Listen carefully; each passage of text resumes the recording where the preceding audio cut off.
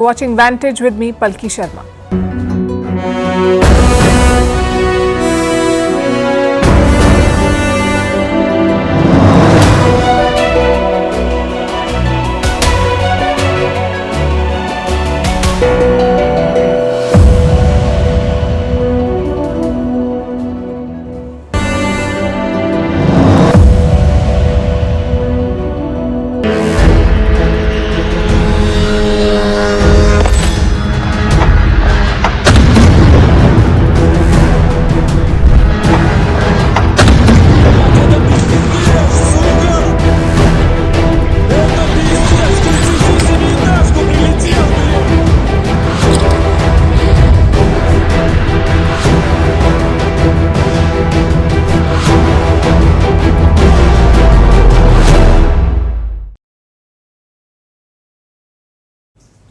The chilling footage you just saw is from southern Russia, where a drone targeted an apartment complex.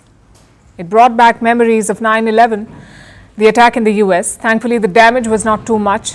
Russia blames Ukraine for this attack. It's a kamikaze-style assault, and Moscow is responding with full force. Today, Russia targeted Kiev, the capital city of Ukraine, with a wave of drones and missiles. The bombing operation began at midnight and it continued well past daybreak. Thousands of Ukrainians fled to metro stations. They double up as bomb shelters, so people flock to these metro stations when there's bombing.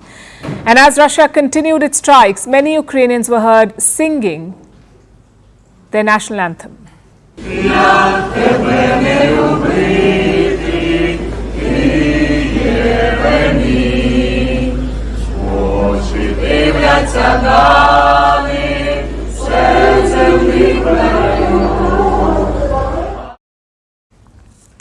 Russia targeted not just Kiev. Bombs and missiles flew in all directions. Kiev said 15 Ukrainian regions were hit, and Russia also went after their civilian infrastructure like water and electricity supplies in Ukraine.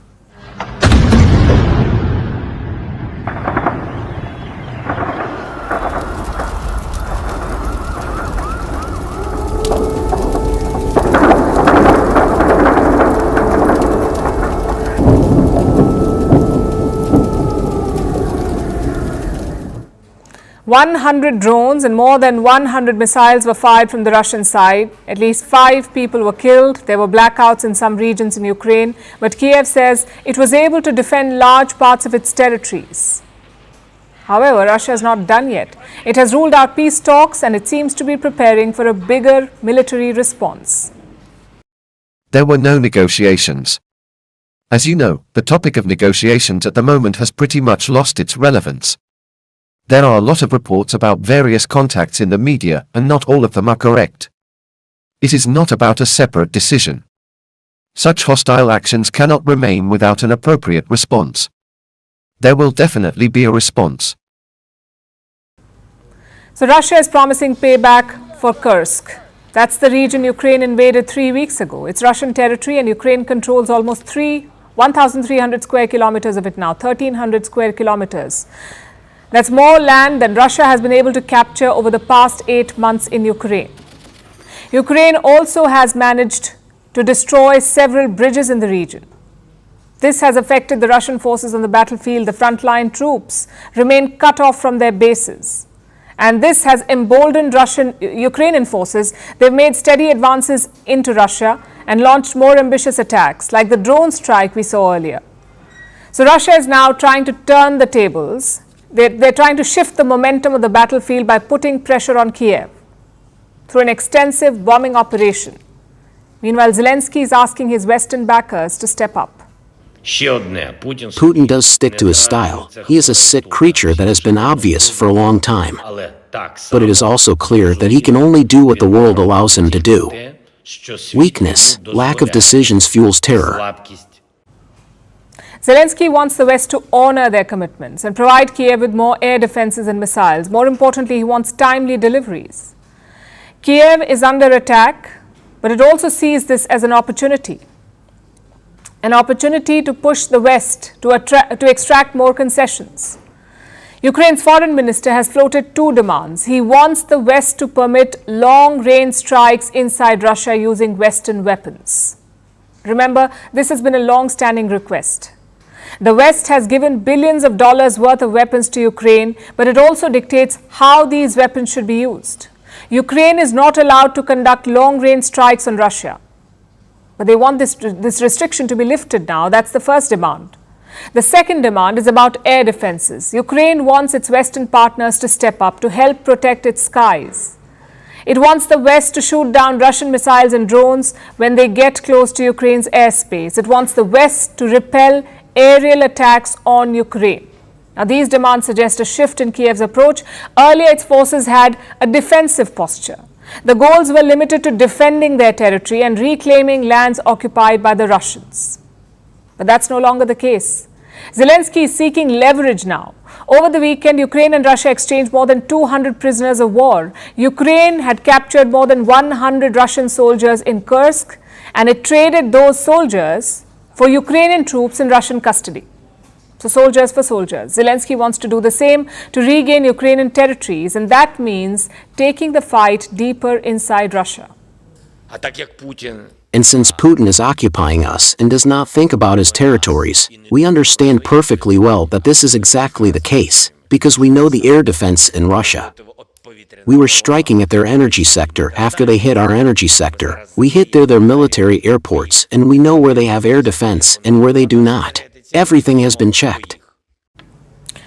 It's a risky strategy. Until last week, it was showing results. But can Kiev stay the course now? Can it keep fighting Russian soldiers in Kursk at a time when Russia is dropping more than 100 bombs on Ukrainians? Kiev's resilience will be tested in the coming days.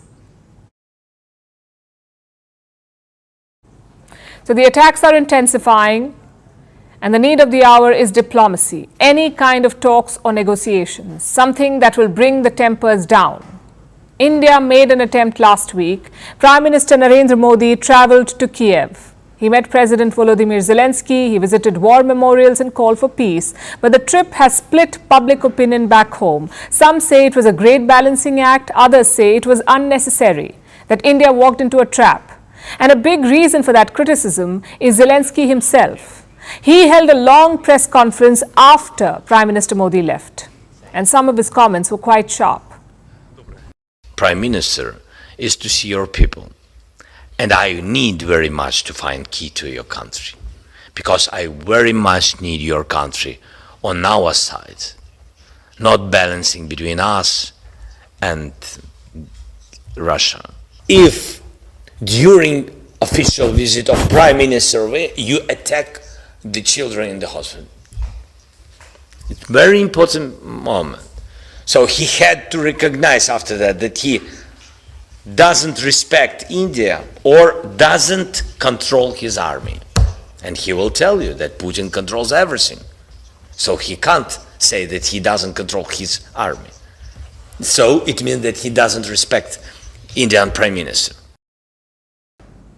We get the sentiment. Hundreds of Ukrainians have died, thousands have been displaced, and there is no peace in sight. So we get the president's desperation.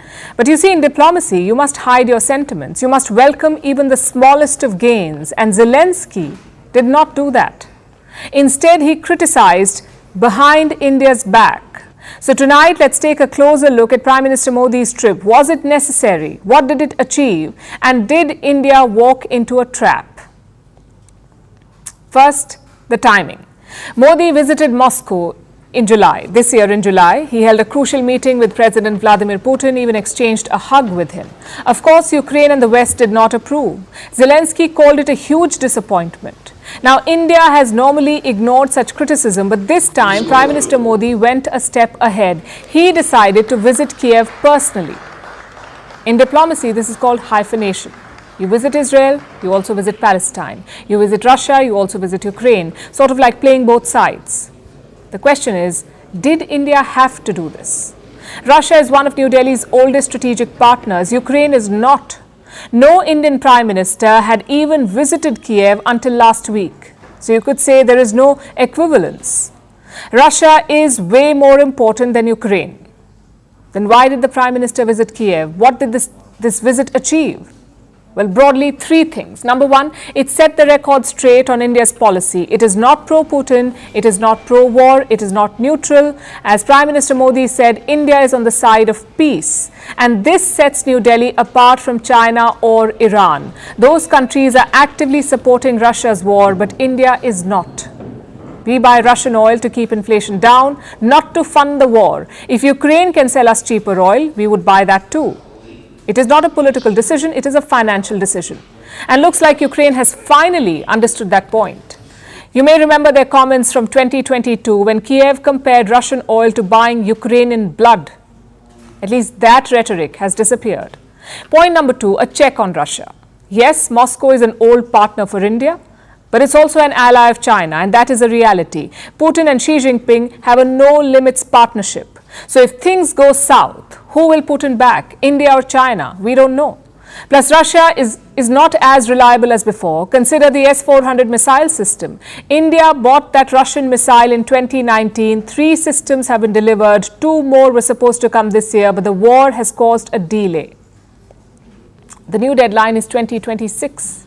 Same with financial transactions. India has invested billions of dollars in Russian energy giants, but the returns are few. India has a 20% stake in the Sakhalin-1 oil field. So New Delhi wanted oil equity, basically a share of the oil from the field, but Russia said no. Instead of oil, it wants to give India dividends.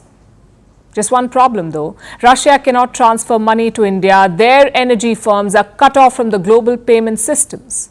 So unpaid dividends are mounting. It has reached almost $600 million. Imagine that.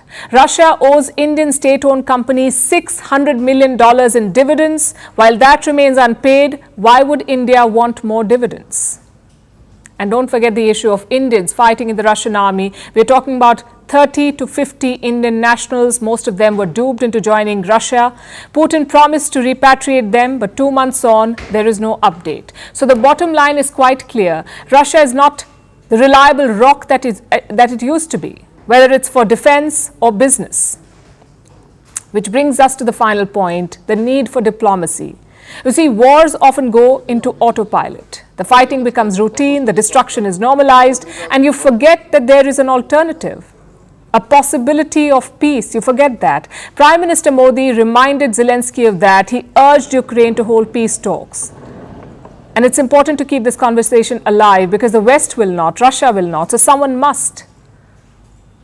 India lost nothing by undertaking this journey. Our ties with Russia remain strong, but conditions apply, and our strategic autonomy unscathed. At the same time, we gained a few things. We built more trust with Ukraine, we provided clarity on our position, and put the focus back on diplomacy. So we say that's a step forward in this deadlocked conflict.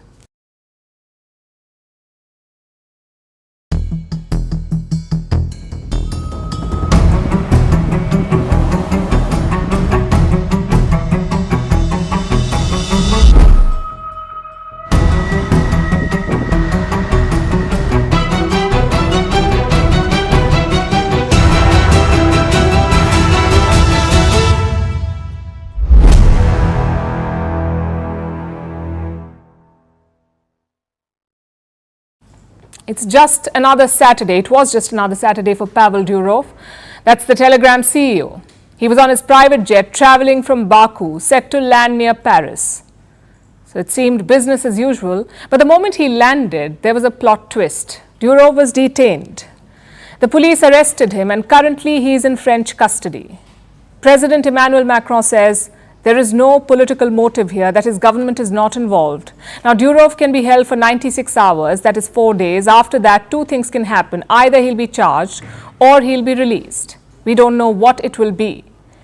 But here's what we do know about his arrest. It is linked to Telegram, the messaging app that he co-founded. So who is Pavel Durov? Why is he called the Russian Zuckerberg? What is Telegram and how is it linked to his arrest? Let's look at Durov first. He's 39 years old, born in Russia in the city of St. Petersburg. In the year 2006, his life changed. He was a college student then. Facebook had just launched and it was all the rage. So Durov was inspired. He wanted to replicate it in Russia, and that very year he launched something called Contacte or VK. It looked exactly like Facebook, and it turned out to be a game changer. VK was extremely popular in Russia. It grew to a $3 billion company, and it earned Durov a moniker, the Mark Zuckerberg of Russia. That's what he was called. But Durov was nothing like Zuckerberg. He was mysterious, often mercurial. He was known for weird stunts. In 2012, he showered money on people on the streets from VK's headquarters. As his profile grew, he also ran into trouble. In 2011, he found Russian police outside his apartment. They wanted him to shut down the account of Alexei Navalny. Navalny, you would remember, was a Putin critic, also a popular opposition leader in Russia. Moscow wanted to silence him. Durov refused to shut his account. Now, this was a bold move. It pitted him against the Russian government. Then in 2014, Russia annexed Crimea. Moscow asked Durov for the personal data of Ukrainian leaders on VK. Again, Durov refused. But he could not withstand the pressure, so he sold the company and left Russia. At that time, Durov had around $300 million in his account. He decided to build something new, and he developed Telegram. He did it while traveling from one country to another. In 2013, Telegram was launched quietly with no fanfare, after which Durov settled in Dubai. By the way, he has French citizenship. It's not clear how he got it, but that's what he has. Of course, Telegram did not go down well with Russia, so initially Moscow tried to ban the app. Soon they gave up on it. What's even more interesting is that Moscow still considers Durov a citizen, and it's slamming his arrest. The arrest of Pavel Durov means that there is no freedom of speech, that the freedom of speech in Europe is dead. Elon Musk is free, Mark Zuckerberg is free, but Pavel Durov is now in prison. Why? Because he's Russian.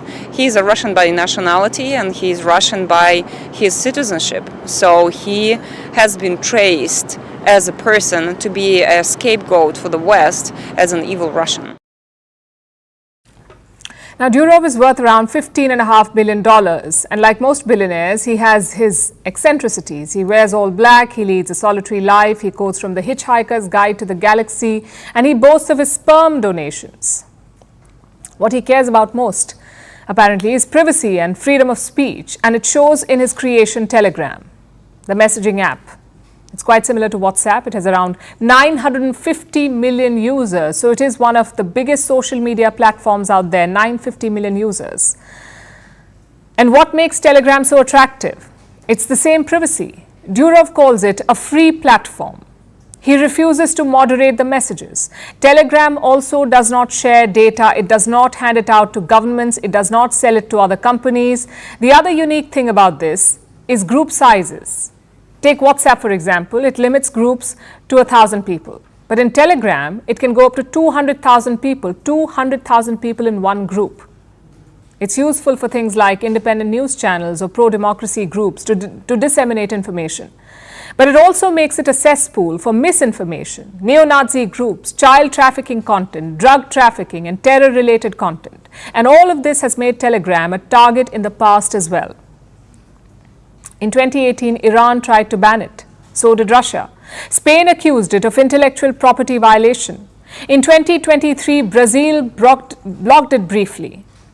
So it's been in the crosshairs of governments for a while, and now France has made its case. Authorities in France have accused Telegram of failing to moderate content and not cooperating with authorities. So France's argument is quite simple. There is harmful content on Telegram. The platform is not moderating it. So let's arrest the CEO. And what is Telegram saying? It says Durov has nothing to hide. He is a regular in Europe. He is a French citizen. The platform abides by EU laws, so they don't understand what this arrest is about. And they may have a point. Such an arrest is unprecedented because it boils down to one argument, the one that big tech loves to use. Can a platform be held responsible for what its users do? Telegram says no, but clearly France does not agree.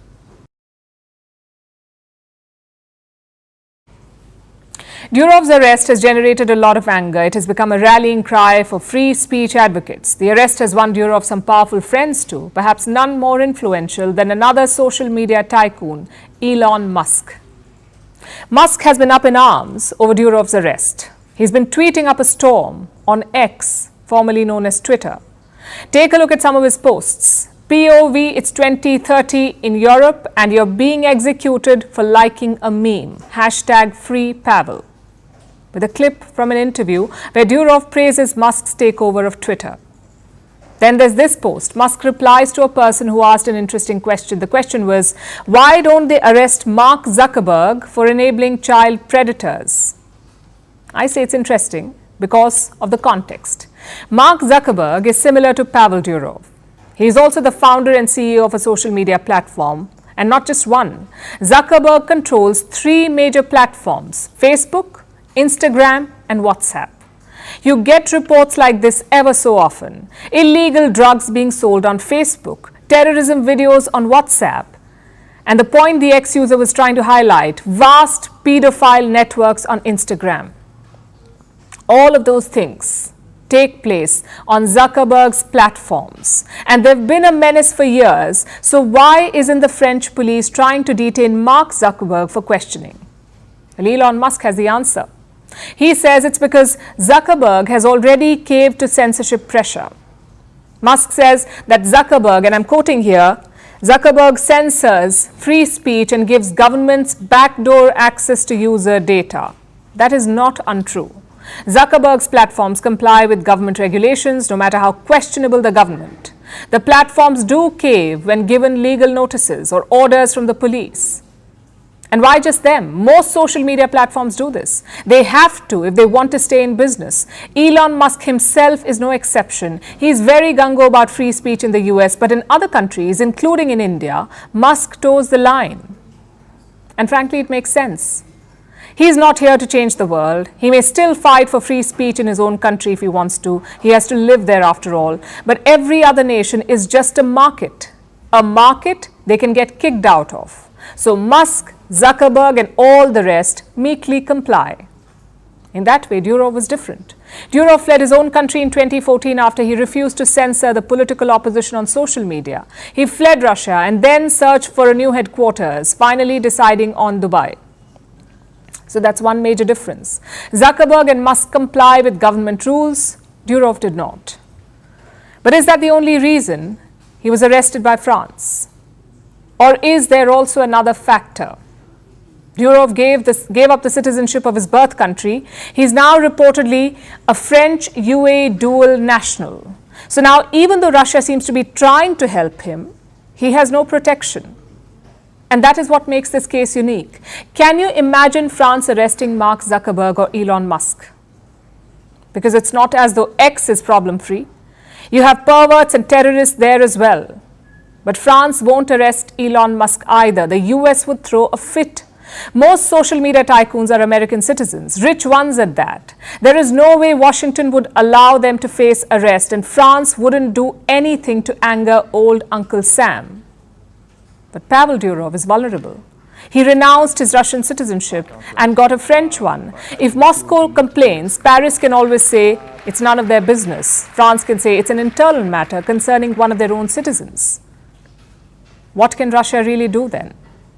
This makes Durov an incredibly soft target. France can try and justify the arrest all it wants to, talk about all the danger that Telegram poses. But the fact is that if Durov is a threat because of this, then so are Elon Musk and Mark Zuckerberg and all the others. France should apply the law evenly to all these tycoons or just let Durov go.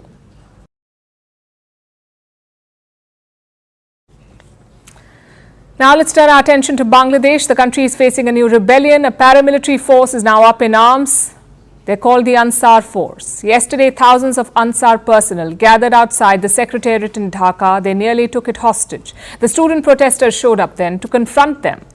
There were fierce clashes. Close to 40 people are injured. The Ansar Force has put the interim government on notice. They've made several sweeping demands. Our next report tells you more about this latest challenge for Muhammad Yunus and his government. Chaos has returned to the streets of Bangladesh. Last night, fresh clashes broke out right outside the secretariat in Dhaka. This time, a paramilitary force was venting its anger against the establishment. These men in green uniforms are known as the Ansar. It's an Arabic word which means a helper or a volunteer.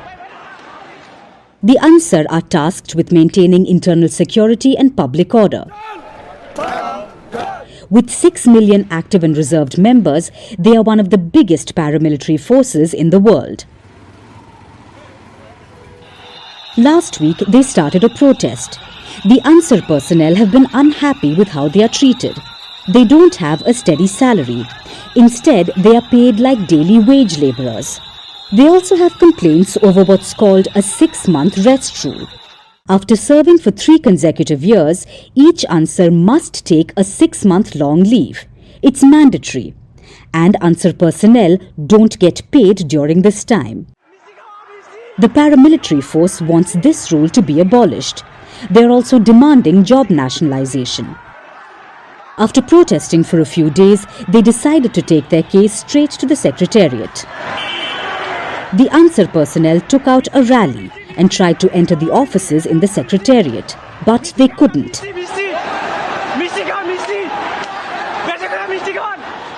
However, they did manage to secure a meeting with the members of the interim government, including the interim advisor for Home, Mohammad Jahangir Alam Chaudhry. Chaudhry is the de facto Home Minister of Bangladesh, the ministry that oversees this paramilitary force. He promised to abolish the rest rule and ordered a review for the rest of the demands. But the Ansar personnel were not satisfied. They continued their protests. There was a blockade around the Secretariat. Many government advisors were unable to leave. The anti-government protesters, the students who ousted Sheikh Hasina, were outraged. The protests' leaders released messages on social media. They asked the students to show up. They claimed the autocratic forces are trying to make a comeback through the Ansar force. The student protesters responded and showed up in large numbers, which led to clashes. The army had to be called in to restore order. This anger within the students has been brewing for a while. They claimed as Bangladesh struggled with the flood situation, the Ansar personnel blocked roads, hurting the movement of relief material. The latest showdown in Dhaka highlights the escalating problems for Bangladesh and its leader Mohammad Yunus. Sheikh Hasina may be out of the picture, but the protests are still raging. Mohammad Yunus has described the country's challenges as mountains, and he's urged Bangladeshis to be patient. But he doesn't have the luxury of time. The longer the unrest continues, the harder it would be for him to bring back order.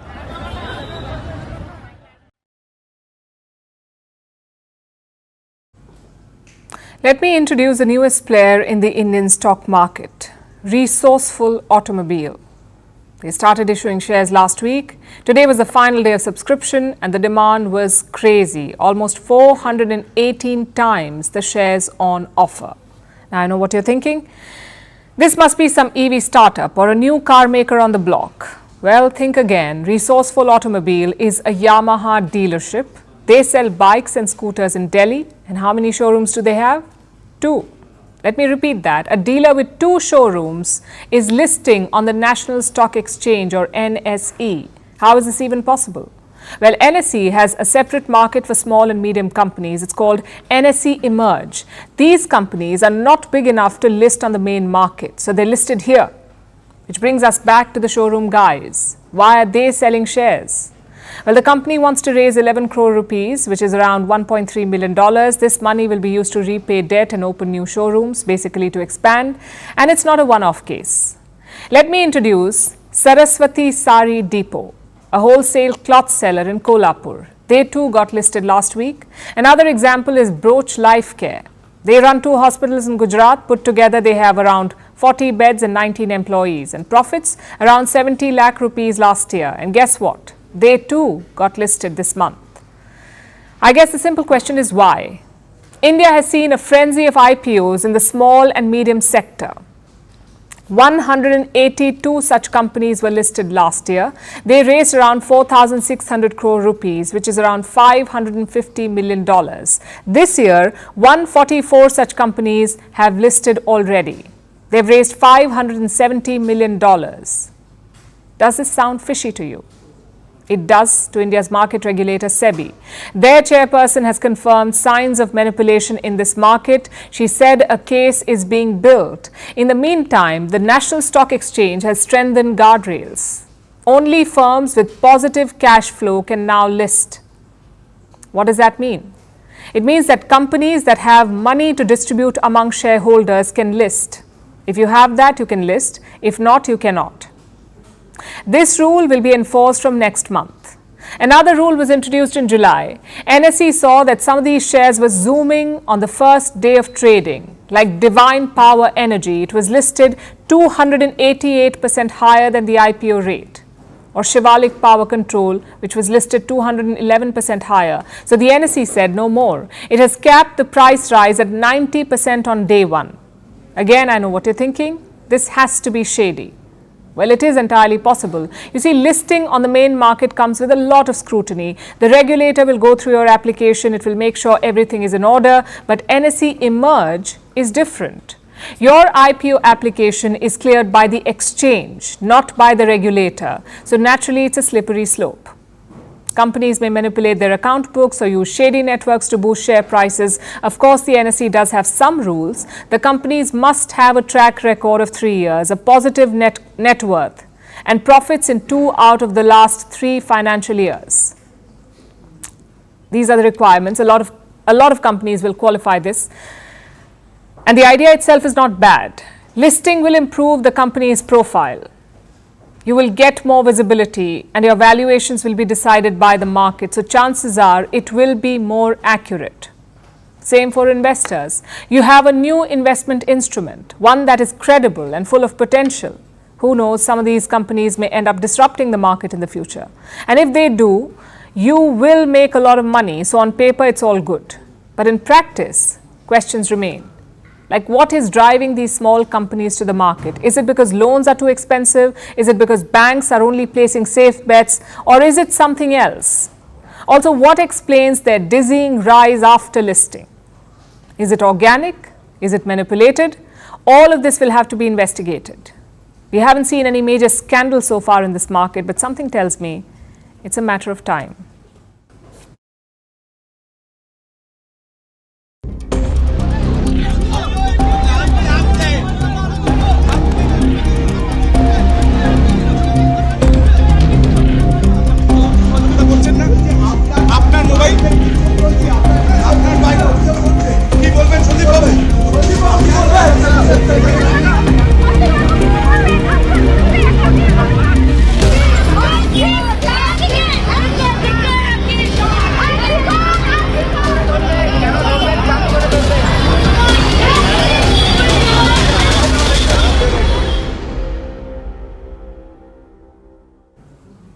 Let's turn to Kolkata now, to the rape and murder case of a doctor there. The CBI's investigation continues. Sunday was a crucial day because the accused underwent a polygraph test, aka a lie detector test. Only one person has been arrested in this case so far, a civic volunteer at the RG Kar Medical College, and he agreed to this test himself. When the judge asked him why, he said because he was innocent, even though most evidence suggests otherwise. And what happened during this test? Well, there is no official word. All we have are reported accounts. Apparently, the accused was unnerved and anxious. He is said to have given many false or unconvincing answers. That's what reports say.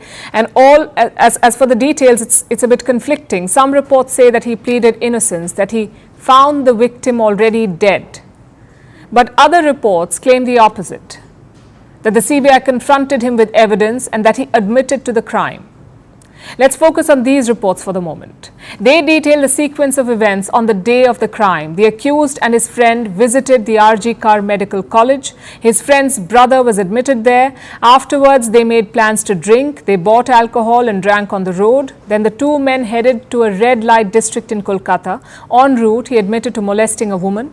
The accused's friend had sex at the red light district, but the accused apparently did not.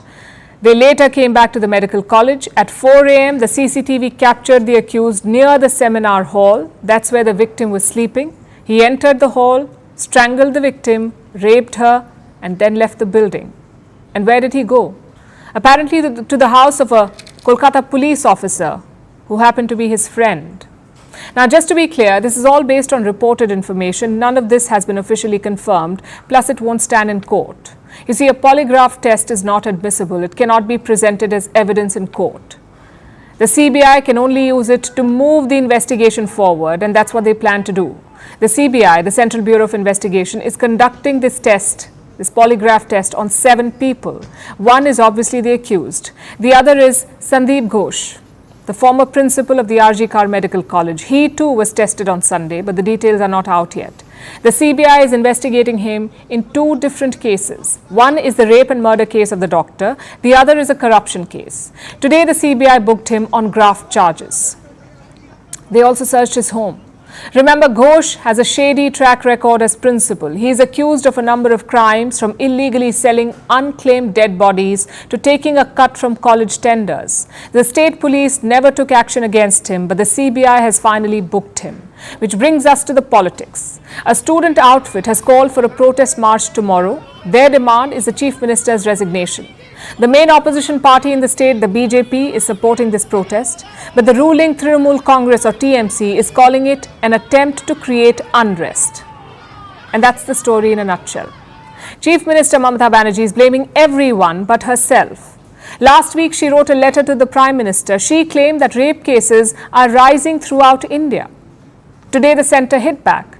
The Women and Child Development Minister replied to Mamata Banerjee. She flagged a number of issues. West Bengal had been allotted 17 fast-track courts, but only 6 are operational, so 11 courts are yet to be set up. As a result, there is a huge backlog, more than 48,000 rape and POCSO cases. So the political challenge is mounting for Chief Minister Mamata Banerjee. Her party is divided, her state's health system is crippled by strikes, and students want her to resign. The Chief Minister will resist for now, but let's see what the CBI probe unveils.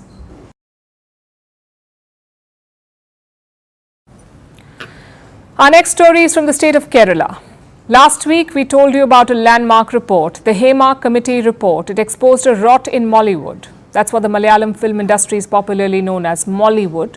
And the findings were damning. Sextortion, misogyny, gender bias, casting couch, and a male mafia lobby. The report talked about all of it. And it has opened a Pandora's box. New allegations are pouring in. A top Malayalam actor has been accused of rape. His name is Siddiq. The woman says she first made the allegation in 2019, but it was ignored. So now she's repeating it. Now Siddiq is a Malayalam cinema veteran. He was the General Secretary of the AMMA, that's the Association of Malayalam Movie Artists. It's a top industry body. After he was accused, he stepped down from this post, but he has not addressed the allegations yet. Then there's Ranjit. He's a top filmmaker in the industry, another member of the AMMA. A Bengali actress has accused him of misconduct. This incident took place in 2009. The actress said he took her to a dark room and touched her skin. She felt uncomfortable, so she left. Ranjit has since stepped down as the chairman of the Kerala Film Academy. And it's not just these two. The rot goes far deeper and wider. Several top actors have been accused, so the government had no choice but to act. They're setting up an SIT, a special investigation team, to look into these allegations. This team will investigate the atrocities against women, and this is turning into Mollywood's Me Too moment. Men are finally facing the music, the government is waking up, and actors are calling for industry reform. And we say it's about time. These women suffered for years, their voice is finally being heard, but don't hold your breath for justice to be delivered or the industry to change, because we've all seen this trailer before. Such allegations are not new. Take Bollywood, for example. In 2018, Me Too hit India's biggest movie industry. Women spoke up and shared their horror stories, saying Me Too. Top directors, producers and actors were all accused. The stories spread like a wildfire. There were calls for action. Some production houses were dissolved. Some of the accused lost their jobs or were cancelled. This movement gave so many women hope that justice was finally within reach. It's been 6 years since then. How many of those men have been convicted? The number is 0. No one has been convicted, not a single person. A few cases reached the court, but most of the allegations were old, from decades ago. That meant that there was a lack of evidence, so eventually they were all dismissed. Nothing happened. Soon the accused went back to work. They started getting offers again. Today the perpetrators are out in the open. They're earning even more money. And what happened to the women? Well, they're the ones who faced the music. They lost their jobs, they were turned into pariahs, they paid the price for speaking up. So there is a lesson here. When these stories break, everyone talks about them. The media frenzy creates an illusion of change. It did so for Bollywood. It's doing the same for Mollywood. But the fact of the matter is, real change is slow. It requires more than a hashtag. It requires more than a moment of outrage. It's not enough to say "Me Too." We must also ask, what now? What can we do to ensure that this never repeats again? How do we hold those in power accountable? Right now, abusers are being named and shamed. Some have lost their jobs, others may follow. A few may also face legal consequences. But what about the systems that protect them? They remain intact. These are powerful networks of influence and money. They shielded these abusers for decades, and if left untouched, they will protect them again. So our goal should be to dismantle these systems to make sure that they never silence another victim. Bollywood's Me Too movement may have pulled the curtain, but the stage remained largely unchanged. Mollywood must make sure that does not happen.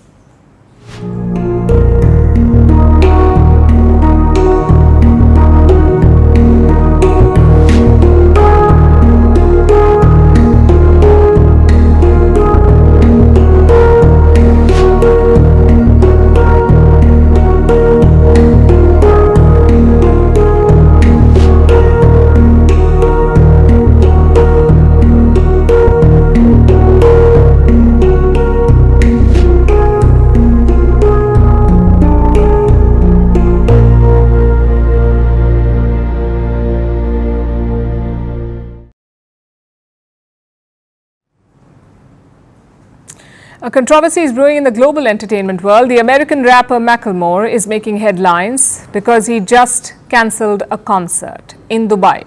Macklemore says he cancelled the concert in protest.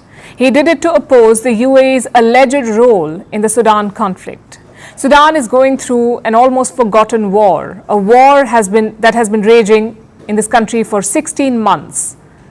Yet it gets far less coverage than the wars in Ukraine and Gaza, perhaps because it's a civil war or maybe because the world tends to ignore African conflicts altogether. Whatever the reason for the poor coverage, the Macklemore boycott has put Sudan back on center stage, and it has reignited the controversial story of the UAE's involvement. Here's our report. The American rapper known as Macklemore is making waves again because of his political activism. The 41-year-old rapper is a supporter of the Palestinian cause, even penning down a pro-Palestine song a few months ago.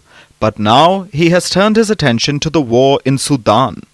Macklemore recently put up this post on Instagram. He announced that he would be cancelling a concert which was to take place in October in Dubai. Why? Because of the raging civil war in Sudan and the UAE's alleged role in the conflict. The civil war in Sudan has been on for over 16 months.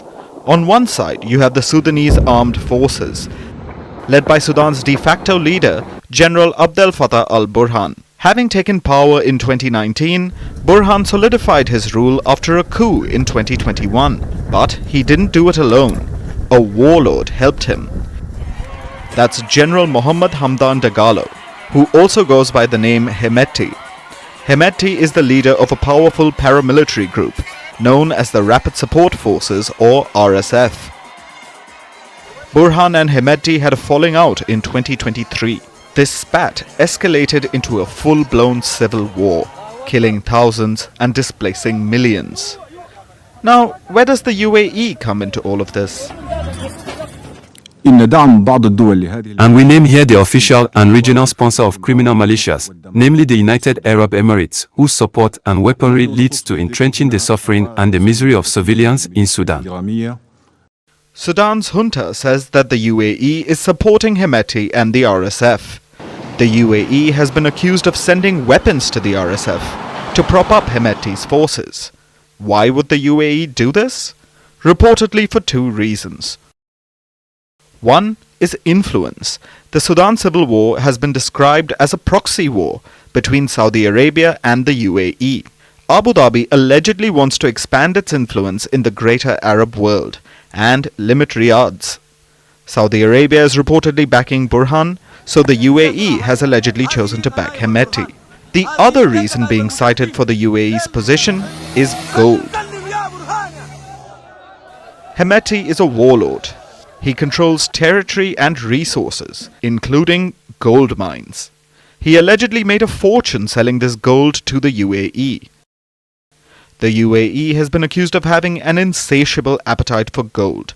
It imports billions of dollars worth of gold every year, and a lot of it apparently comes from Africa.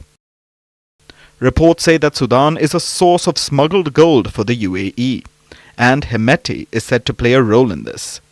Of course, Abu Dhabi denies the charges. We see this as a shameful abuse by one of the warring parties of Sudan of this council, using this platform to spread false allegations against the UAE. Despite these denials, Burhan and the Sudanese junta are convinced that the UAE is working against them. They refuse to take part in peace talks if the UAE is involved. This has led to an impasse and prolonged the war. So, Macklemore's boycott probably won't do much to change the situation on the ground. But it has brought some much-needed attention to the raging conflict.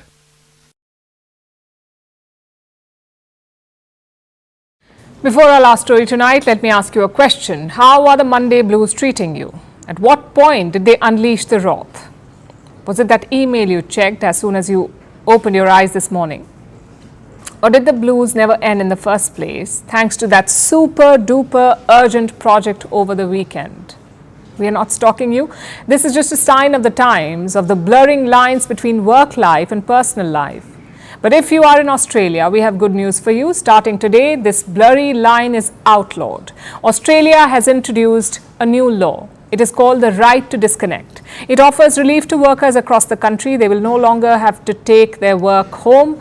If the workday is over, people can ignore office-related communication, be it texts, calls or emails, without the fear of being punished. If bosses fail to comply with the law, they will have a heavy price to pay. They will be fined. How much? About $13,000 for an employee and $64,000 for companies. But before you sue your boss, do know that there's a catch. There always is. The law does not ban contact after work hours. It simply gives staff the right not to reply. So your boss can still email you at midnight, but you don't have to read it. You have the passive-aggressive but legal right to ignore. Because the idea is this: if you aren't being paid 24 hours a day, you should not be penalized for not being available 24 hours a day. Simple enough. And how are people taking it? Unsurprisingly, Australian workers are overjoyed. They have welcomed the move. I think it's actually really important that we have laws like this. We spend so much of our time connected to our phones, connected to our emails all day. And I think that it's really hard to switch off as it is. So, yeah, I'm all for it. But not everyone is happy with the law. Critics cite two problems. Despite the law, workers in high-pressure industries or the service industry could feel obliged to always be on. This is the first problem. And it is true. Not all workers are equal under this law. I think it's an excellent idea. I hope it catches on. I doubt it'll catch on in our industry, to tell the truth, though. Why not? Well, you know, we are professionals. We're well paid. We're expected to deliver, and we feel we have to deliver 24 hours a day if we have to. So the phone's always on, the computer's always on, and we're working. That being said, critics, especially some employers, cite a second problem. They say disconnecting from work after hours will hurt productivity. But this is a myth. Years of research says so. Unpaid overtime work is bad for employee well-being. Less of it promotes work-life balance. This leads to less stress, less tiredness, more happiness and personal fulfillment. So when people show up to work, they feel more refreshed. They have better productivity. And this is not all theoretical. We are already seeing the right to disconnect in action. You see, the law may be new to Australia, but about 20 other countries already have it, including South American and Asian nations. But no one disconnects like Europe.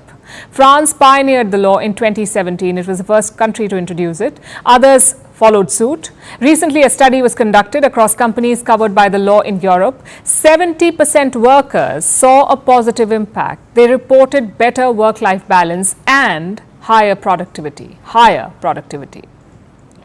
Now, the right to disconnect is fairly new, but so far science approves of it. So do most workers. But here's a quick reality check. This law will not work everywhere.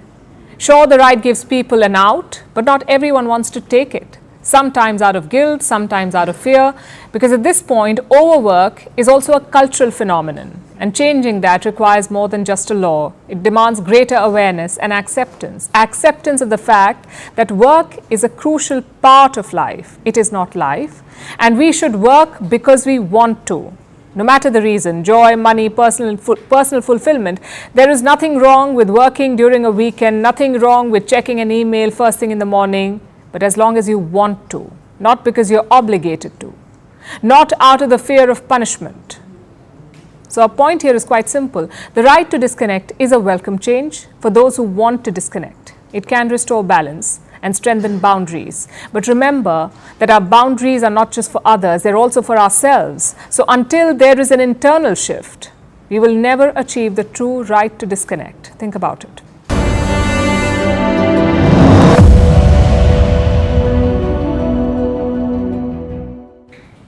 Pakistan is in meltdown, not over financial collapse or a dying democracy. Those are mere footnotes. Pakistan is having a meltdown over its cricket team. Yesterday they lost to Bangladesh. I guess lost doesn't do justice. They were hammered by 10 wickets. Pakistan last won a home test in 2021. They have played 9 games since then, but 0 wins. And this one would have hurt extra.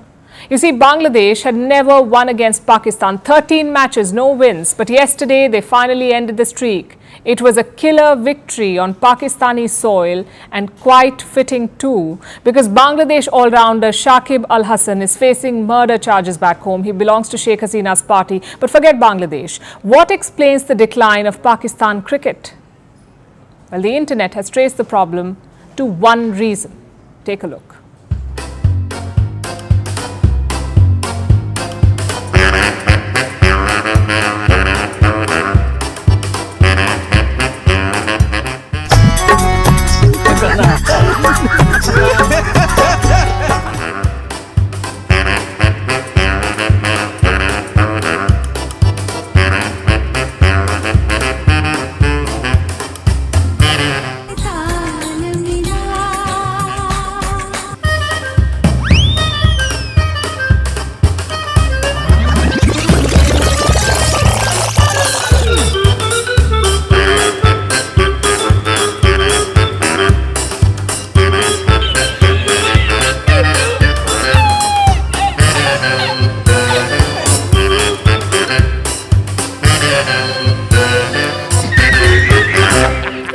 Now it's time for Vantage Shots, images that tell the story. India marks the festival of Janmashtami to celebrate the birth of Lord Krishna.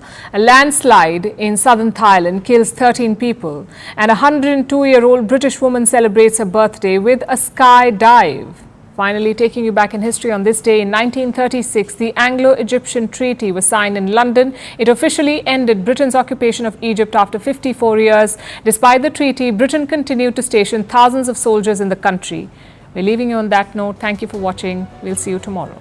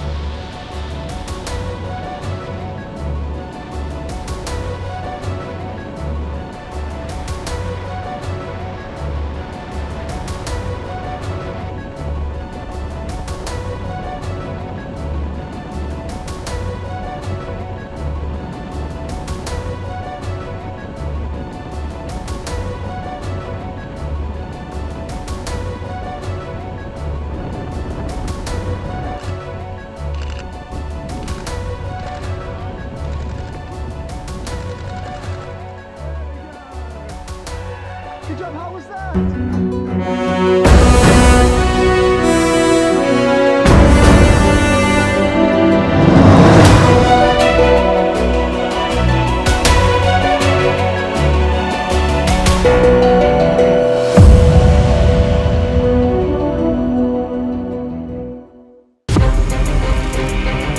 impeachments to inaugurations, if it's a political story, we are on the scene. The race for the White House is heating up.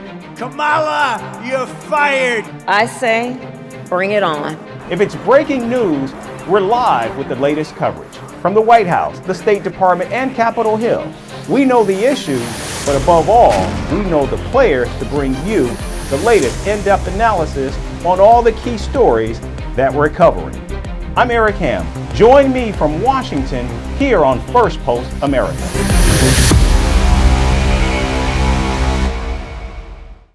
We begin in the Middle East, where Israel and Hezbollah traded attacks amid escalating tensions in the region. The Lebanon-based group launched over 300 rockets into northern Israel on Sunday. Hezbollah's leaders claimed the rockets struck an Israeli army base along with several civilian settlements.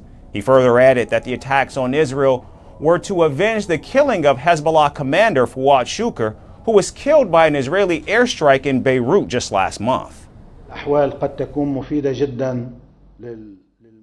If the result is satisfactory and achieves the intended goal, then we consider that the operation in retaliation for the killing of Al-Hajj Mohsin and the targeting of the Hiye is done. And if the result is not enough from our point of view, then we retain the right to respond another time. In retaliation, Israel deployed almost 100 fighter jets and carried out large-scale airstrikes on Hezbollah targets. Israeli Prime Minister Benjamin Netanyahu said that the airstrikes destroyed nearly 1,000 rocket launchers. He further added that the recent escalation was not the end of the story.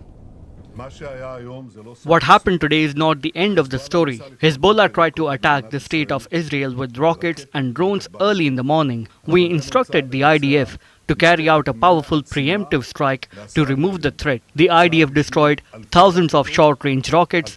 All of them were intended to harm our citizens and our forces in the Galilee. In addition, the IDF intercepted all the UAVs that Hezbollah launched at a strategic target in the center of the country. Meanwhile, National Security Advisor Jake Sullivan spoke about the escalation in the Middle East, saying that Washington was in touch with both Israel and Hezbollah to prevent a full-blown war. We have been concerned about the conflict escalating into an all-out regional war since October 7th, and we have worked round the clock with partners and allies, moving military assets, engaging in intensive diplomacy, both publicly and privately behind the scenes, to avert that outcome. We continue to work to avert that outcome. And our hope is that the events of last night do not spill out into an escalation that leads to regional war. And shifting from tensions in Israel's north to the south, Jake Sullivan said that the United States is confident of a ceasefire in Gaza. Meanwhile, the United Nations Security Council also met over the weekend to push for a ceasefire. However, the meeting did not go as planned.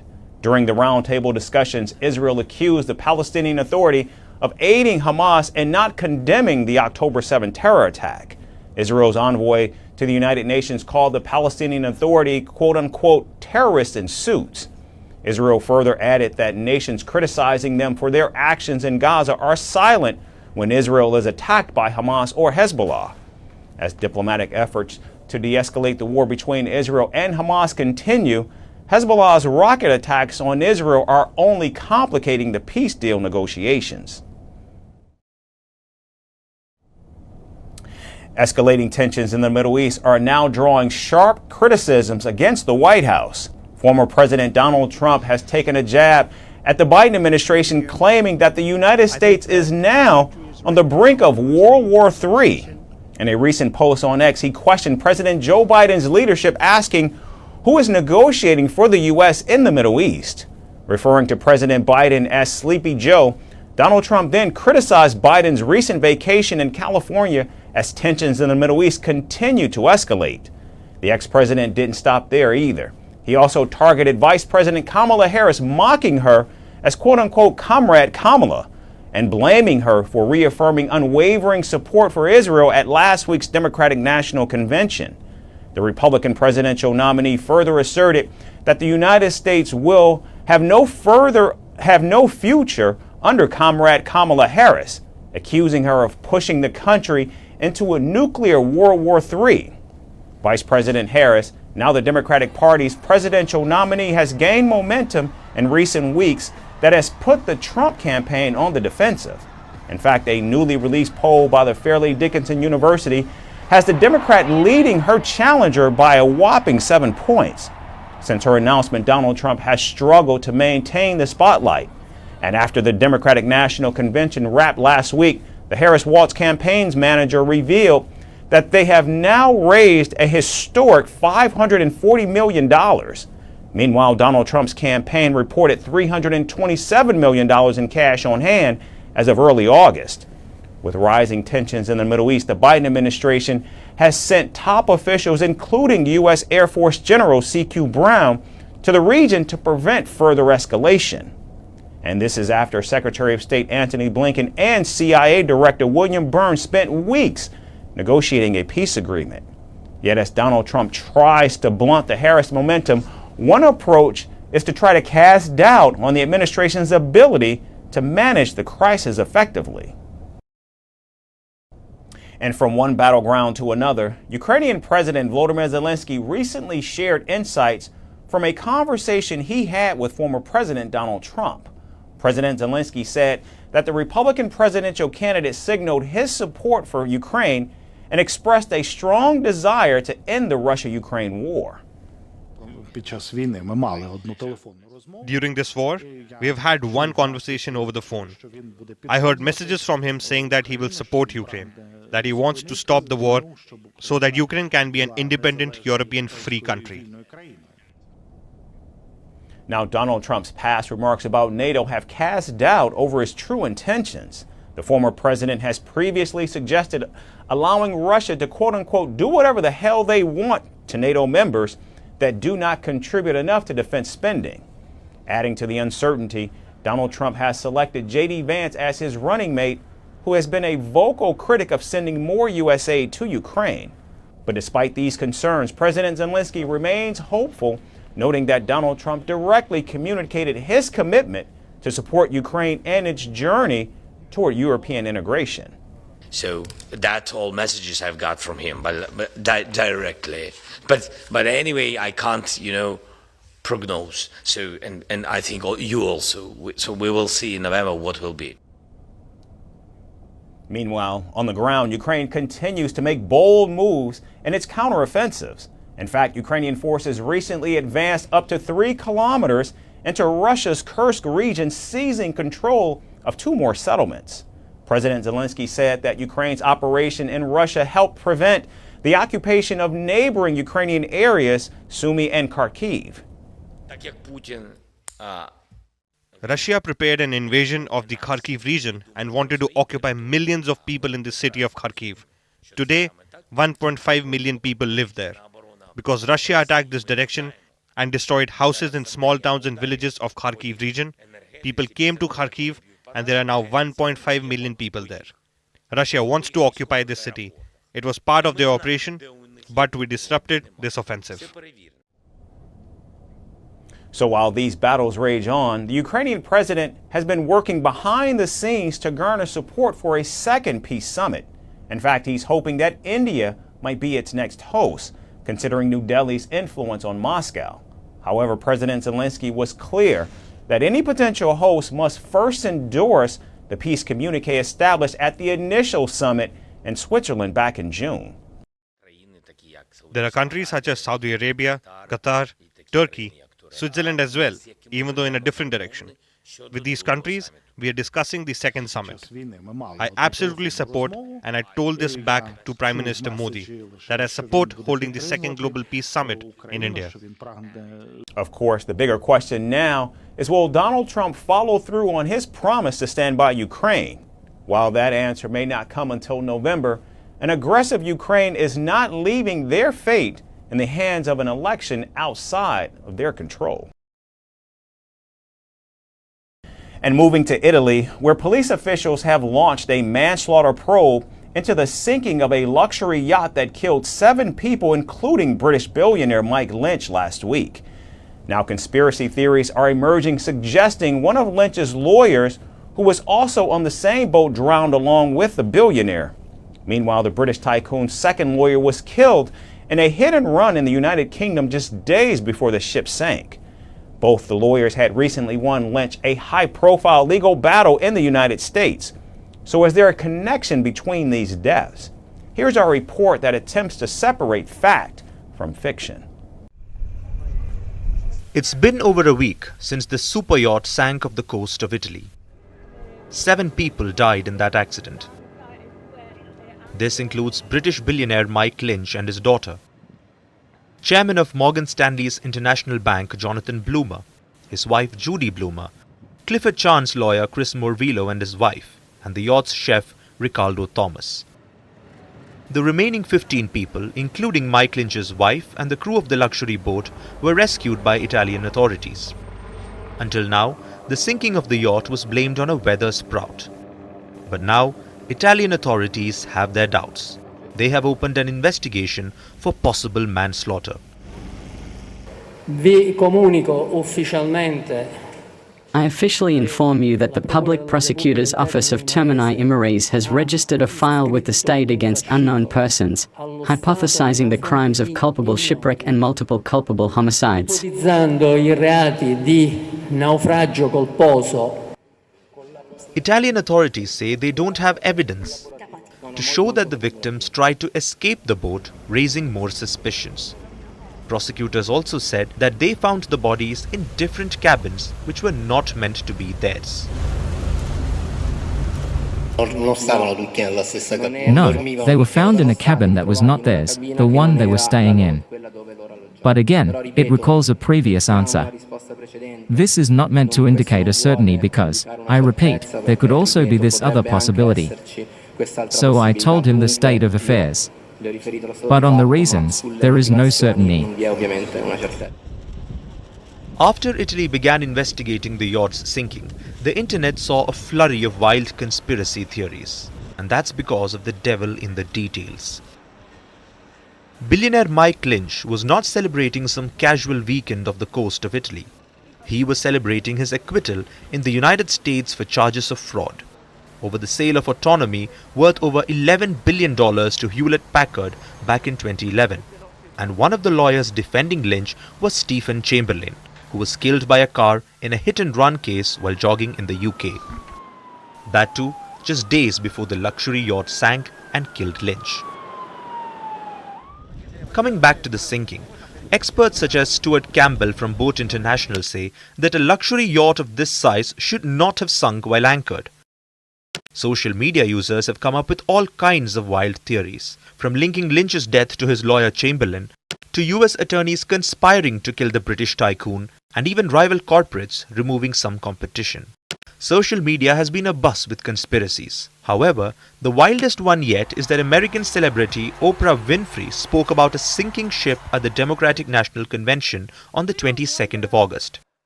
When she quoted civil rights icon John Lewis and said, "No matter what ship our ancestors arrived on, we are all in the same boat now." Other theories claim that Americans want to retain the highest number of billionaires, and Mike Lynch was getting in the way. Some social media users said that the US government can manipulate the weather, so why wouldn't they be able to sink one luxury boat? Other questions remain about Mike Lynch's wife, Angela Baccaris. The luxury yacht was called Bayesian. The Bayesian is owned by a company controlled by Baccaris. And she survived the shipwreck. And not just her, several other passengers who had business ties to her and Lynch also made it out alive. However, Chris Morvillo, who had represented Lynch just recently along with Stephen Chamberlain in a legal battle that they won, did not survive the accident. So Lynch and both his defendants are no more, despite Chamberlain being almost 1,800 miles apart from Lynch and Morvillo. Netizens are saying it's a murder. The manslaughter probe by Italy is adding to the fire. Maybe they too have smelt something fishy. Deaths of billionaires are often fertile ground for speculation, but the string of accidents involving Lynch and his legal defendants raises many questions. Or maybe it's all a giant string of coincidences. Either way, we'll let the Italian authorities take the final call. And finally, from Chile, the Atacama salt flats are sinking at a rate of 1 to 2 centimeters per year due to human activities like lithium extraction. Often called white gold, lithium is essential for batteries that power electric vehicles, solar panels, and cell phones, making it highly sought after. However, what was intended to be an alternative to carbon-emitting fossil fuels has now become an ecological risk. Our final report gets you all the details about Chile's plummeting Atacama Desert. In northern Chile, nestled among some of the world's most alluring natural wonders, are the Atacama salt flats. This region isn't just any stretch of desert, it's a vibrant, sprawling tapestry of water geysers, rare birds, towering volcanoes, and of course, a massive sea of salt. One of the places we analyzed was the Atacama salt flat. After looking at a lot of satellite images, doing a lot of technical processing and solving various problems, we concluded that a sector in the southwest of the Atacama salt flat is sinking at a rate of between 1 and 2 centimeters per year. This sector measures approximately 8 kilometers from north to south and 5 kilometers from east to west. It's no wonder Hollywood can't get enough of this otherworldly landscape. Yet, for all its natural splendor, the Atacama might soon be relegated to mere memory, a stunning scene preserved only in photographs. A recent study by the University of Chile reveals a troubling reality. The Atacama salt flat is sinking at a rate of 1 to 2 centimeters per year. The culprit? Plain and simple human greed.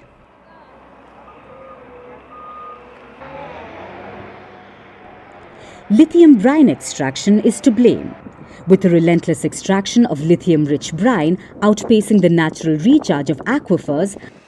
Underground water reservoirs are depleting. This is called subsidence. It's causing the ground to collapse and causing the earth to sink. It is not happening in the entire salt flat. It is happening in a specific area of the Atacama salt flat, and it coincides with the areas where the companies pump groundwater to extract lithium, or where most of their pumping or their most intense pumping occurs. How did scientists uncover this unsettling truth? They compared satellite data collected between 2020 and 2023. They documented the slow but steady deformation of the Earth's crust. Unsurprisingly, the southwest part of the salt flat, where lithium mining is most intense, has borne the brunt of this sinking phenomenon. The area where the surface sinks between 1 or 2 centimeters per year coincides with where the water table, the level where the groundwater table is, has decreased its depth. It happens because they pump a lot of groundwater to extract lithium. So, we think that from 2019 onwards in this sector, which is where we started to see these signs of subsidence, it seems that some part of the salt layers is dissolved, and that could be facilitating the beginning of this sign of subsidence. When it comes to the global lithium market, Chile and the Atacama salt flats are at the epicenter. Chile is the world's second largest lithium producer behind Australia, and the Atacama salt flat holds one of the largest lithium reserves on the planet. This has put both the country and the salt flat in a precarious position, balancing economic gain with environmental destruction. So why all this fuss over lithium anyway?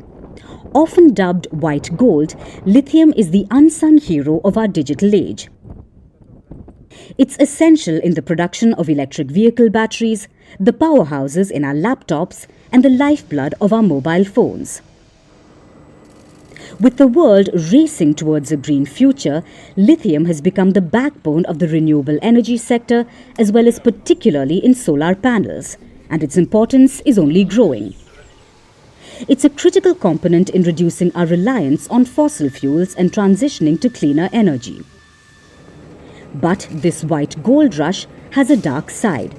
research has shown that lithium mining, particularly the brine evaporation method used in the Atacama, has severe environmental consequences. Extracting just 1 ton of lithium depletes a staggering 2,000 tons of water, a resource that's already in short supply in the desert. And it's not just water. The extraction process involves a cocktail of chemicals like sulfuric acid and sodium hydroxide, which can leach into the soil and water, poisoning ecosystems and threatening species that call the salt flat their home. In the grand pursuit of green energy, we must ask ourselves, at what cost? The sinking of the Atacama salt flat serves as a stark reminder that our quest for sustainability must not come at the expense of irreplaceable natural wonders.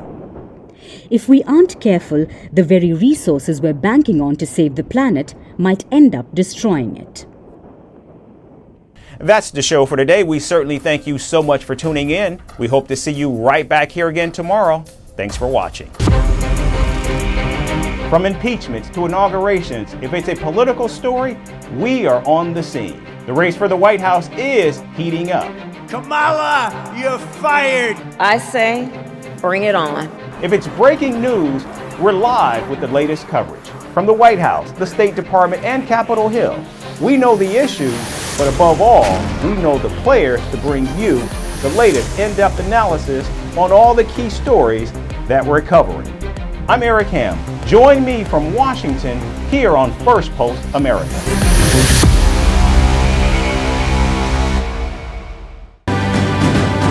Firstpost reports from the world's second largest continent. Hello, I'm Alison Lagrange. A very warm welcome from Durban, South Africa. We get you the news and the newsmakers from Africa. From elections to climate change to innovations and opportunities. As the world's attention shifts, we report from Africa, the heart of the global South. Join me every weekday live on Firstpost.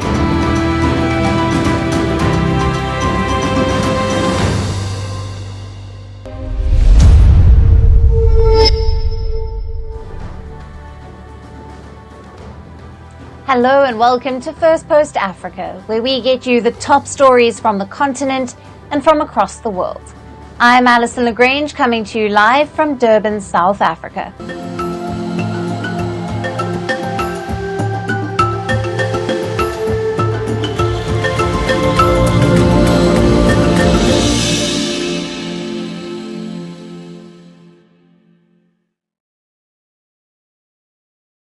Hello and welcome. We start with Sudan. The possibility of a ceasefire in the war-torn African nation seems to have dimmed further, as its de facto ruler has threatened to keep the fighting on. He has ruled out participation in the peace talks. Vowing to fight for 100 years, the Sudanese Army Chief General Abdel Fattah al-Burhan has said the army would not join peace talks with rival paramilitary Rapid Support Forces, or the RSF, in Switzerland. He has dismissed all possibilities for negotiations with the RSF leader Mohamed Hamdan Dagalo. We don't undermine the rights of the Sudanese people. We will keep fighting for 50 and 100 years. Unless this militia is destroyed and we liberate every inch they have desecrated, this war will not end. The United States, along with Saudi Arabia and Switzerland, launched Sudan peace talks in Geneva on the 14th of August. The African Union, Egypt, the UAE and the United Nations also attended the talks that aimed at securing a much-needed humanitarian ceasefire in Sudan. Among the warring parties, only the RSF showed up in Geneva. The Sudanese armed forces boycotted the peace talks, citing disappointment with the format. The army accused the organizers of the talks of attempting to legitimize the RSF and sideline civilian leadership. It also objected to the UAE's participation in the talks, accusing the Arab nation of providing weapons to the RSF. The UAE has denied the allegations. However, Sudan's army was in telephonic contact with the mediators during the 10-day-long peace talks. Geneva peace talks wrapped up on Friday without a ceasefire deal. But there was some progress regarding the aid access on two key routes into the country. The mediators have secured guarantees from both parties to provide safe and unhindered humanitarian access through the Adra border crossing in Darfur and the Daba Road, with access through the north and west from Port Sudan. The mediators said they were also making progress on opening an access route through the Sennar Junction in the southeast. However, they acknowledged that the progress is limited and it falls far short of the response needed for one of the world's worst humanitarian crises.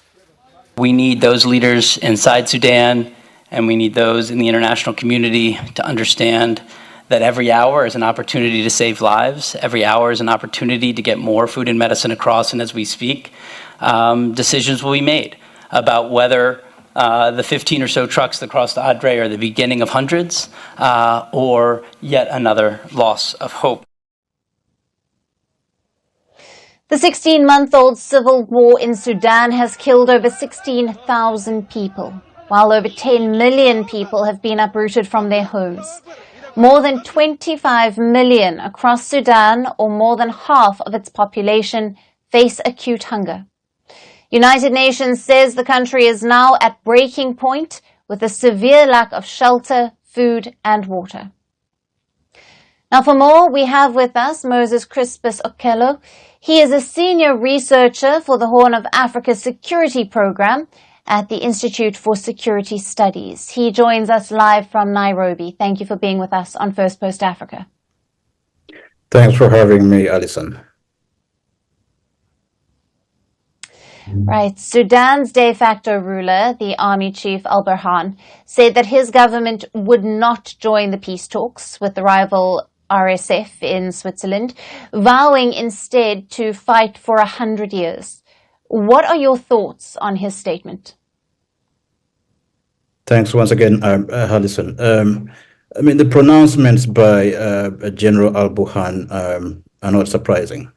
As you just mentioned a few days ago, he claimed that they will be fighting to the end, 100 years or more. But his position, from what we know, is not necessarily different from that of the different fighting forces in Sudan, including the RSF, for the simple reason that these different factions in Sudan have harbored for a very long time great animosity against each other for all number of reasons, including Burhan's claim that the RSF is a traitor force on the one hand, and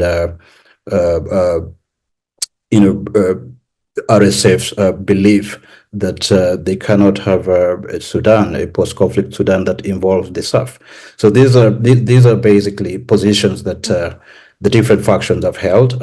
All of them are sort of anchored down in their different positions. So we do not necessarily believe that Burhan's statement is new or unique to this conflict.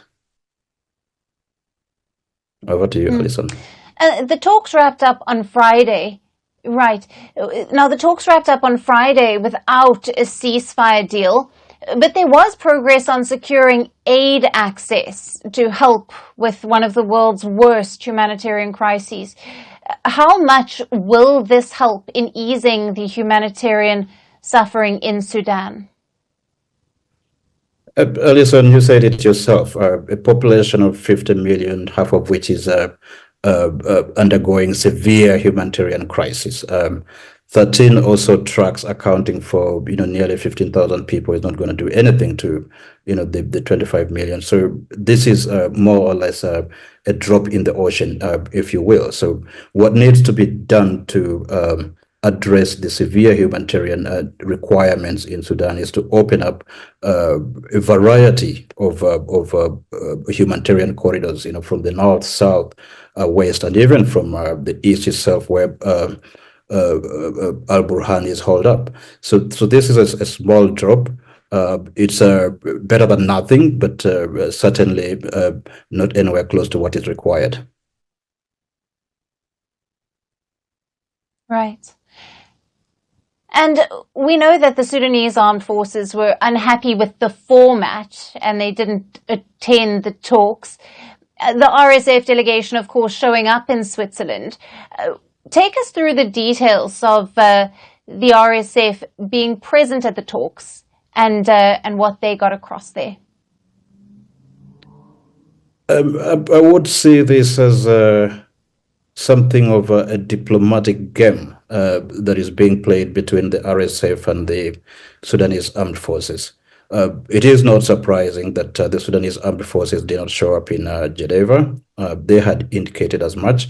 It wouldn't also be the first time they snub a peace negotiation. I think they first did this sometime back in January with respect to a summit called by the Intergovernmental Authority on Development, the regional peace body within the Horn of Africa. So this current decision is not new. It's a continuation of what the army has been doing, what Burhan has been doing. But that is not to mean that the RSF showing up in Geneva is an indicator of a genuine desire to negotiate. It's merely an opportunity, a diplomatic opportunity to once again show that the army is not interested in negotiations. As you mentioned earlier, both factions are dug in. They're mostly scoring points using whatever opportunity avails itself. Right. Yeah. And Moses, finally, what can the external actors, such as the neighboring countries, the international organizations, and countries like the United States and Saudi Arabia do now in terms of trying to find a resolution to this conflict? It would appear that one of the biggest challenges with this conflict is the involvement of international actors from, across a broad range of them, Saudis, Emiratis, Americans, and what have you. I think the resolution of this conflict is a Sudanese matter. And to the best of our knowledge, there is some conversations going on among the Sudanese. And I think a few weeks ago, there was a meeting in Addis Ababa about trying to resolve this matter. So what needs to be done is for the different Sudanese factions to realize that war is not going to take them anywhere, and the only way to get out of the quagmire in which they find themselves is by talking.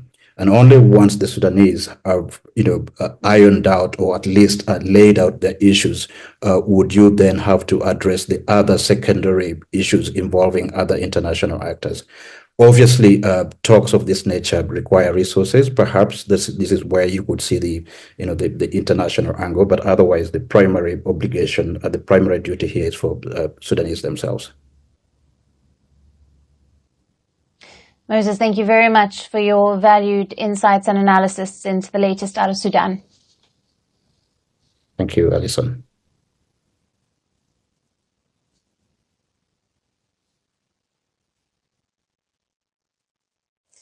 Shifting focus to Burkina Faso, the West African nation continues to reel under Islamist insurgency that has claimed thousands of lives.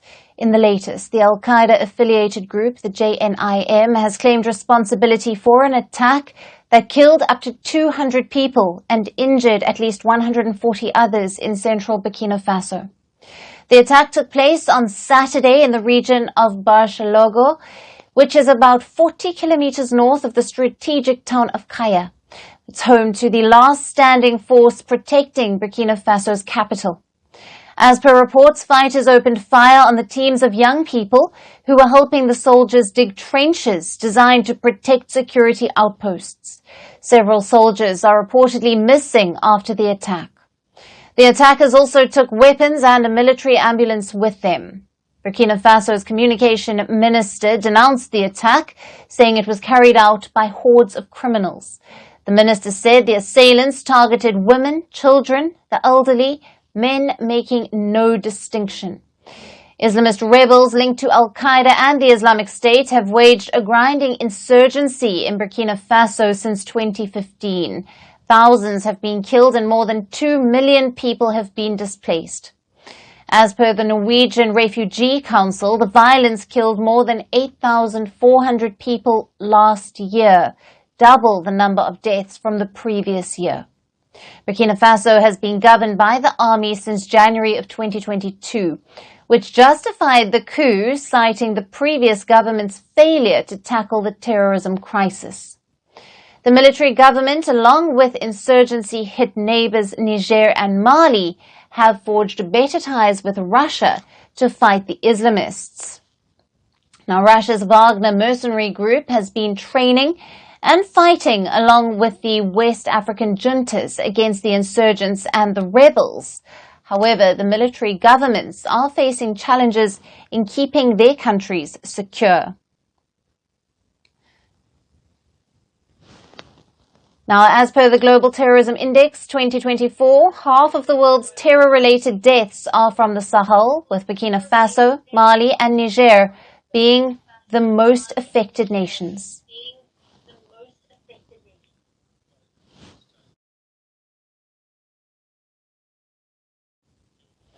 And from West Africa, let's move on to the south of the continent. South Africa is planning to bomb a remote island. While this may sound like a big geopolitical face-off, it's not. Pretoria's enemy in this warlike situation are mice. South African conservationists say that they plan to bomb a remote island with tons of pesticide-infused pellets to kill the mice. Why? Because mice on this island are eating albatrosses and other seabirds alive. Hordes of them are preying on eggs of some of the world's most important seabirds, nesting on the Marion Island, which is about 2,000 kilometers southeast of Cape Town. It is just about 25 kilometers long and 17 kilometers wide. The birds targeted by mice include the iconic wandering albatross. Last year, mice, for the first time, were found to be feeding on adult wandering albatrosses. A quarter of the world's population of these birds nest on the Indian Ocean island. Conservationists say that of 19 of the 29 species of seabirds that breed on the island are threatened with local extinction. Mouse attacks have escalated in recent years, but conservationists say that the birds do not know how to respond because they evolved without terrestrial predators. They say that hundreds of thousands of seabirds are being lost to such attacks every year.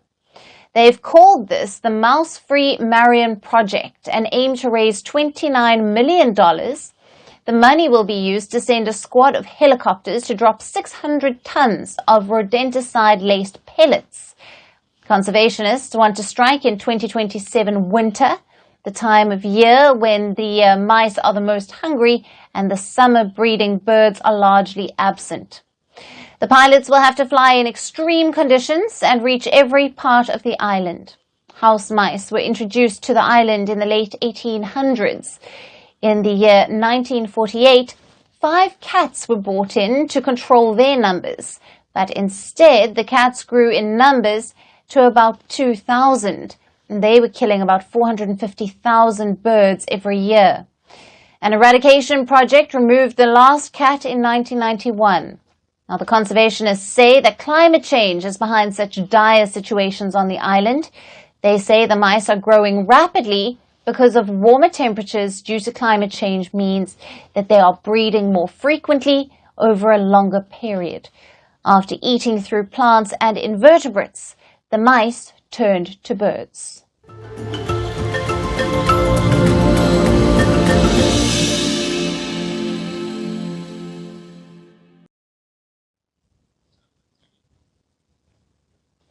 And finally, to our special segment, Resurgent Africa. Amid the coups and the crises, there are many positive stories from Africa that often get overlooked, but not on this show. Our last story today is also from South Africa, where car-spinning rodeos are not just gaining fans, but also witnessing an increase in participation of women as spinners. The nearly 3-decade-old motorsport is becoming more mainstream, with hundreds gathering at the tracks to watch cars skid into circles and drivers performing thrilling stunts. Our next report gets you the details. Engines rev, tires screech, and with a major adrenaline rush, Nalo Jivuho delivers a perfect car spin. The 40-year-old spinner is a rarity in South Africa's mostly male-dominated sport of car spinning. As soon as the human resource developer slips into the hot seat, she becomes Danky Dali, an impassioned enthusiast of South Africa's daredevil motorsport. Jivuho uses her left arm to spin the steering wheel as she swings the car into high-speed skids and stunts like a circular maneuver called the donut.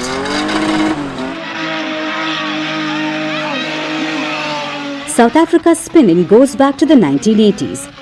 It first appeared in Soweto during the apartheid and was initially associated with gangsterism. Car thieves would escape into townships at high speeds and would spin stolen cars to show off their loot.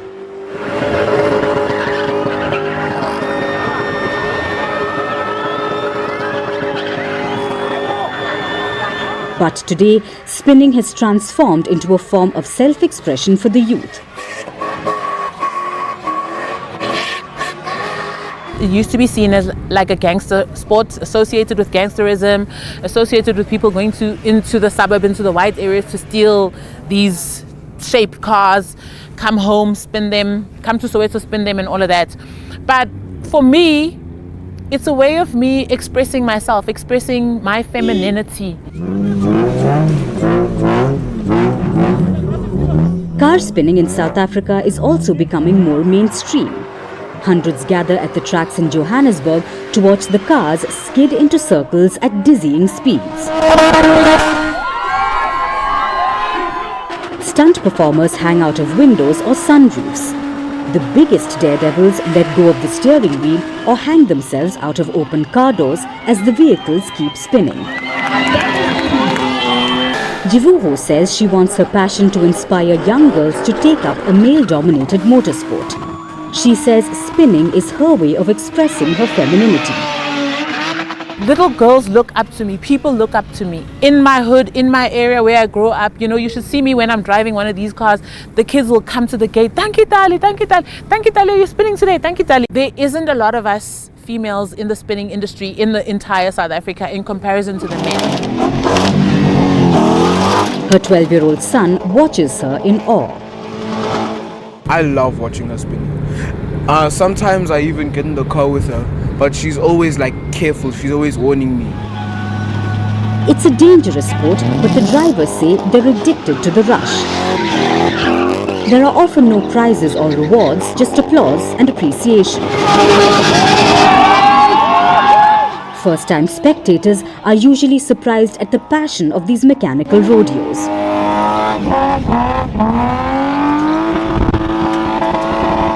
I think it's a very unusual. For some people it's just a hobby, but it's an actual culture. I am learning today, is my first time. We need more of this. Although spinning has been banned from the streets, the events still take place in closed urban arenas. The sport is legal in South Africa, but has conditions of being organized in controlled areas. Johannesburg's Wheels and Smoke is one of them. The reason why we established the venue, there was a need for an accredited spin venue, and then by then there was none. It was only done in the streets and illegally, so it's been happening for the past 10 years. So it's an honor. It's not about them as supporters, it's them as family. They are family to these guys. These guys are not spinners, they are athletes because they entertain those people. With time, car spinning has also grown into a business. A ticket to watch a show goes for about $7. Today, it has fans and performers across Southern Africa and big brand sponsors. It is also a celebrated cultural phenomenon, often featuring in films and music videos. In South Africa, some spin drivers even enjoy a celebrity status. Those who take part consider themselves sportsmen and sportswomen. But despite their discipline and dedication, the sport has struggled to shake off the gangster reputation. Many still see car spinning as a layer for drug dealers and criminals. However, the organizers say car spinning actually deters young people from crime, pushing them instead towards a sport filled with passion. In South Africa, this alternative motorsport scene has been drawing adrenaline junkies for almost 3 decades. For those who take part, including Nalo, it's a way of life. And now, she wants more women in the country to experience what she does daily and bring equality in the sport. And that's it on the show for today. We will see you again tomorrow at the same time. Thank you for watching and goodbye.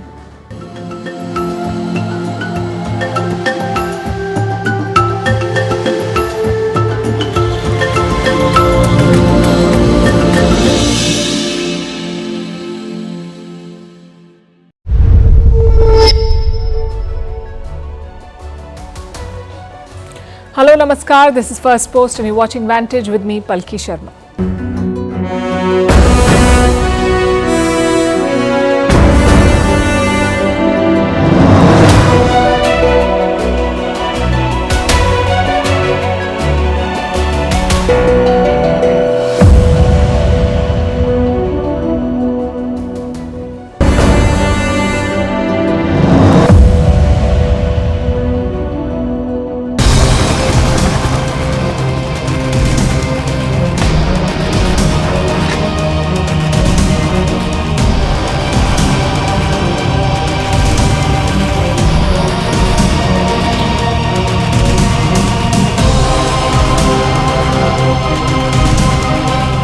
Америка, Британія, Франція, інші партнери мають силу, щоб допомогти нам зупинити терор.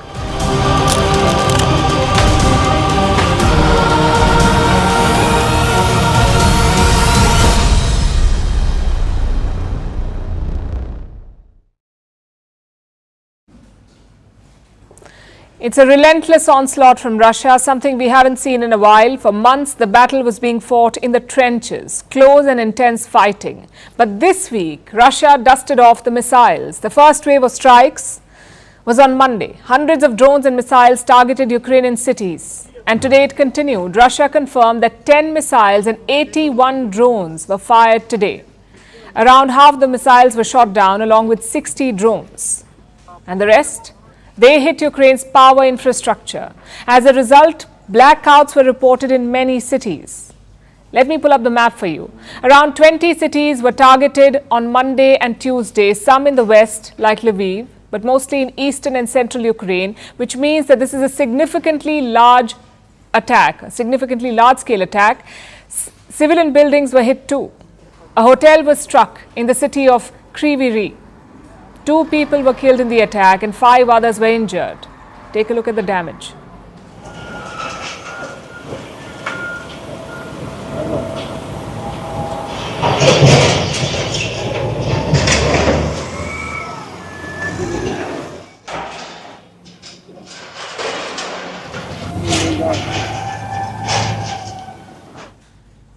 In Zaporizhia, Russia struck a house. Survivors say the drone hit the building at around 2 a.m. local time. Some of them escaped the rubble, but 2 people were killed. So that's 4 fatalities today, plus 5 deaths on Monday. So Russia's strategy is clear: attack civilian and power infrastructure. Another winter will soon be upon Ukraine, so power stations are prime targets.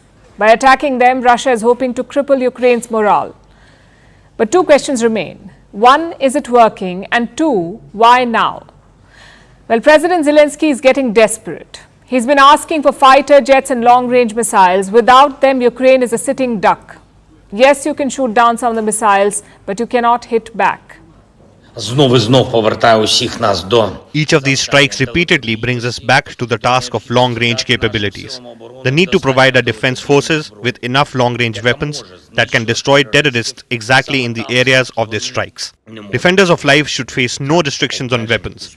While Russia uses all kinds of its own weapons, as well as Shahid drones and ballistic missiles from North Korea, the United States, the United Kingdom, France, and other partners have the power to help us stop terror. Let me explain Zelensky's logic here. Russia fires most of its drones and missiles from nearby regions like Belgorod or Kursk or Crimea or the Black Sea. So Zelensky says, give me long-range weapons. We will destroy these launch sites before Russia can fire. It's a very ambitious and dangerous plan, which is why the West has not agreed yet. The US has promised more air defense systems, but not long-range arms. We condemn in the strongest possible terms Russia's continued war against Ukraine and its efforts to plunge the Ukrainian people into darkness. We're going to continue to lead that coalition of more than 50 countries in providing much-needed military equipment for Ukraine. That certainly includes air defense systems and interceptors, which proved so critical in helping defend Ukraine against these attacks.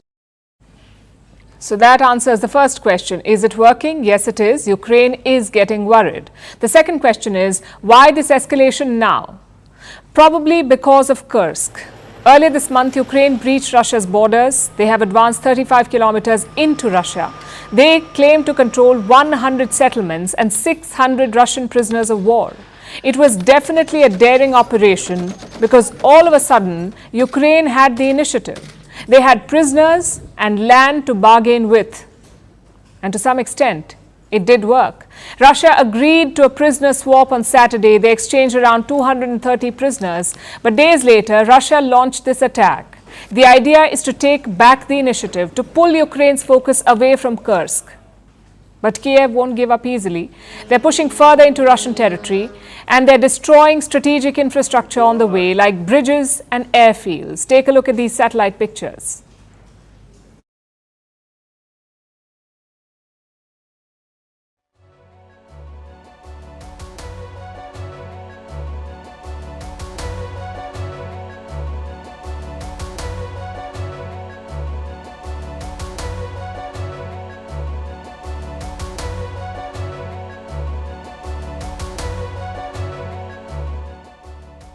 Now, Kiev's goal is quite clear, use this captured land to negotiate with Moscow.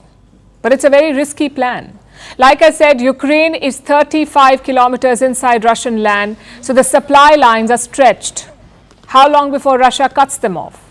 And don't forget the other front. Ukraine may be making gains in Kursk, but they're also losing ground on the eastern front, where the actual war is unfolding. The army chief himself has admitted that it's a tough fight.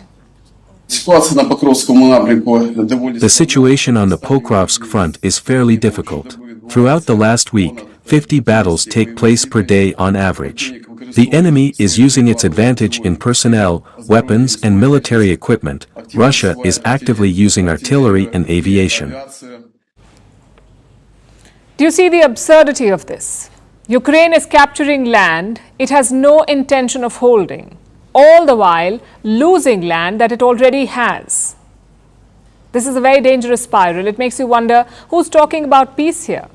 Surprisingly, China is. Their special envoy held talks with Indonesia, Brazil and South Africa. Afterwards, he urged nations to support China's peace plan. Russia has said that it's open to it, but Ukraine is non-committal. And talk about timing. China remembers peace immediately after the Indian Prime Minister visited Kiev. Modi actually spoke to Putin today. He told him the same thing that he told Zelensky, that India wants an early and peaceful resolution. Yesterday, Prime Minister Modi also spoke to US President Joe Biden. He briefed Biden on his visit to Kiev. He also called for a peaceful resolution of the war. But recent events suggest the opposite. This war has already put one nuclear facility in danger. If Ukraine has its way, it could soon be two.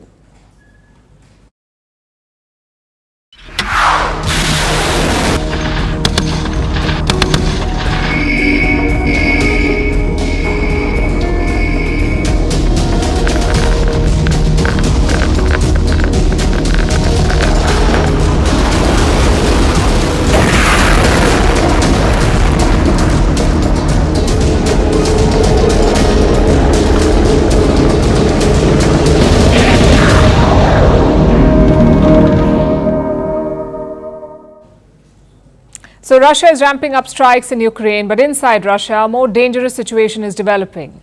Moscow says Ukraine wants to take a nuclear plant, the Kursk nuclear facility. Intense fighting is on barely 40 kilometers from this plant. Ёбаный в рот, текайте, блядь!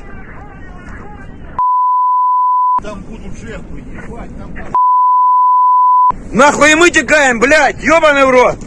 Валим нахуй, хули вы снимаете, поехали! Блядь! Взорвалась бочка. А я не слышала. Ну вот же, глянь. Вот это уже плохо. Вот это уже плохо. Не страшно. Это сейчас они все бабахнут. Уходим отсюда. Мне жарко уже. Все. Ukraine is intensifying its operations inside Russia. The video you just saw came out earlier this month. Ukraine has been going after Russia's critical infrastructure. In this instance, an oil depot was hit by a Ukrainian drone, and there have been other attacks like this one. Moscow is raising an alarm about it now. Last week, Vladimir Putin made a big claim. He said Ukraine tried to strike the nuclear plant in Kursk. The International Atomic Energy Agency has been informed. They promised to come themselves to send specialists to assess the situation. I hope that, in the end, this will be done on their part. He mentioned the International Atomic Energy Agency, the IAEA. That's the United Nations nuclear watchdog. The IAEA is deeply concerned. The agency chief traveled to Kursk today. They're calling the situation an emergency.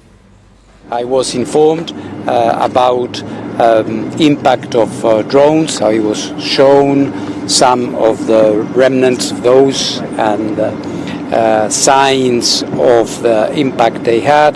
The fact that the plant is operating make it even more serious in terms of an eventual action against it. When a plant is operating, the temperature is much higher, and if there was the case of an impact or something that could affect there would be serious consequences.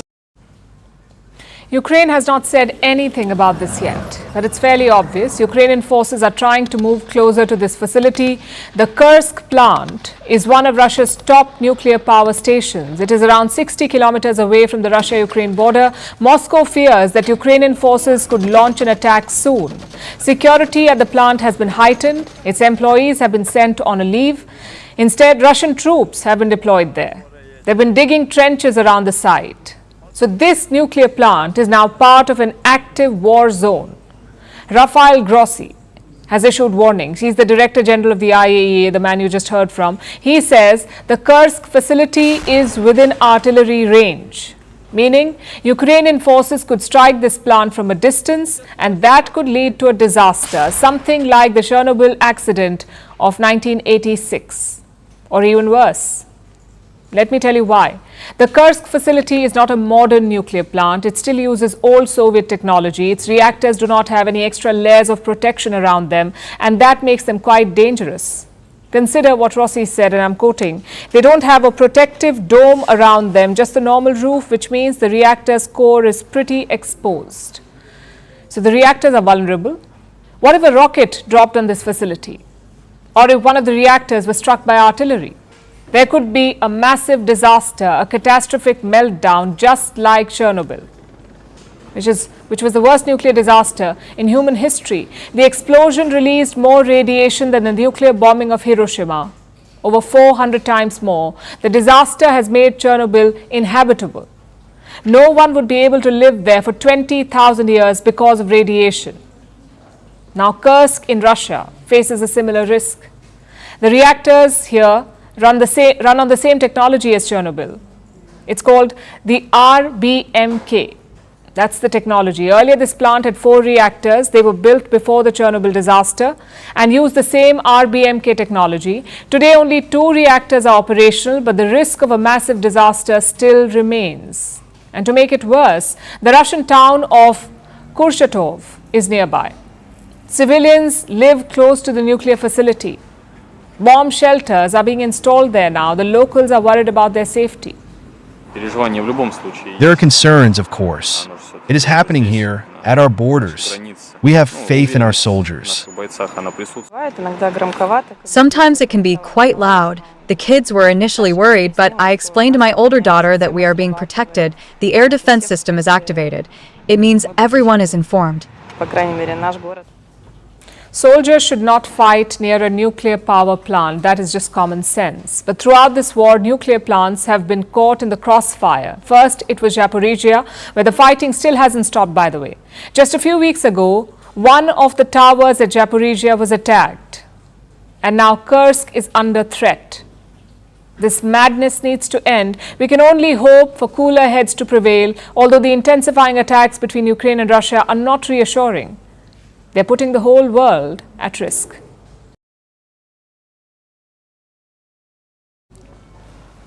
In international relations, what would you consider the most important bilateral relationship in the world? I would argue it should involve the two biggest global powers, and as things stand today, that means the US and China. The countries do not seem to like each other. They keep making hostile moves against one another, but the US and China still try and maintain some stability. It's not an out-and-out conflict just yet. There are multiple reasons for this, and here is one of them. I'm looking forward to this afternoon, this evening, and tomorrow, where we'll delve into a wide range of issues, including issues on which we agree and those issues on where there are still differences that we need to manage effectively and substantively. And it will be, I think, a very productive round of conversations. That is the US National Security Advisor Jake Sullivan. He landed in Beijing this morning. He's meeting China's Foreign Minister Wang Yi. The China-US relationship is critical to both countries and has a bearing on the world. Over the past few years, the bilateral relations have gone through twists and turns. I hope, as always, the communication will remain strategic, but also substantive. And of course, at the same time, constructive. Wang Yi said the US-China relationship has gone through twists and turns. Well, that's downplaying it. The countries don't see eye to eye on any issue. Let's go through the major flashpoints, starting with the Ukraine war. The US supports Ukraine, China supports Russia. Beijing opposes and ignores Western sanctions on Moscow. It helps prop up the Russian economy and military-industrial complex. So obviously, the US has an axe to grind. China, on the other hand, has an issue with US trade policy. The Biden administration has banned advanced computer chip exports to China. It has tried to slow down China's technological advancement. Washington says it's a national security issue, but Beijing sees this as a trade war. That's the second major issue between them. The third issue is the most important to China, and that is Taiwan. China sees Taiwan as part of its territory, even though it has never governed the island directly. But China has vowed to reunify Taiwan with the mainland, using force if necessary. The US, however, supports Taiwan. It provides weapons and military training to the island's forces. This is China's biggest problem with the US. Beijing accuses Washington of meddling in its domestic issues and encouraging separatism. That is the third and arguably biggest flashpoint between China and the US. Now let's come back to the meeting between Jake Sullivan and Wang Yi. The two of them are holding talks for 2 days, today and tomorrow. They plan to discuss the points I just mentioned and some other issues like the drug, fentanyl. Fentanyl is causing an overdose epidemic in the US. China produces the chemicals that are used to make this drug. So Washington wants to work with Beijing to crack down on these fentanyl precursors. Now, this is not the first time that Jake Sullivan and Wang Yi are having a meeting. It's actually the fourth time. They met in Austria's capital, Vienna, last May, in Malta last September, and in Thailand's capital, Bangkok, this January. Across these meetings, the same points have been discussed: the war in Ukraine, the US-China chip war, and Taiwan. These issues have been discussed at length, but they've not been resolved. So expect the same thing to happen yet again. These latest talks in Beijing, will not solve the major issues. Then what's the point of these meetings? Well, both China and the US know that talks do not resolve anything, in fact. But both sides still believe that they're useful. They allow Beijing and Washington to put their points across, try and correct any misunderstandings, and work towards cooling down tensions. And these talks are a great example of back-channel diplomacy. Clandestine talks between rival nations aimed at keeping tensions from rising further. That is the true purpose of Jake Sullivan's visit, to try and prevent any surprises in the next few months. The US is heading for elections. It will pick a new president this November. The last thing Joe Biden and his Democratic Party need is some sort of flare-up with China. Jake Sullivan will try and ensure that there are no surprises. He might also try and arrange for a meeting between Biden and Xi Jinping, but again, don't expect any concrete results from the meeting. The Sullivan-Wong talks, the US-China back channel, is not about solutions. Its real purpose is preventing existing tensions from exploding. Which brings us to Canada. It's picking a battle with China. Ottawa has imposed a 100% tariff on Chinese EVs, that's electric vehicles. Prime Minister Justin Trudeau says China has an unfair advantage, so he wants to prevent that by slapping a 100% tax on imports. Beijing, on the other hand, has slammed this move. It has called it protectionism. Now, Canada is not the first country to do something like this. The US imposed 100% tariffs on Chinese EVs in the month of May. The European Union, too, has hiked tariffs on Chinese cars. So this move by Canada is part of a wider battle between the West and China. Will it escalate in the coming days? And who has the advantage in this EV showdown? Our next report tells you. We will be introducing a 100% tariff on Chinese-made electric vehicles. With that, Canada has followed America's lead. It's imposed a 100% tariff on Chinese EVs, that's electric vehicles. What does that mean? A tariff is a tax imposed by any government on imported goods. A 100% tariff means the importer will have to pay a tax equal to the value of the item. For example, a Chinese EV costs around $30,000. Canada imposes a 100% tariff. So the total cost of the car would be $60,000. Basically, it makes Chinese EVs much more expensive. So why is Canada doing this? Prime Minister Justin Trudeau says China has a policy of overcapacity. What he means is Chinese EV makers get government subsidies, and that means they can make cheap cars. These cars then flood overseas markets, and that impacts EV industries in other countries. Ottawa wants that to stop. We are transforming Canada's automotive sector to be a global leader in building the vehicles of tomorrow. But actors like China have chosen to give themselves an unfair advantage in the global marketplace, compromising the security of our critical industries and displacing dedicated Canadian autos and metalwork. China is Canada's second largest trading partner. So what is Beijing saying? It's calling it trade protectionism. China says this is against the WTO rules, that's the World Trade Organization.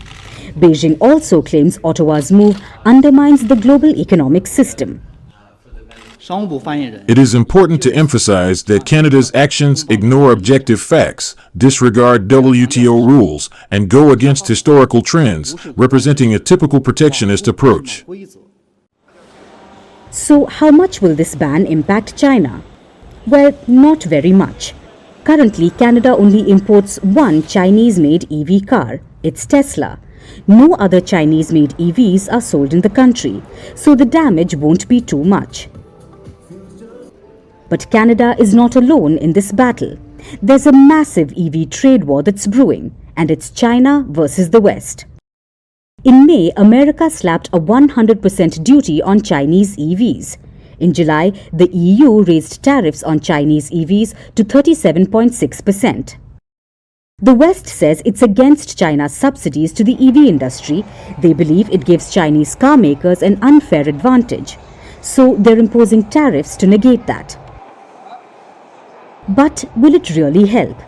China makes up for 60% of all electric vehicle sales. In 2022, China sold 5.9 million EVs. Meanwhile, the rest of the world only sold over 4 million. Plus, they tend to be cheaper. That's because of the subsidies. And also because batteries are manufactured by Chinese companies. All this gives Chinese EVs a competitive edge. They can sell EVs for as little as $12,000. So how is the West trying to fight back? It's already imposing tariffs on Chinese cars, but just doing that won't help. So some governments are also offering tax breaks, which brings us to the EV industry. The global EV market could be worth $900 billion by 2030. China is looking at the EV industry as the key to its future development. The West is geared to prevent it, which means this war will get even more intense in the days to come.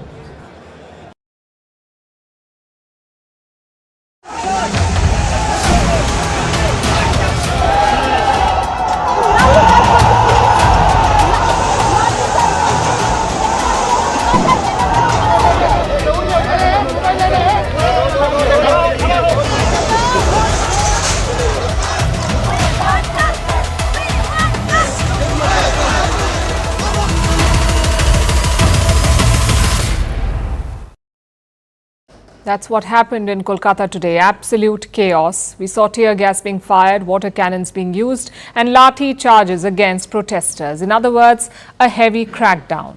But what led to this violence? A West Bengal students' body had called for a protest march today. It's called Chhatra Samaj, meaning Society of Students. Their plan was to march to the State Secretariat in Kolkata, and their demand that Chief Minister Mamata Banerjee must resign. Hundreds of students marched with the tricolour, but they soon faced opposition. Kolkata police said that this march was illegal. Apparently, no permission was sought for the protest. Plus, the Secretariat is restricted area, so the cops pushed back, and that's when violence erupted. Protesters broke barricades and threw stones at the police. In response, the cops fired tear gas and water cannons. Take a look.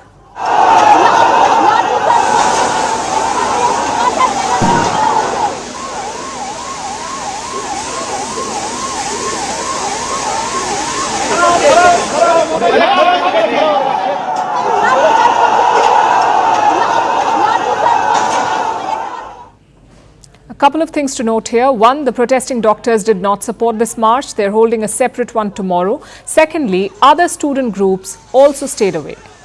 The likes of SFI and DYFY, these are left-wing student groups. They have a strong presence in West Bengal, but they did not join this march. And why is that? Because there is a political battle around it. Mamata Banerjee's TMC party says that this march was organized by the RSS. That's the ideological parent of the BJP. The left parties have also said the same thing, which is why they did not join this strike. Some TMC leaders have made serious allegations, in fact. They say that BJP leaders conspired with Chhatra Samaj to create unrest, to disturb law and order in Kolkata. Now, the BJP has rejected this claim. The Chhatra Samaj has also said that it's apolitical, but the controversy won't die down. The BJP has called for a 12-hour strike tomorrow. They're protesting the crackdown against students. But the TMC, the ruling party, says they won't let it happen. That all shops, offices and markets will remain open. So expect more showdown tomorrow. But frankly, it's all disappointing. We are talking about very serious issues here, like how do we ensure the safety of women? How do we keep our doctors safe? The answers do not lie in tear gassing students. They lie in informed discussion. Political parties in West Bengal must realize that, especially the ruling Trinamool Congress. They have a lot of questions to answer. A new video from the crime scene has been leaked. It shows several people inside the college seminar hall, the place where the murder happened. A lot of people were there. Among them is Dr. Sandeep Ghosh. He was then principal of the RG Kar Medical College. He is also on the CBI's radar. Apparently, he ran a mafia inside the college. So the obvious question is, what was he doing there? Did he and the others alter the crime scene? The Kolkata police say they did not. Apparently, this video was shot. This video, in fact, shows the outside of the seminar hall, an area that was not sealed off. But let's face it, it's not a good look. The CBI has also carried out another round of polygraph tests. Both the principal and the accused were grilled in these tests, the lie detector test. The details have not been released yet. Meanwhile, there is some progress on the reform front. The Supreme Court had formed a task force to ensure the safety of doctors. That task force met today. Again, we don't have the details, but they will have to move fast because an interim report must be filed within 3 weeks. Maybe that will nudge things forward. As for the West Bengal government, this is a major challenge, possibly the biggest since Mamata Banerjee took charge as Chief Minister. This is a state where power resides in the streets. First, the left parties dominated it. Now Mamata Banerjee does. But if you lose the streets, you're vulnerable. So all eyes will be on the Chief Minister. Her response until now has been all over the place. We'll have to wait and see if she can get a grip on the situation.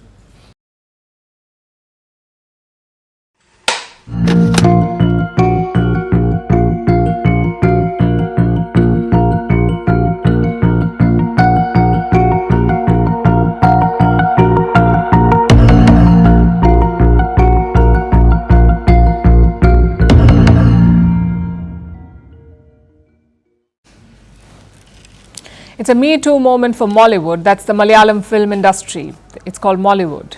There are new allegations every day. More and more women are speaking up. Big wigs are facing the music. There are calls for strict action. It's a story we've been tracking from the word go, and right now a lot is happening here. Today, superstar Mohanlal resigned as the president of the AMMA. That's the Association of Malayalam Movie Artists. It's the most powerful industry body in Mollywood. And not just Mohanlal, the entire executive committee has stepped down. I have their statement with me. This is what it says. In light of allegations made by some actors against some of the committee members, AMMA has decided to dissolve the executive committee, taking moral responsibility. So the entire body is out. Elections will be held in 2 months. New members will replace them. Now, the AMMA is a state-run film body. It was formed in 1994. It consists of 498 members, and that makes it a powerful collective in the industry. And why is it under the scanner? Because of the HEMA committee report, which came out last week. This report detailed harassment in the Malayalam film industry. The report was released on the 19th of August, but the AMMA sat on it. For 4 days, they did not even respond. And when they did decide to respond, it was a blatant denial. They denied any knowledge of abuse. They said there was no power group. More importantly, they fielded this man. His name is Siddiq. He's a veteran Malayalam actor, also the AMMA's General Secretary. He addressed that press conference where they brushed it off. But here's what happened just days later. Siddiq himself was accused of rape. And so was another top member, which meant that the AMMA had no moral high ground left.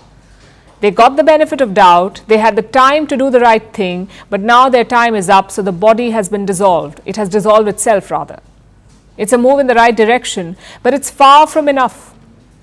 Let's go back to the HEMA committee report. It mentions a power group. In fact, the report talks about it almost 70 times, 70 mentions of this power group. This group consists of 10 to 15 people. They wield all the power in the film industry in Kerala, basically your biggest actors, producers and directors. But here's the important caveat. They are all men. Now, this group expected everyone to toe their line. If someone did not, they were handed an invisible ban. Such people won't get any roles or work, no matter how hard they tried. Directors wouldn't cast them, producers wouldn't fund their films, and distributors would not circulate those films. So it was as good as losing your job. And a lot of women did. Why? Because they did not cater to the whims and fancies of this power group. In fact, women were targeted if they did not stand up in their presence. Just imagine that. We are in the 21st century, yet women are expected to stand when a powerful man walks in. And there's a painful irony here. In the last few years, Mollywood has found a new fan base because of its progressive cinema. This is an industry that's smaller than its Tamil or Telugu counterparts. Small films are made on a budget of just about 5 crore rupees. A medium-range film can go up to 15 crores, and yet they're making big money. In the first quarter of this year, 2024, they surpassed 100,000 crore rupees in global earnings. And they make a lot of movies. In 2023, some 200 Malayalam films were released. That's as much as Bollywood. 50% of these movies were made by first-time producers. They allowed the industry to experiment There were progressive themes, bold storytelling, and films that broke societal norms. Most of them have a cross-cultural appeal, and with the rise of streaming, Mollywood now has a national audience. But real and real life are two very different things. On one hand, you make movies about women breaking stereotypes. On the other, you deny rights to those very women. You sexually exploit them. It's a glaring hypocrisy that the Hema Committee report has exposed. So women are speaking up, and Mollywood is being forced to confront its own dark underbelly, to question its skewed power dynamics. These filmmakers and artists have a choice. Their industry is a symbol of progressive storytelling. They can help it become more. A space where on-screen values are reflected off-screen too. It is time for Kerala cinema to break the ultimate stereotype, to stop silencing women behind the scenes.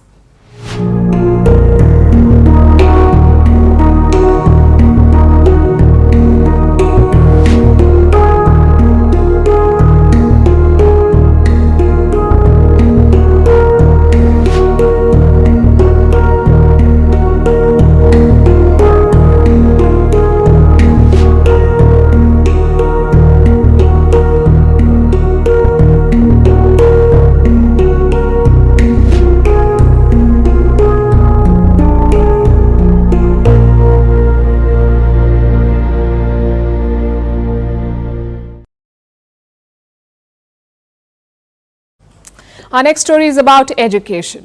Every year, more than 1 million people from India head abroad for higher education. They go to colleges in countries like the US, the UK, Canada and Australia. Indians are among the most common foreign students in these countries, followed by students from China, South Korea and Saudi Arabia.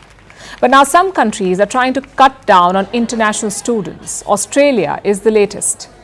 About 10% more international students in our universities today than before the pandemic, and about 50% more in our private vocational and training providers. Today I can announce that, subject to the bill passing, the overall number of international students starting a course next year will be set at 270,000. This includes higher education courses and vocational education and training courses. Australia has put a cap on international students. In 2025, only 270,000 international students will be allowed into the country, 270,000 students. Each type of education institution will get a separate quota. Public universities will be allowed to take 145,000 students. Private universities can bring in 30,000 students, and vocational education institutions will get 95,000. Each individual college and training institute will have its own limit. Places like Melbourne University and Sydney University have been given their caps. They are currently studying the impact of these limits. Perhaps they will take a look at Canada for insights, because Canada also put a limit on student enrollments this year. The limit was announced in January. Canada decreased study permits for international students by 35%. It also seemed to be targeting the foreign students. It seems a bit strange. After all, why would you want to kill a golden goose? Foreign students bring in billions of dollars. They pay higher tuition fee, meaning they subsidize the education of locals. Look at Australia's case. Education is the country's 4th largest export. Foreign students brought in almost $25 billion in 2022-23, $25 billion. So then why would Canberra try and limit this? Why would Ottawa? Well, the simple answer is politics. Both Australia and Canada face a housing crisis. Rents are through the roof. The Australian property prices are up 40% since the pandemic, and the locals blame migrants for this. Both Australia and Canada encouraged immigration after the pandemic, so the locals feel that migrants are leading to rising rents. This has led to an anti-migrant sentiment in these countries, and the governments cannot ignore this. Both Australia and Canada have elections next year. The ruling parties want to stay in power, so to make the locals happy, they're targeting migrants, specifically international students. So if you're someone who wants to study abroad, how should you interpret all this? Well, foreigners, even international students, are soft targets. Most governments face housing problems because of their own incompetence. But they'll never admit to that. So they'll find any scapegoat they can. It's students right now, but the scope will widen. In Canada, they've already expanded the net. They're restricting temporary foreign workers as well. Australia may follow suit. And this might impact job prospects after college. So even if you get a study permit, it could still be an uphill battle. Most international students go abroad for better economic opportunities. They spend exorbitant sums of money in the hopes of securing a better life. But it has always been a gamble, and they've always been at the mercy of their host countries. That part has not changed. It was always a struggle, and it seems to have become a little bit harder now. But that's unlikely to deter the millions seeking a life abroad.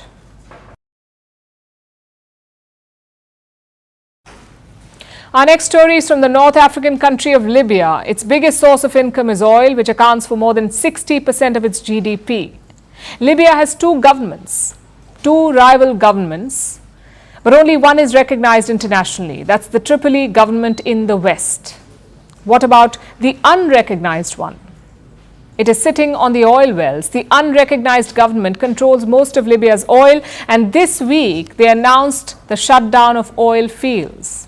This comes after days of power struggle between the two rivals. They're both trying to control Libya's central bank and plunging the already struggling nation into more chaos. Here's a report.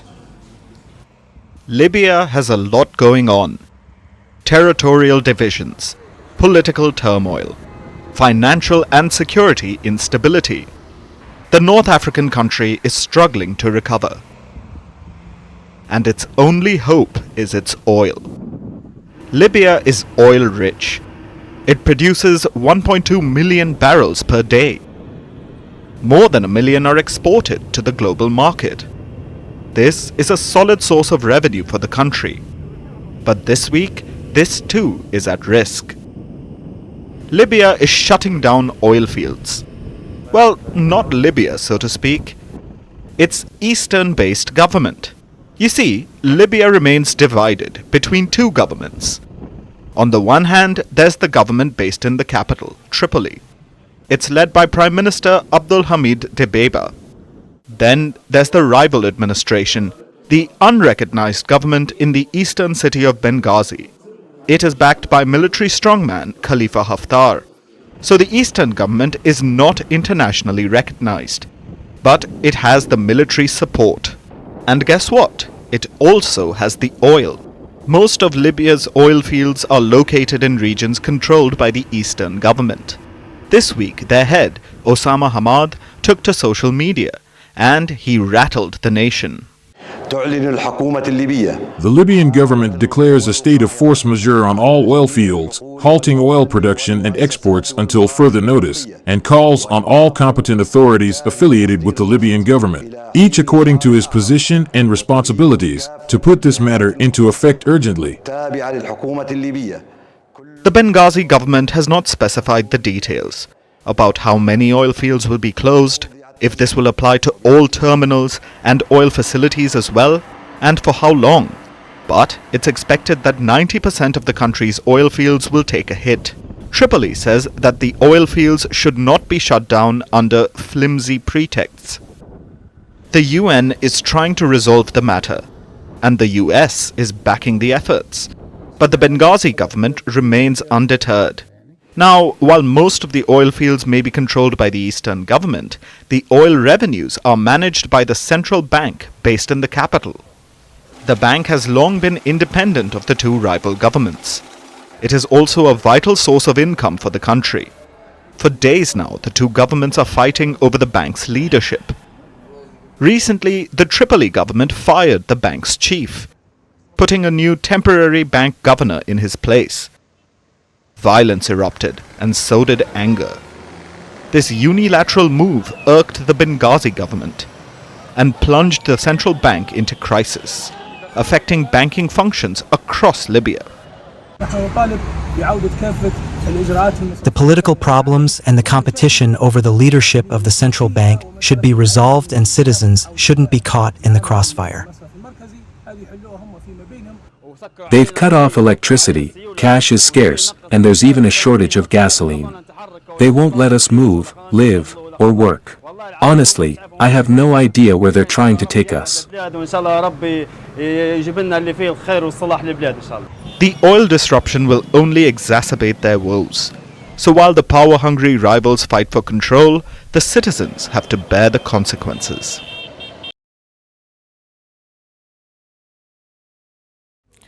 These are tough times for Pakistan cricket. They're getting beaten at home, their team is divided and fans are losing patience. But do not worry. The Pakistan Cricket Board's chief has found a savior: artificial intelligence. You see, Pakistan is starting a new domestic tournament. It's called the Champions Cup. The tournament will have 5 teams and 150 players. Now, the obvious question is, who selects these 150 players? According to the board, most of it was done by the computer. मैं आपको एक चीज़ बता दूं, ये जो 150 बंदा भी select हुआ है, 80% उसमें कंप्यूटर का रोल है, 20% ह्यूमन हैंड है, और वो एक कोई बंदा चैलेंज नहीं कर सकता, जहां मर्जी चले जाए। आपके साथ आई थिंक जब ये फाइनल करेंगे तो आपके साथ शेयर करेंगे, ताकि और मैं कहूँगा कि अगर कहीं पे कोई लेफ्ट राइट हुआ तो आप मुझे बताएं। There are 2 kinds of statements, those that do not require an explanation and those that definitely do. This one was the latter. How is a computer selecting a cricket squad? Is it filtering through player statistics? Is it looking at recent form, or is it some other criteria? Whatever it is, some clarity would have helped. But I guess it was just a matter of time. We're using AI in business, we're using AI in education, so sports was a natural candidate. The only question is, how is it being used? Only the PCB or the Pakistan Cricket Board can answer that question. But it does reveal a larger problem in Pakistan cricket, the lack of ideas. We've seen tech companies do it recently. Don't have a new product? Just add artificial intelligence to an existing one. It's called AI washing, and it reveals the larger problem in Pakistan cricket. In the 80s and 90s, they were a dominant team. Under Imran Khan, Pakistan won the World Cup in 1992. They had a pace attack that was feared by the whole world. But now they're losing at home. Pakistan last won a home test match in 2021. They're ranked 7th in T20 cricket and 6th in test cricket. So fans are asking, what is happening to Pakistan? The first problem is leadership, both on and off the pitch. Pakistan cricket has had 5 chairpersons since 2021. So the board is always in a mess. Elections are rarely held on time, and when they are held, they're not fair. Same with captaincy. Babar Azam resigned the captaincy after last year's World Cup in India. So Pakistan got 2 new captains, Shaheen Afridi for the T20s and Shan Masood for Test cricket. Media reports talked of a rift inside the team, and it showed in the results. So guess what the board did? In March this year, they reinstated Babar Azam. Ask any expert and they will tell you, teams need stability and clarity. This sort of churn will create divisions and affect performance. Which brings us to the second problem: a poor domestic setup. Just look at the top cricketing nations in the world: India, Australia, England, South Africa. What do they have in common? A robust domestic cricket structure. In India, we have the Ranji Trophy. It is not perfect, but it's better than Pakistan. Reports say their domestic selections are not based on merit. Apparently, players get picked from dummy clubs. As a result, the tournament quality is low.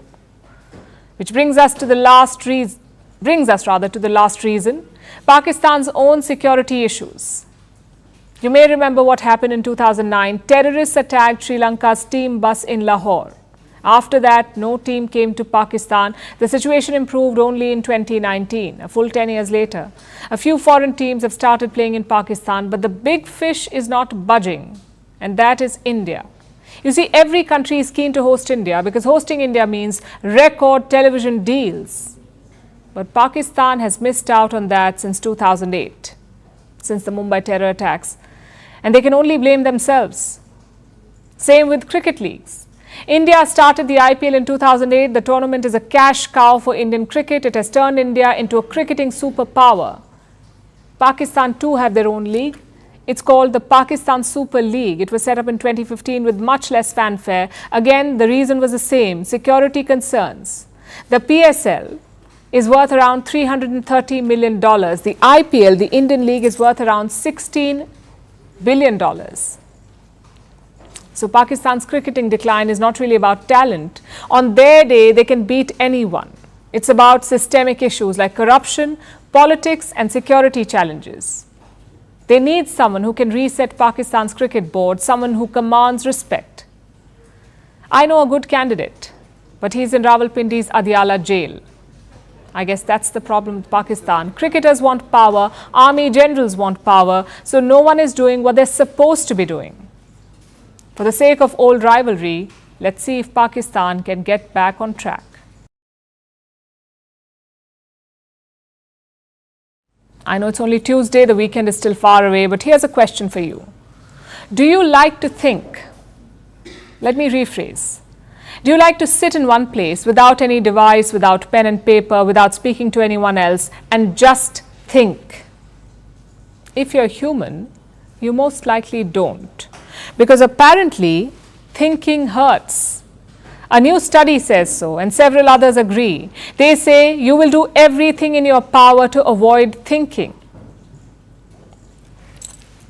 But how far are you willing to go?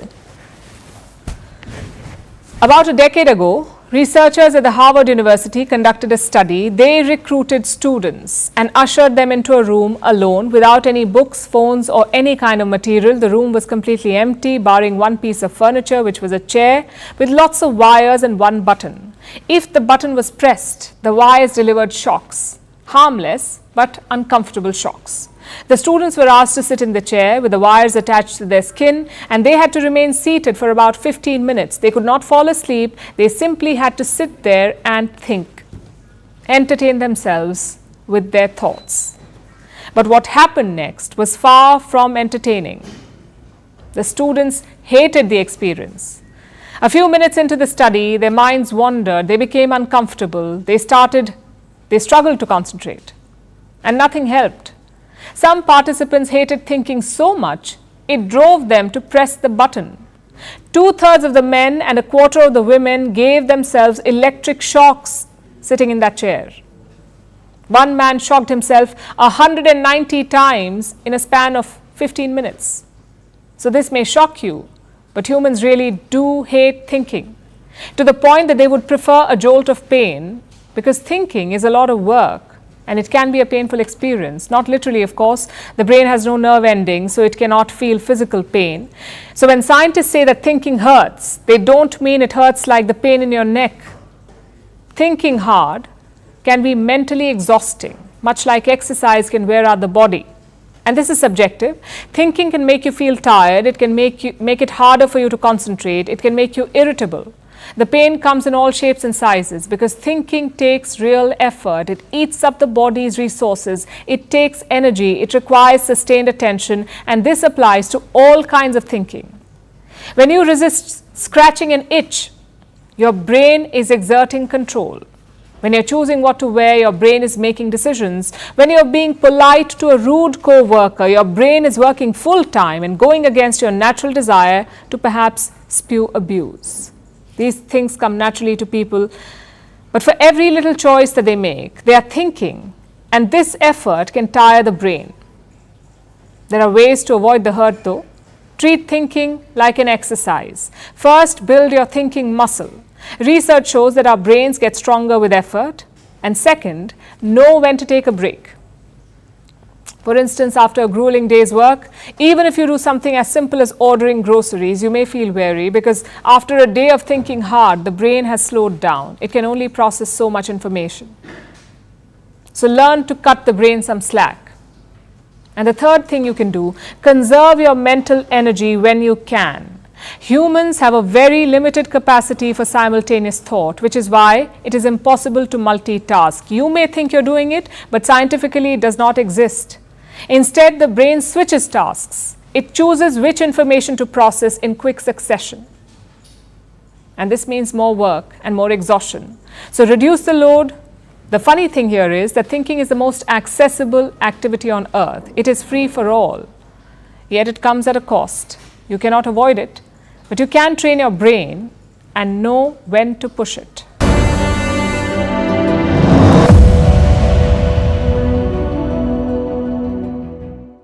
Are you a Telegram user in India? If you are, These are worrying times. The app's founder has been arrested in France. But Telegram is facing trouble in India too. The central government is investigating the app for extortion and gambling. So the worry is the app, Telegram, could get banned in India. Now, the Telegram community in India is quite small, around 5 million users in total, which is nothing compared to Instagram or X. Instagram has more than 300 million Indian users, X has around 30 million, but the tiny Telegram community has a dark side. A lot of shady stuff happens there, like sharing pirated movies or betting on sports events. So the news of a possible ban has hit them hard. And how did they react?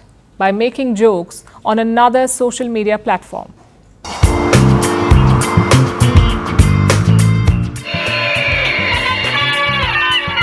छोटी थोड़ा किसको जगह करो। क्यों? नट्टू काका भी आएंगे अभी अंदर।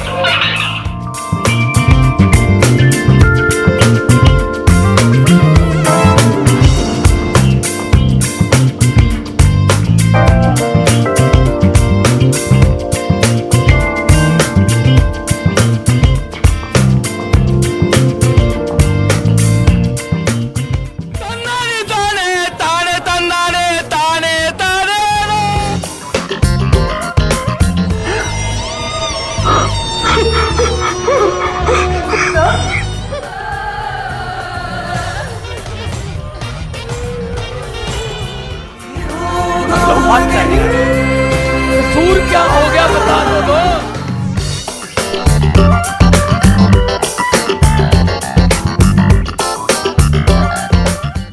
And now it's time for Vantage Shots, images that tell the story. In Mexico, judicial workers hold a candlelight vigil to protest against a controversial overhaul. Dogs hit the waves in California to train for the annual surfathon. And around 120 tons of tomatoes are on their way to Spain's Buñuel for the Tomatina Festival.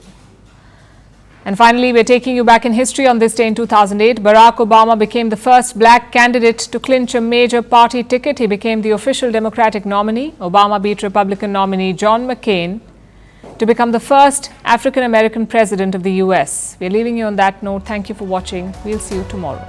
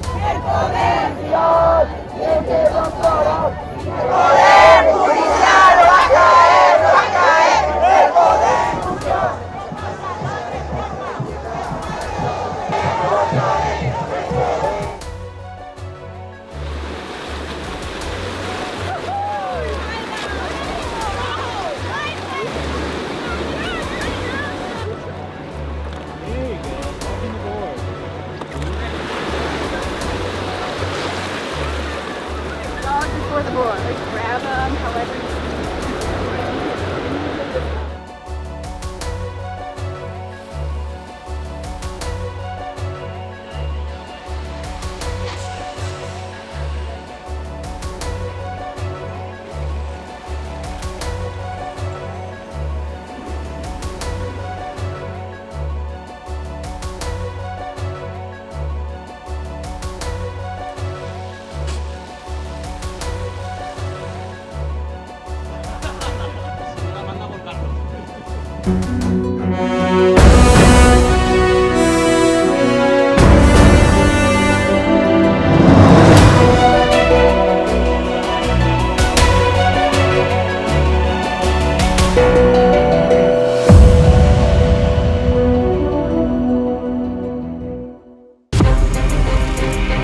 From impeachments to inaugurations, if it's a political story, we are on the scene. The race for the White House is heating up. Kamala, you're fired. I say, bring it on. If it's breaking news, we're live with the latest coverage. From the White House, the State Department, and Capitol Hill, we know the issues, But above all, we know the players to bring you the latest in-depth analysis on all the key stories that we're covering. I'm Eric Ham. Join me from Washington here on Firstpost America. We began in Europe, where Russia carried out massive airstrikes across Ukraine for a second consecutive day. Air raids alerts sounded across several Ukrainian regions, including the capital Kyiv, Lviv, Kharkiv, and the Odessa regions. Russia says it launched a few hundred missiles and suicide drones to strike Ukraine's energy infrastructure. At least 6 civilians were killed, with several wounded in the raid as thousands took shelter in underground bunkers. Almost 1 million Ukrainians were left without electricity and water as Russian missiles damaged energy grids and water storage facilities. The Kremlin said the air attacks are in response to the incursion by Ukrainian troops in Russia's Kursk region. Meanwhile, Ukrainian President Volodymyr Zelensky addressed the nation and spoke about the damage to the energy sector. There's a lot of damage in the energy sector, but wherever there is a power outage, restoration is already underway. Our repair crews will work around the clock. We will restore electricity. It was one of the heaviest strikes, a combined one. More than 100 missiles of various types and about 100 Shahid drones. And like most previous Russian strikes, this one was just as vile, targeting critical civilian infrastructure. Most of our regions, from the Kharkiv region and Kyiv to Odessa and our western regions. President Zelensky also urged NATO allies to speed up the delivery of air defense systems and long-range weapons so that Ukraine could both defend and attack when provoked.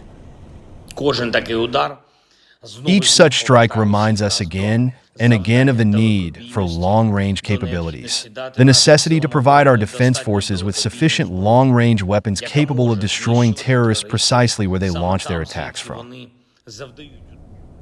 The Ukrainian president also added that his troops are now occupying more Russian land in Kursk, while declaring that he has also ordered the Air Force to deploy the newly acquired F-16 fighter jets to defend Ukraine's skies. Today, I began the day with a separate, lengthy conversation with Commander-in-Chief Syrskyi. We discussed in detail the repulsion of this missile strike, our response to Russia, which we are preparing, the use of F-16s, and the operation in the Kursk region. We continue our actions in designated areas exactly as Ukraine needs. Meanwhile, President Joe Biden called the recent Russian attacks outrageous and cowardly. President Biden also spoke with Indian Prime Minister Narendra Modi and thanked him for showing support to Ukraine during his historic visit to Kyiv. The commander-in-chief added that the Indian leader could play a pivotal role in mediating peace between Russia and Ukraine, emphasizing New Delhi's influence on Moscow. And now shifting to the Korean Peninsula, North Korean leader Kim Jong-un unveiled new domestically developed kamikaze drones on Monday. Images published by North Korean media show Kim Jong-un overseeing the live firing of these suicide drones. White drones with an X-shaped wing and tail were seen crashing into and destroying mock targets which resembled South Korean main battle tanks. After the live-fire drills, Kim Jong-un said that global trends in military technology and modern combat have shown the importance of drones.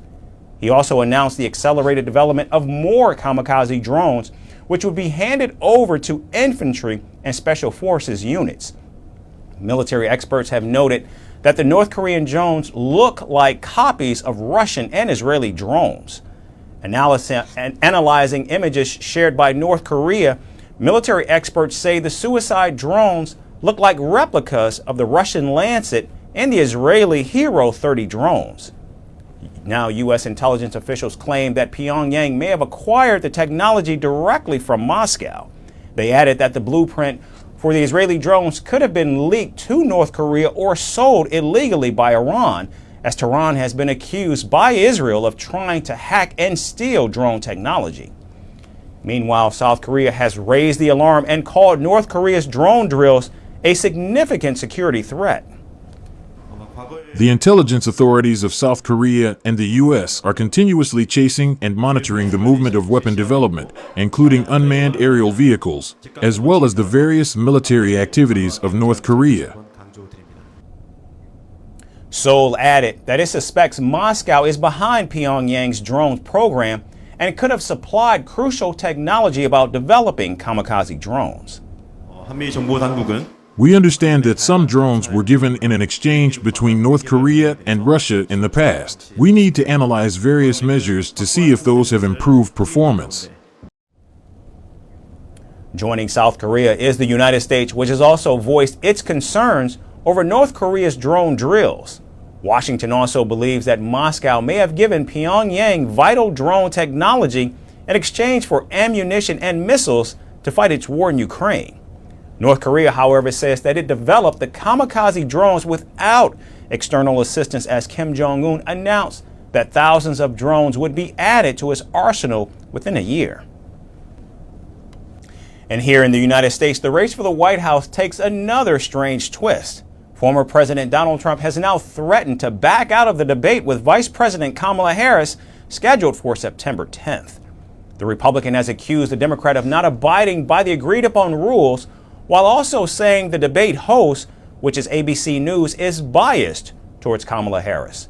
Now, speaking at a community event in Falls Church, Virginia, Donald Trump said the vice president was trying to change the agreed-upon debate rules because she's afraid of facing him on stage. These accusations come after the Harris campaign said it wanted to do away with the rule where the microphones would remain muted for the candidate that was not speaking. However, Donald Trump said that he has a problem with debating Kamala Harris on ABC News and wants to have the debate on another network. But when I looked at the hostility of that, I said, why am I doing it? Let's do it with another network. I want to do it. You know, I won because of debates. Ask Biden. But I won because of debates. I want to do debates. But she, the head of ABC, is her comrade's best friend. You know that, right? What kind of a deal is that? I want to have a fair debate. And you know, they can ask me tough questions. I don't mind. I think I've heard them all from you. I hear them every day.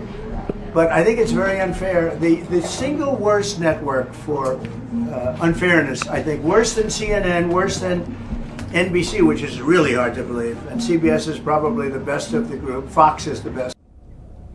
Now, Harris campaign spokesperson Brian Fallon said they would prefer to have hot mics where the microphones are kept unmuted throughout the event.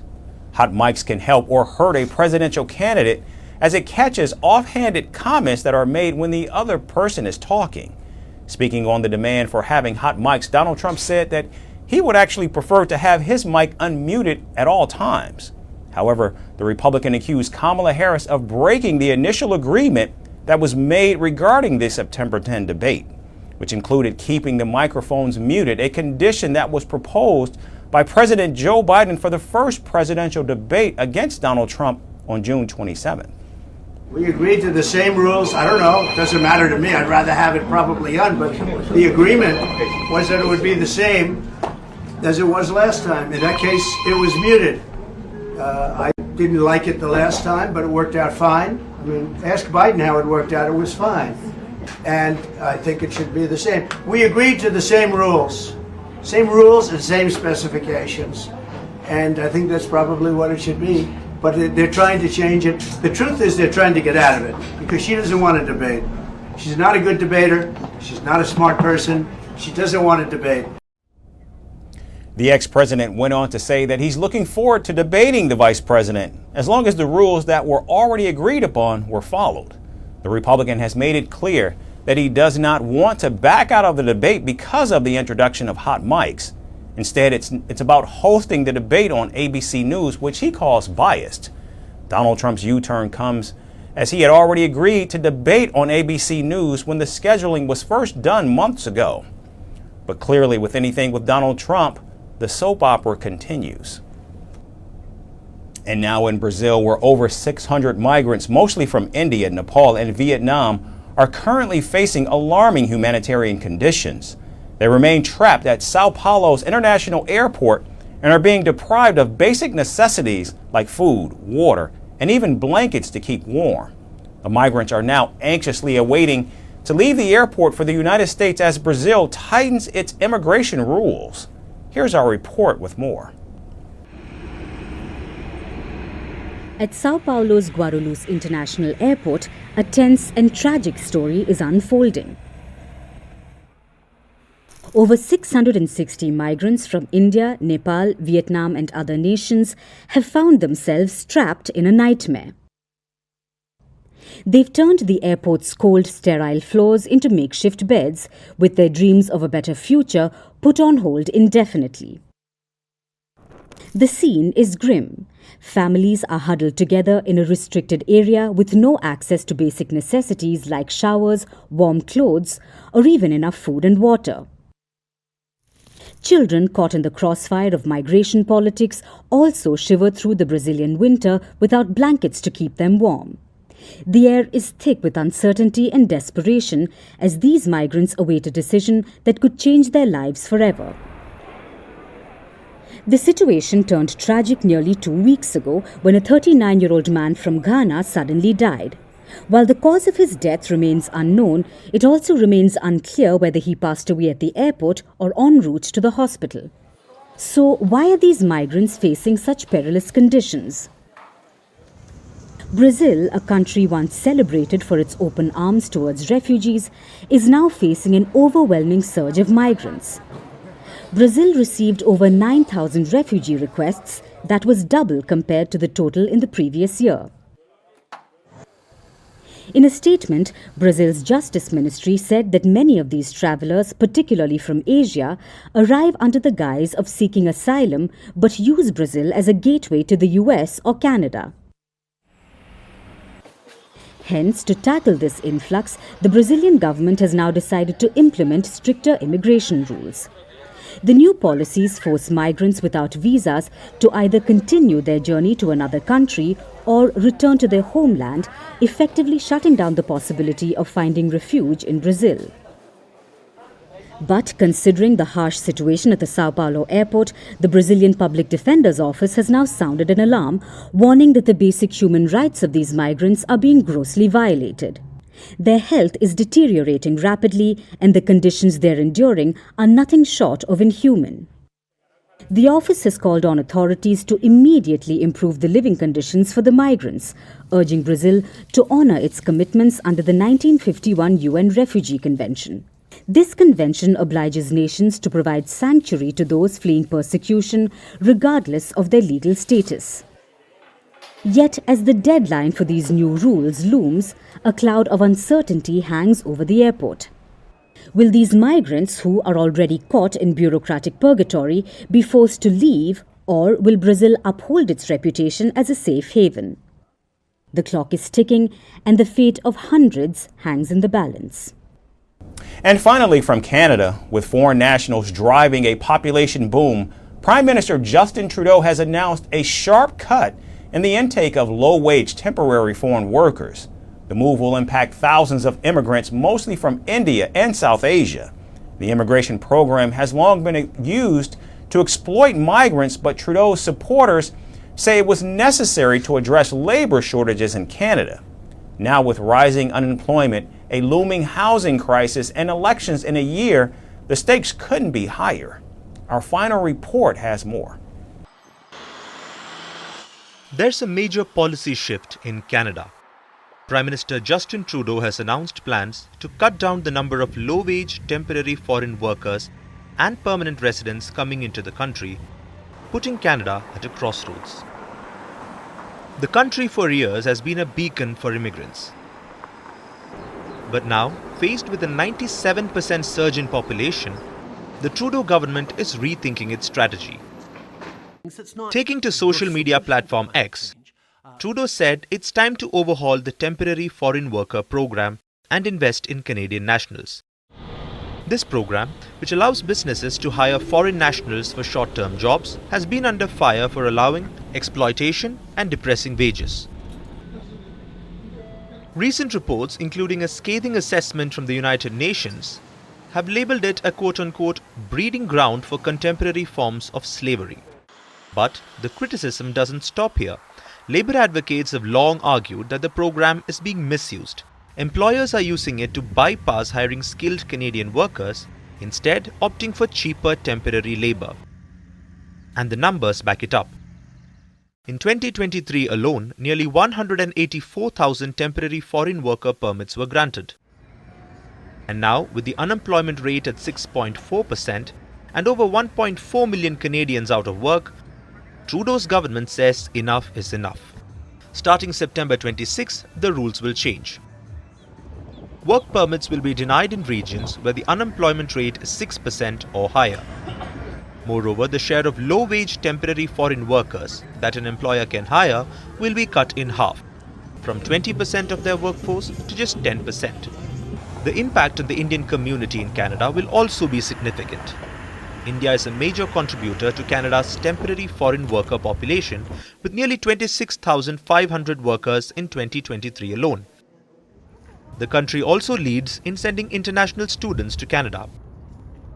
But recent data shows a sharp decline in study permit approvals, hinting at a broader slowdown in new arrivals.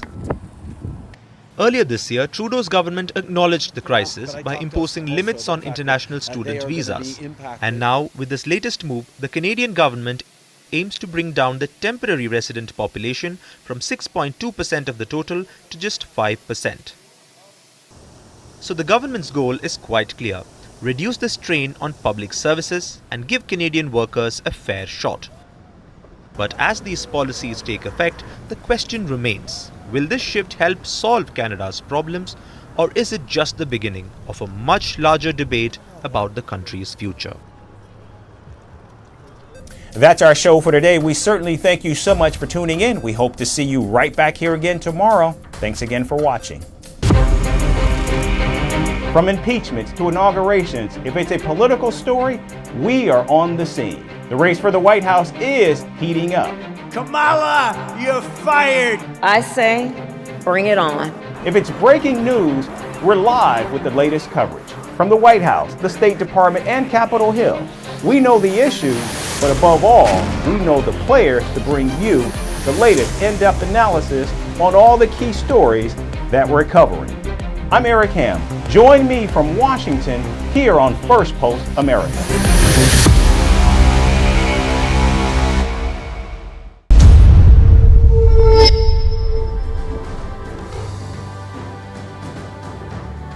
Hello and welcome to Firstpost Africa, where we get you the top stories from the continent and from across the world. I'm Alison Lagrange, coming to you live from Durban, South Africa.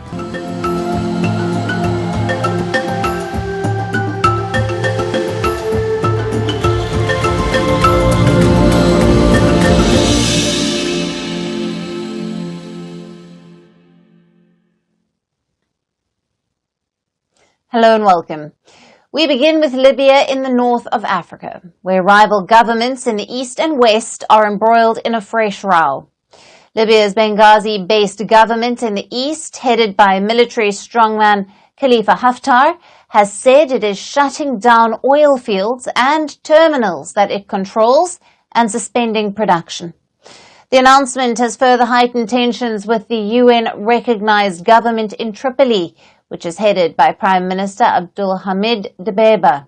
Now, Dbeibah government says that oil fields should not be allowed to be shut down under flimsy pretexts. The Libyan government declares a state of force majeure on all oil fields, halting oil production and exports until further notice, and calls on all competent authorities affiliated with the Libyan government, each according to his position and responsibilities, to put this matter into effect urgently. Khalifa Haftar's administration says the move is linked to repeated attack on leaders and employees of the central bank based in Tripoli, which manages Libya's large oil resources and the state budget. It added that outlaw groups were responsible for a bid to control Libya's key financial institution. Libyan government statement for the year 2024 regarding the repeated attacks on the Central Bank of Libya. The Libyan government is following with great interest the repeated attacks on the leaders, employees, and administrations of the Central Bank of Libya by an outlaw group, incited and assisted by the impersonator Presidential Council, targeting illegal control over the most important financial institution in the country, which is the Central Bank of Libya. Though the Eastern-based administration controls around 90% of the country's oil fields and terminals, the oil revenues as well as the state budget are managed by the central bank based in the capital Tripoli. Now, the latest peak in tensions was triggered by a series of events in recent days. On the 18th of August, the Libyan Central Bank suspended all its operations after its head of information technology was abducted. The official was released a day later, and the central bank resumed its operations. A week before that, local media reported that armed men had besieged the bank to force the resignation of its governor, Sadiq Al-Kabir. Now, videos showed a group of people breaking into the bank's headquarters, and he has been criticized by the Dbeiba over management of oil reserves and resources. Now, the Tripoli-based government also appointed a new governor, but this was rejected by the central bank. Libya's oil revenues have stoked tensions for years in the country that has been witnessing instability since a 2011 NATO-backed uprising that overthrew the long-time ruler Muammar Gaddafi. Now, Libya split in 2014 with eastern and western factions that eventually drew in Russian and Turkish backing. The central bank has long maintained independence from rival governments. It is the only globally recognized depository for Libyan oil revenues, which is a vital source of income for the war-torn country. Crude oil prices rallied at 3% on Tuesday amid heightened geopolitical risks in West Asia, North Africa, including over the Benghazi administration's decision. And the fighting between Libya's two rival governments has been on for days and is only escalating. There is threatening a UN-brokered deal in the North African nation. Now, for more on this, we have with us Musa Mdunge, an international affairs expert who is joining us live from Dundee in the UK. Thank you for being with us, Musa. Thank you so much for having me. Good afternoon to you and to your viewers. Now, the Benghazi administration has cited force majeure and suspended oil production and exports. How is the closure of the oil fields by the Eastern government likely to impact Libya's economy and its relations with international stakeholders? Well, certainly, the recent shutdown of the oil fields will certainly have an impact on Libya's economy. You could imagine that we're talking about a country whose economy is largely dependent on oil exports.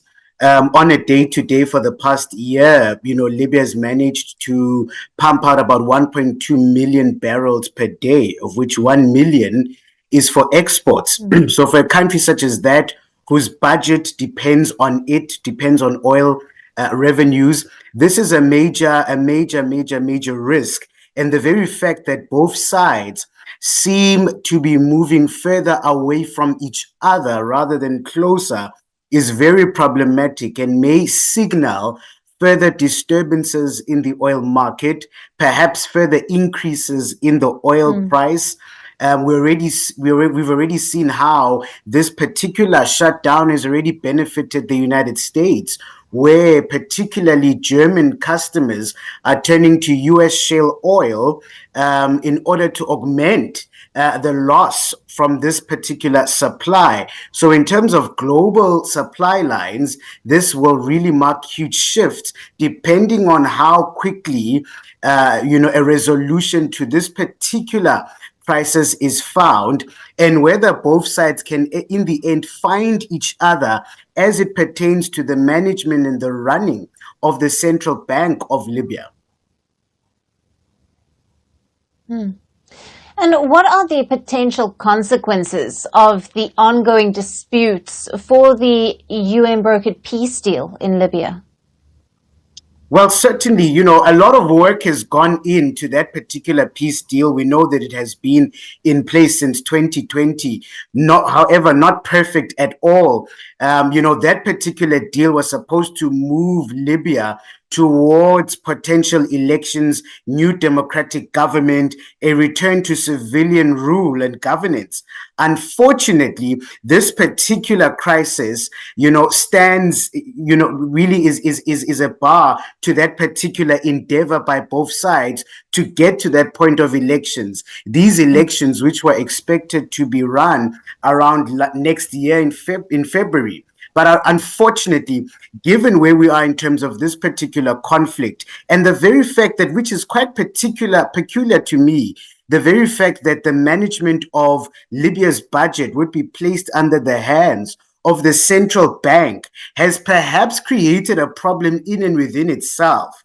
That where I think the goal in terms of doing it that way had a lot to do with shifting the control of the budget away from the warring sides. However, all it has done is create a new concentration of power and a new concentration in a place where conflict will now reside, which is what this particular crisis is showing us. Now, the question is going to be, those who have brokered the peace deal, what will they do now in terms of changing where the power of the purse resides? Because until we see a resolution on that, It is likely that conflict will continue. Right, and Musa, on that, how might the international community, including the United Nations, effectively intervene now to stabilize the situation and to support Libya's path to recovery? Well, look, we've already heard from the United Nations mission in Libya. They've taken out a statement calling against any unilateral decisions as it pertains to the central bank of Libya. They've called on meetings between the warring parties. So what is likely to happen in the following days is we're likely to see an intervention from that UN level, trying to bring all the parties together in order to find a resolution to this particular crisis, because already so much of the global economy is really sitting on sensitive ground when you think of all the other geopolitical and geo-economical challenges the world is facing. For example, the Hamas-Israel conflict happening in the Middle East. This particular conflict around the central bank of Libya will add just another hot note on top of those challenges, which global leaders are going to have to come together and find a resolution towards. Right. Musa, thank you very much for being with us on First Post Africa. Great to speak to you, as always. Thank you so much for having me.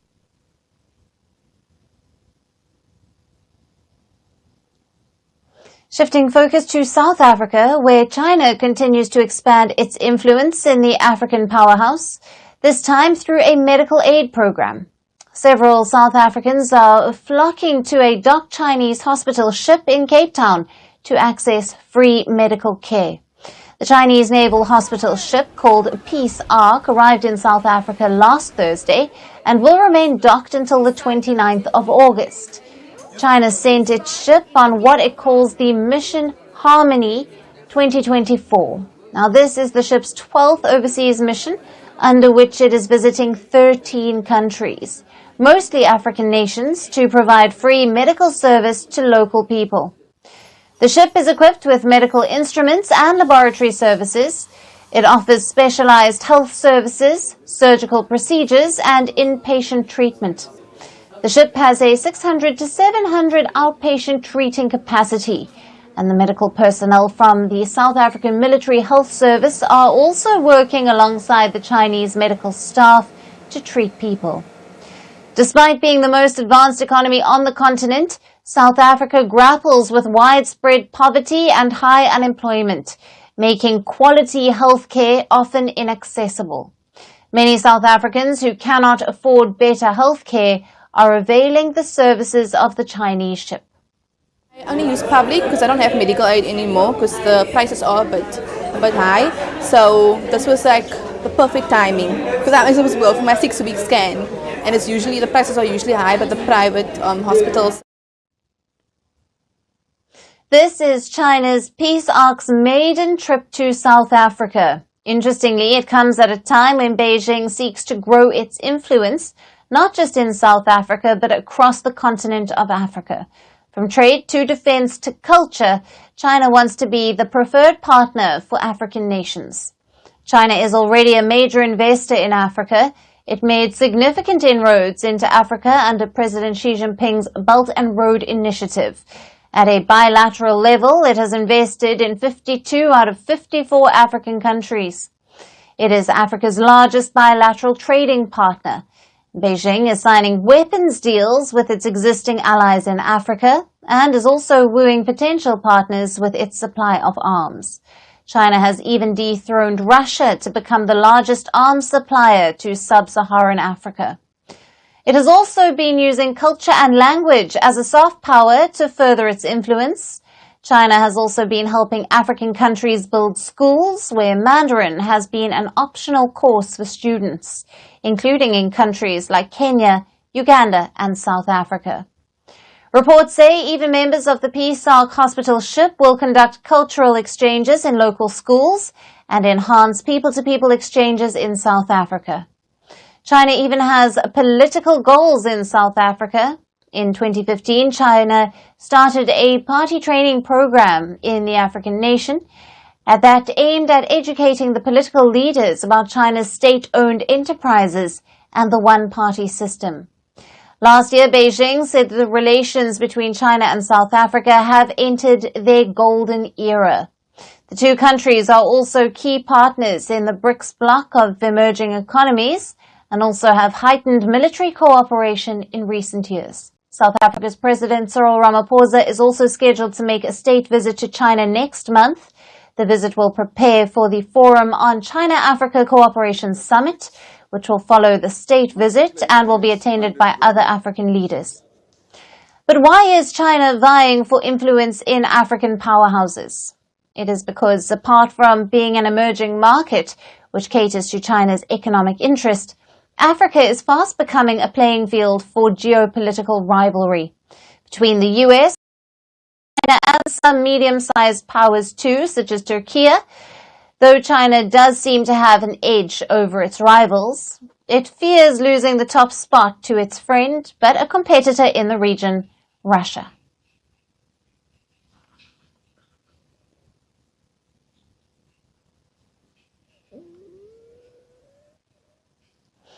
Shifting focus to Sudan, where a dam burst has killed at least 30 people. Heavy rainfall led to the collapse of Sudan's Arbat Dam in the eastern Red Sea province on Sunday. The collapse resulted in severe flooding that affected nearby homes and caused damage to at least 20 villages. As per the local media reports, dozens of people are still missing, while some reports suggest the death toll could be much higher at around 60. The United Nations has indicated that approximately 50,000 people have been impacted by the flooding after the dam collapse. However, the figure only accounts for the west area of the dam, as the eastern region remains inaccessible. The mobile network outage after the flooding has hindered gathering information about the situation, but authorities have said the affected areas are now unrecognizable, with extensive damage to electricity and water infrastructure. The dam is located 40 kilometers north of Port Sudan, the de facto capital, where many officials and civilians are currently based rather than the capital, Khartoum. Most areas of Khartoum are now occupied by the paramilitary Rapid Support Forces, which has been fighting Sudan's army for the last 16 months. Sudan's Army Chief General Abdel Fattah al-Burhan visited the Red Sea province after the flooding. While flooding takes place annually in Sudan, the impact is expected to be worse this year amid the ongoing civil war. The brutal fighting has pushed millions of displaced people into flood zones. As per Sudan's health ministry, over the past 2 months, more than 130 people have died due to flooding, and over 23,000 houses have been damaged or destroyed. Sudanese authorities and the United Nations have also reported a surge in cholera cases amid the downpours. The World Health Organization said earlier this month that Sudan had at least 11,327 cholera cases, 316 of them deadly, since June last year.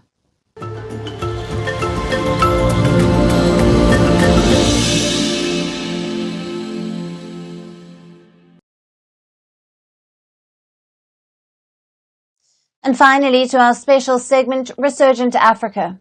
Amid the coups and the crises, there are many positive stories from Africa that often get overlooked, but not on this show.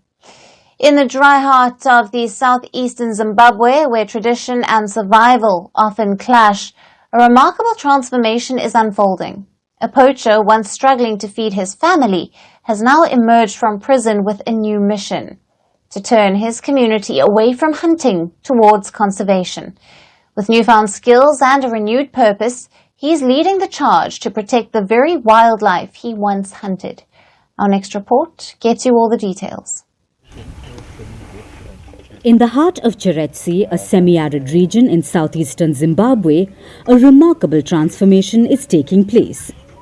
Tembane Chako Mastic, once a poacher driven by desperation, is now a passionate advocate for wildlife conservation, challenging some deeply ingrained traditions in his community. Tembane Chako's journey to this new path began in a way many wouldn't expect, inside a prison cell. Farming in his drought-stricken region had become nearly impossible, forcing him to turn to poaching as a means of survival. Late last year, he was caught taking small game in the nearby Save Valley Conservancy, one of Africa's largest private game reserves. His capture led to a 3-month stint in jail, a period that forever changed his life.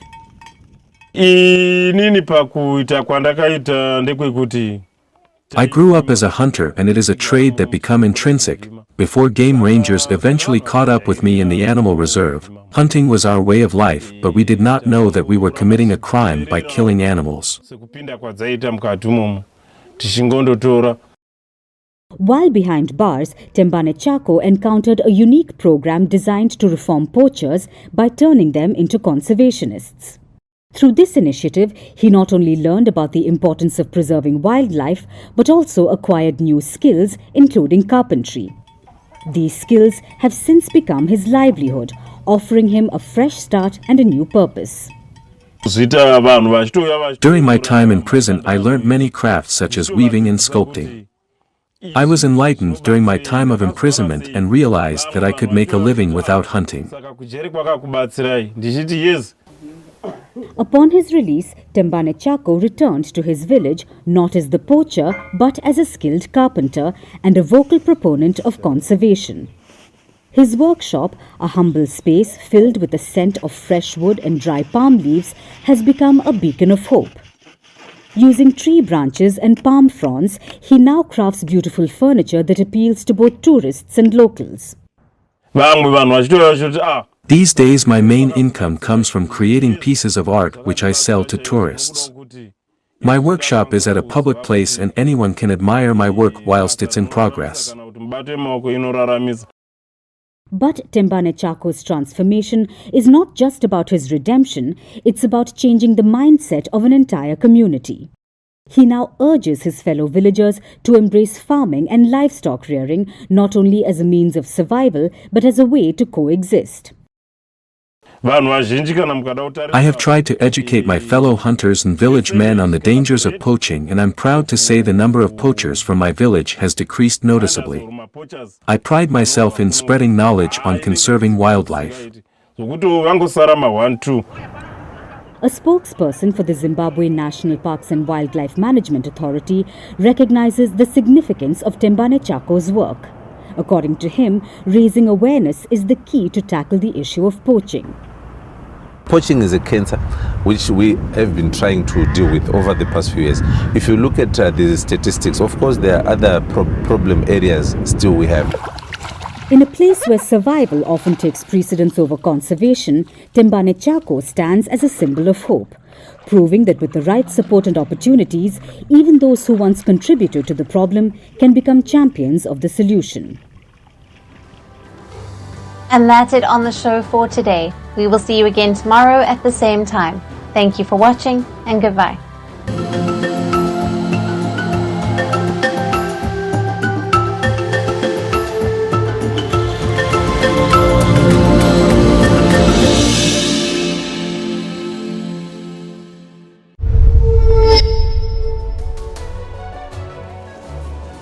Hello, namaskar. This is Firstpost and you're watching Vantage with me, Palki Sharma.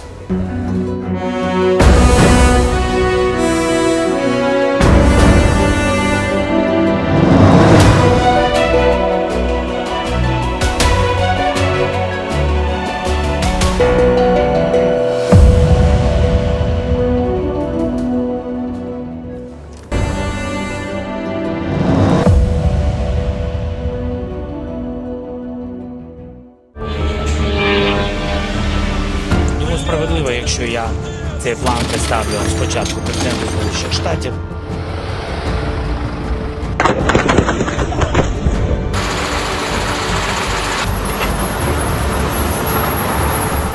Слава Україні! Командир президентского полка, полковник Сурайкин. Здравствуйте, товарищи!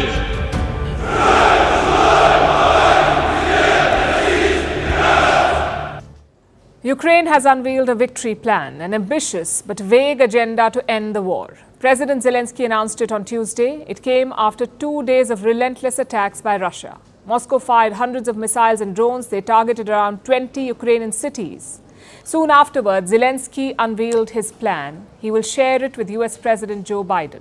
Думаю, справедливо, якщо я It will be fair to present this plan to the U.S. president. The success of this plan depends on him. Whether we will get what is in this plan or not, whether we will have freedom to use the things prescribed by the plan or not. Since things are generally delayed in life, I think I will present this plan in September during the meeting with him. I think it will be a right thing to do to convey this plan to both Kamala Harris and Trump. І думаю, що якимось чином буде правильно. Zelensky will be traveling to the US in the month of September. He will address the United Nations General Assembly. During that trip, he will share his victory plan, not just with Biden, but also Kamala Harris and Donald Trump. Now, what exactly is this plan? Zelensky has outlined 4 stages. Number 1, the Kursk incursion. Ukraine has made inroads into Russian territory. They claim to control 100 settlements and 600 prisoners of war. So the first stage is leverage. The second stage is deciding Ukraine's place in the world security infrastructure. Well, those are Zelensky's words. But what do they mean? Maybe security guarantees from the West, or a promise of neutrality, or even a NATO membership. We don't know. It is vague by design. The third stage is forcing Russia to end the war diplomatically. And this is very important. After the invasion, Zelensky talked about defeating Russia. He said, give me the weapons and I'll beat Putin. But now he says, end the war diplomatically. Again, no specifics, which brings us to the final stage, that is the economic package. I'm guessing this means rebuilding after the war or joining the European Union market. Now, Zelensky's statements made a couple of things quite clear. A, this won't be possible without US support. And B, it could take a while. Why else would he brief both Kamala Harris and Donald Trump? But let's assume that they're on board. Will it be enough for the plan to succeed if the Americans are on board? Russia has already rejected the plan. They say the war will continue. But there is one good thing about this plan, an acceptance that talks are the only way out. Zelensky was pretty clear about it. І якщо вони знають хоч щось про наші дії, We must, on our platform at the Peace Summit, be in powerful position, strong position. Of course, it will be over in the way of dialogue, but we must have strong position in the dialogue. на нашій платформі, на саміті миру, бути в потужній ситуації. So Zelensky is betting on dialogue. But to succeed at the negotiating table, you need leverage. Does Kiev have that? They claim to control around 1,300 square kilometers of Russian territory. Now, to give you some context, Russia's total size is 17 million square kilometers. Kiev controls 1,300. So it controls 0.007% of Russia. But Russia controls nearly 18% of Ukraine. Now, I'm not a negotiating expert, but those do not look like good numbers. So Kursk alone cannot help Ukraine. They need to do better, and for that, they will need Western help. Zelensky is asking for long-range cruise missiles. He wants to hit deep inside Russia. But Moscow has warned against it. Foreign Minister Sergei Lavrov issued a threat yesterday.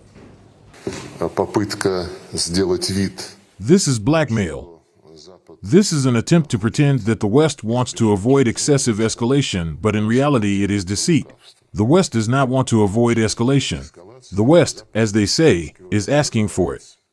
We have our own doctrine, including the doctrine of using nuclear weapons, which, by the way, is now being clarified and which American officials know very well.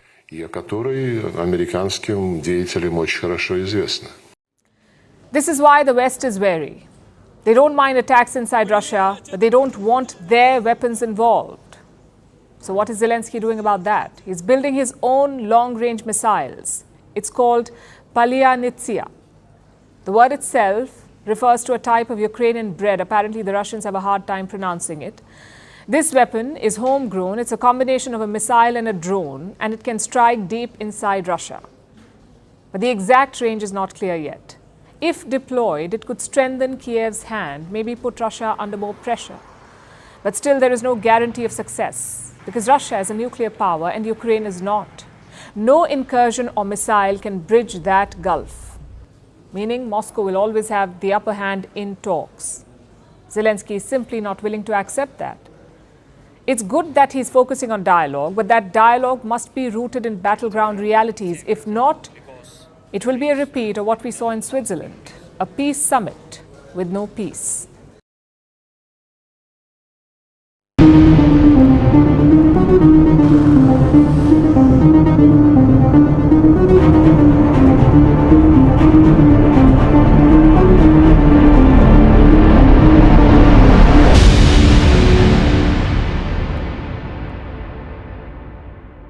Is the Maldives drifting towards political instability? Is there an attempt to overthrow the Muizu government? We ask because of some recent developments in Mali.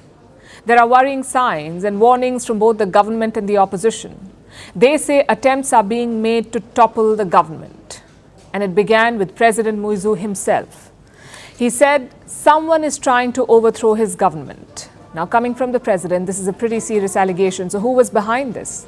Was it the military? Was it someone from the opposition? Or was it an insider? Well, Muizu is pointing fingers at a bank, the Bank of Maldives, one of the largest banks of this country. Muizu says this bank tried to stage a quote-unquote financial coup, and the opposition is pulling the strings from behind. The crisis began over the weekend. Cards from the Bank of Maldives suddenly stopped working. The bank suspended foreign transactions. It also lowered credit limits of customers. Basically, their debit and credit cards became useless overnight. So most international payments were blocked, and online foreign transactions were also affected. The bank imposed a cap on them. Do you know how much? $100 per month. That's the cap. $100 a month in foreign transactions online. That is next to nothing, especially if you're living in the Maldives, where the economy practically runs on the US dollar. Maldivians heavily rely on the greenback. The tourism industry has most of its transactions in the US dollar. It is more widely accepted than the Maldivian rupiah. And that's not all. Maldivians also pay for tuition, healthcare, and other expenses using the US dollar. So killing foreign transactions could cause serious disruptions and a lot of panic. Then why did the Bank of Maldives do it? The bank says it had no choice. It was unable to keep up with the demand. This year, it bought $60 million worth of foreign exchange, but the transactions were 3 times higher than this amount. So setting a cap was necessary. But Muizu is challenging this claim. He says the bank had sinister motives and that some directors of the Bank of Maldives support the opposition. So they introduced these curbs just to destabilize his government. In fact, I have a quote from Muizu himself. This is what he said. There is room to believe that this cap on spending was an illegal attempt to overthrow a legitimate government. An investigation has now been launched. Meanwhile, the bank has reversed the curbs on foreign transactions. This was after an intervention from the government. So is there any merit to Muizu's claims? The MDP, for one, is calling them ridiculous. The MDP is the Maldivian Democratic Party. They were in power before Muizu's rise. Now they are the biggest opposition party in the country. The MDP says Muizu's claims are a distraction and that there is trouble brewing within the government. Look at their statement. This is the opposition statement. What we see are fault lines within the administration, that there is trouble brewing within. and we see a coup coming from within in the days ahead. So the MDP agrees that Muizu could face a coup, but not from a bank or the opposition. They say his own government could turn against him, which makes one thing pretty clear: irrespective of who the instigator is, there is trouble brewing in Mali. The government faces a threat. The economy is already on shaky ground. Mali's finances are in disarray. Credit agencies have downgraded the debt of the Maldives. Fitch has classified it as junk.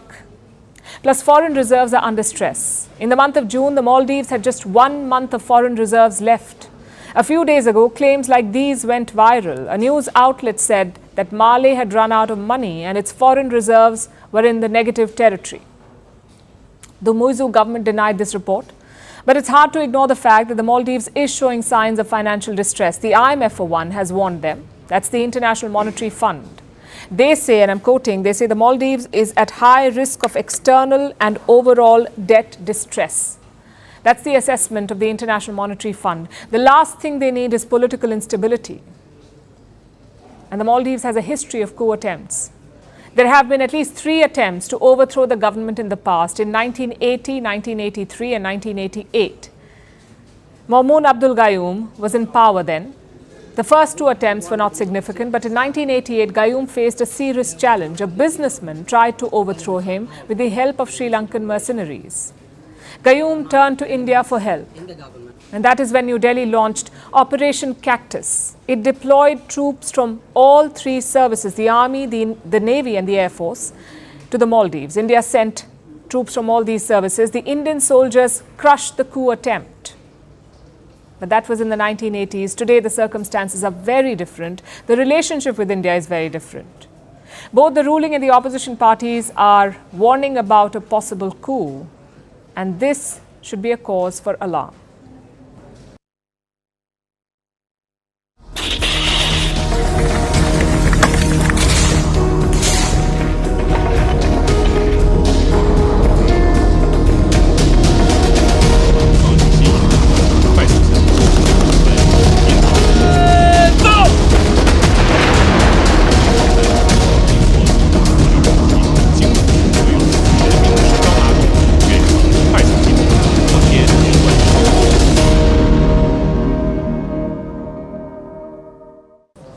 Now let's talk about Myanmar. The conflict between the junta and the rebels is escalating, and that's making Beijing nervous.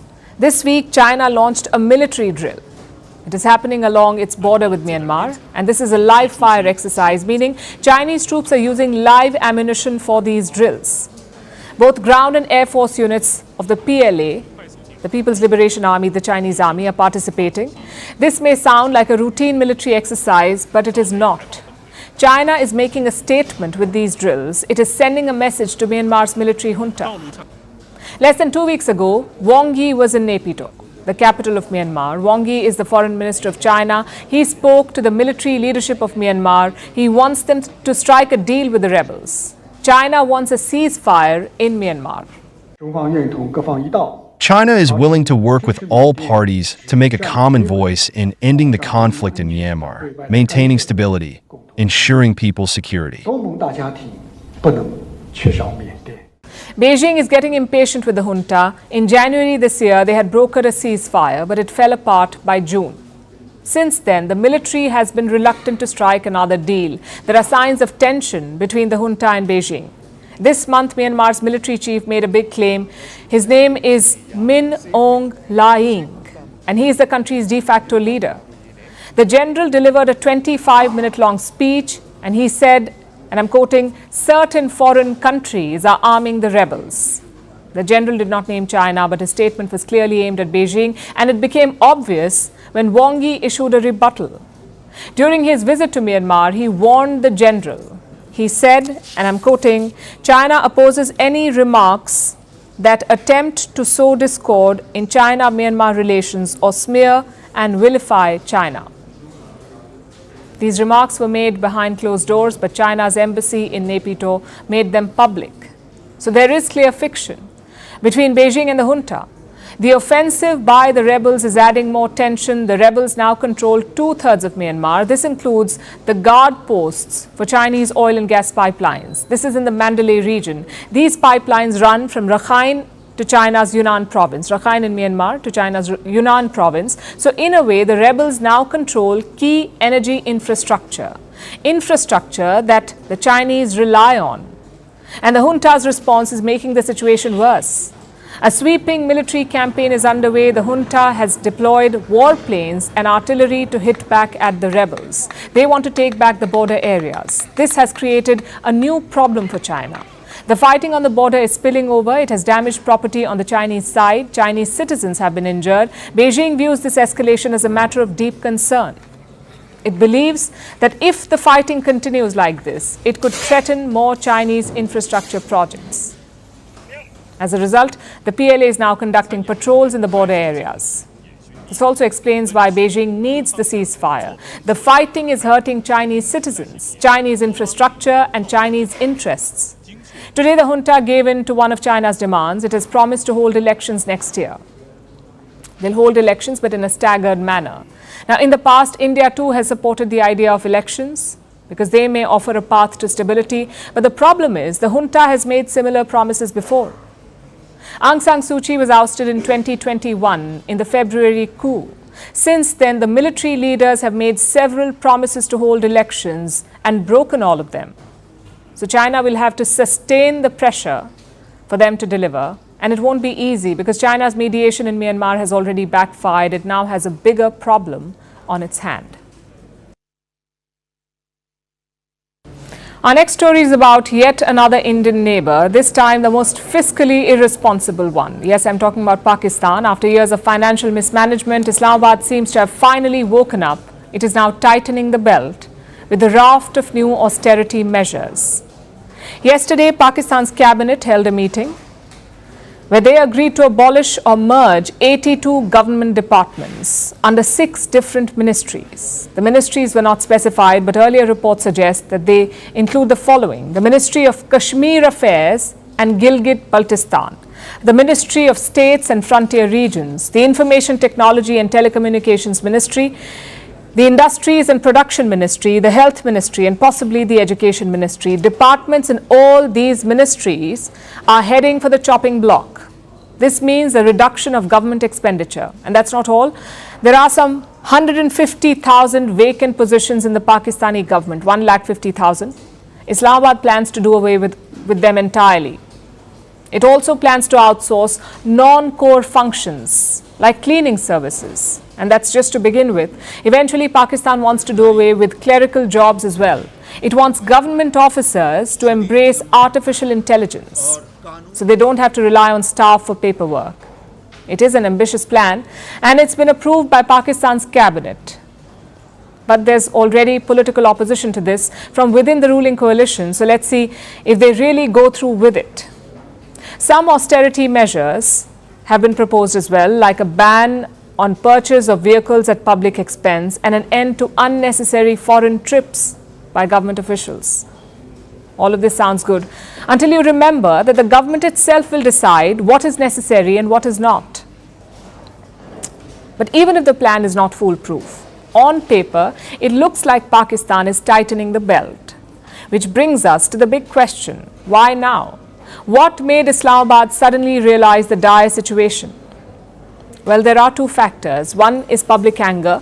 Businesses across Pakistan were on strike today. They were protesting against additional taxes. Islamabad's go-to move over the years has been to bleed the people dry. The government usually passed the financial burden to the citizens. But the people of Pakistan seem to have had enough.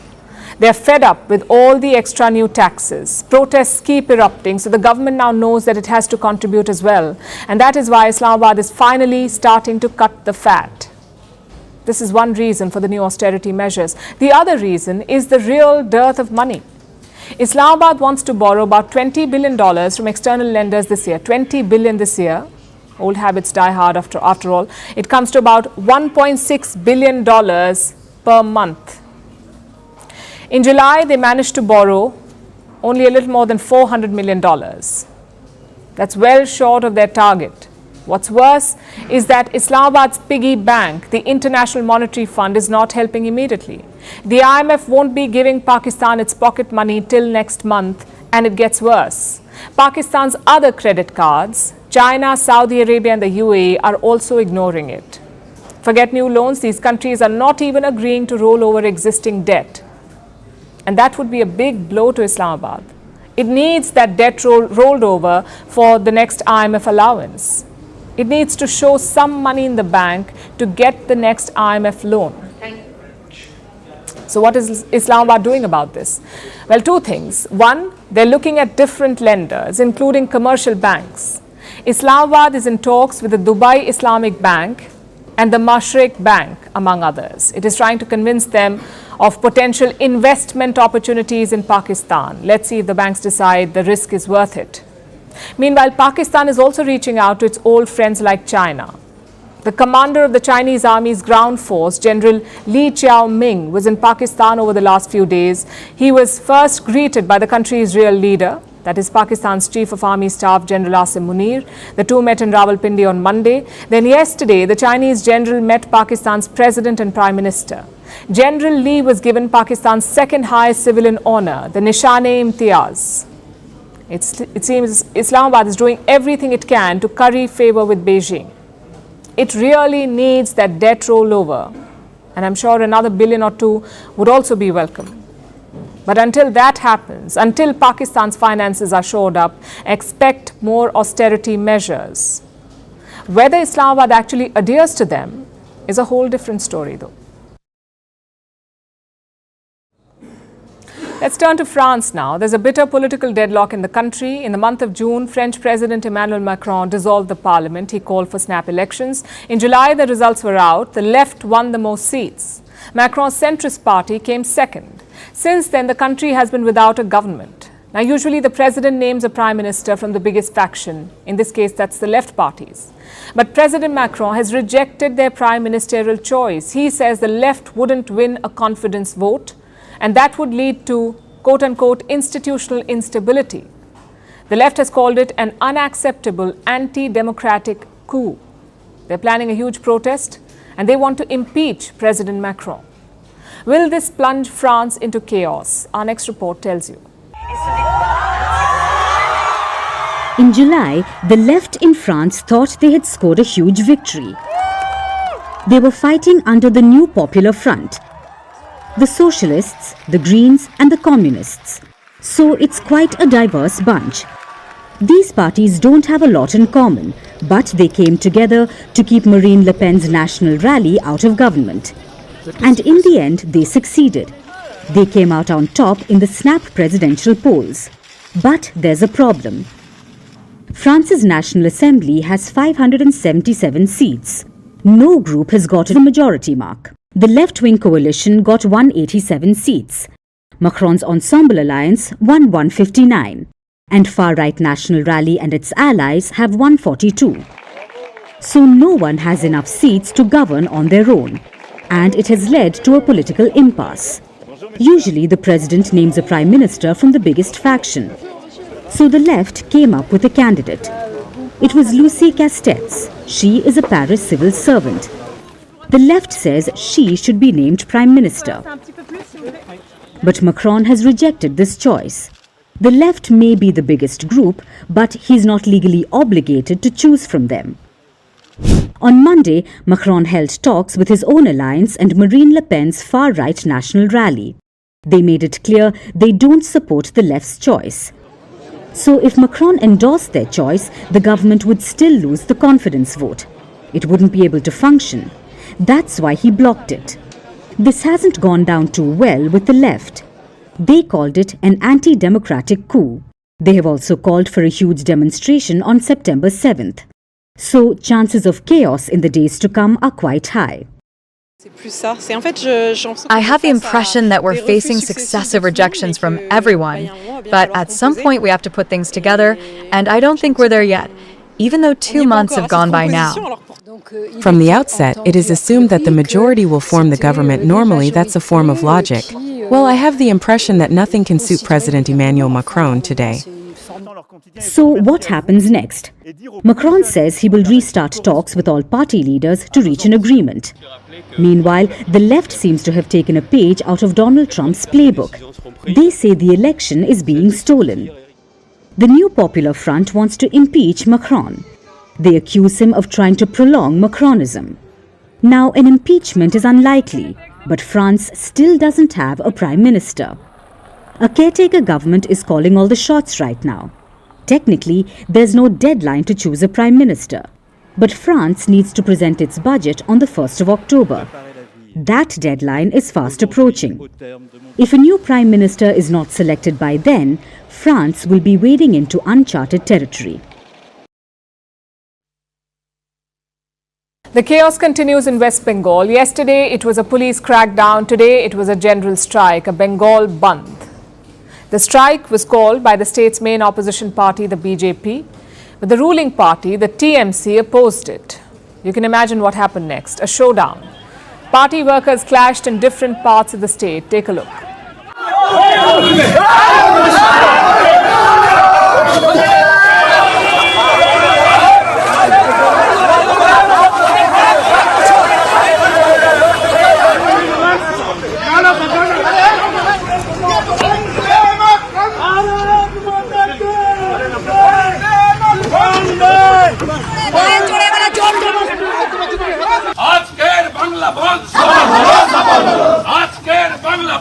Some BJP leaders have been detained, including a sitting Rajya Sabha MP, a former state president and a former Lok Sabha MP. The strike itself drew a mixed response. Today it lasted for 12 hours from 6 a.m. to 6 in the evening. Roads were certainly less crowded than usual, but most establishments were open, including shops, schools and colleges. Some train and bus services were also disrupted, but nothing on a large scale, which brings us to the trigger of this chaos. A student group had taken out a protest march yesterday, but Kolkata police called it illegal. They used tear gas and water cannons to push back. Reports say around 200 people were arrested. A lot of them were also injured. So the BJP called for a strike to protest the police crackdown. But these street showdowns are very dangerous. They lead to violence and bloodshed. We nearly saw an example today. A BJP leader was travelling in his car near Kolkata. A gunman suddenly came out of nowhere and fired at the car. Take a look at this now.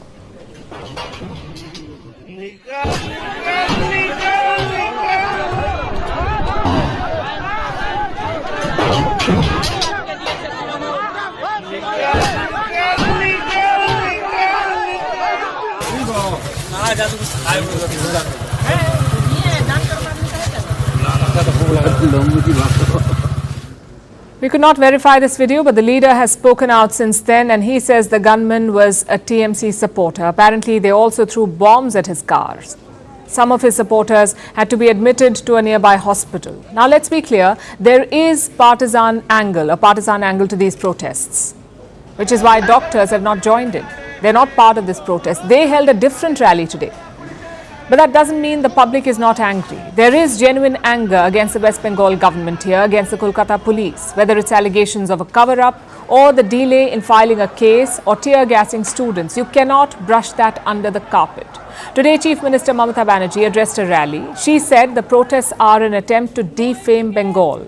She also said that if Bengal burns, then Assam, Bihar and Delhi will also burn.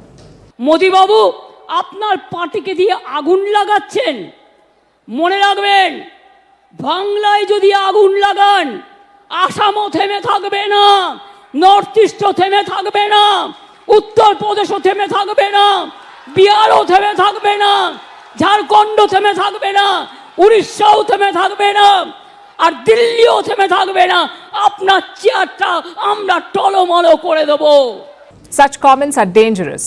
They don't address the problem. Instead, they add fuel to the fire. And while these leaders played politics, the problem remained unsolved.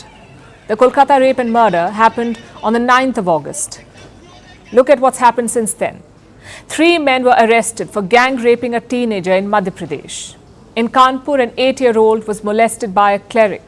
In Kota, a 13-year-old was raped inside her home. In Badlapur, a man raped his 16-year-old daughter. And in Jodhpur, a 14-year-old was gang raped at a hospital. Again, a government-run hospital. These are just a handful of cases since August 9th. India reports a rape case every 16 minutes. What has been done to change that? The conversation has veered away from solutions. It is now about strikes and crackdowns and street violence. This is what we need to change. Yes, we need accountability, but we also need improvements. Concrete solutions on how to protect women. Even President Draupadi Murmu broke her silence on this. She said, enough is enough, that the nation must deal with these crimes in a comprehensive manner. Unfortunately, we're not seeing any of that. No political party has come up with new ideas or a new proposal on women's safety. All we are seeing is outrage, mostly to gain political mileage. And I am afraid that is part of the problem. Political parties think outrage will get them public support. But do you know what will actually make them popular? Fixing the problem.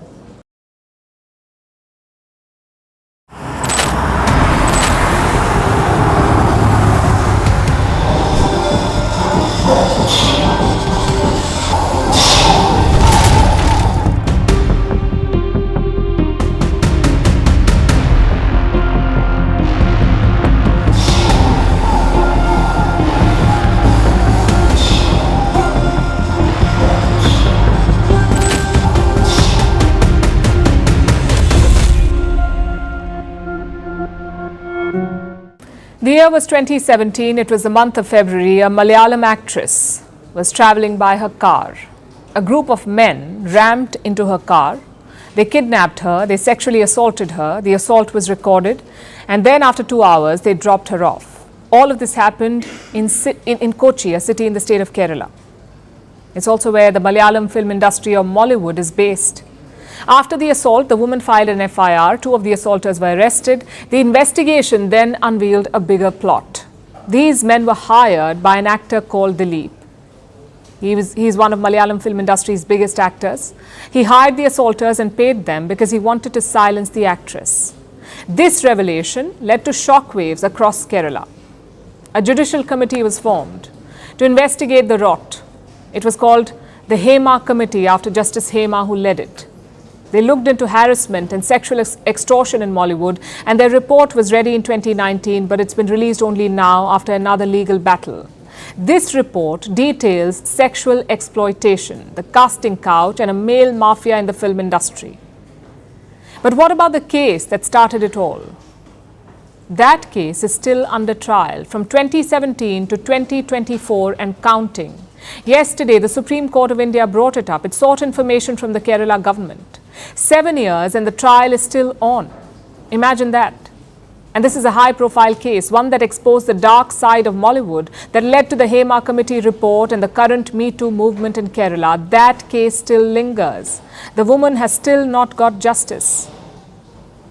It is this endless, often fruitless legal battle that deters people, that prevents women from seeking justice. But for a change, after a long silence, actresses in the Malayalam film industry are speaking up.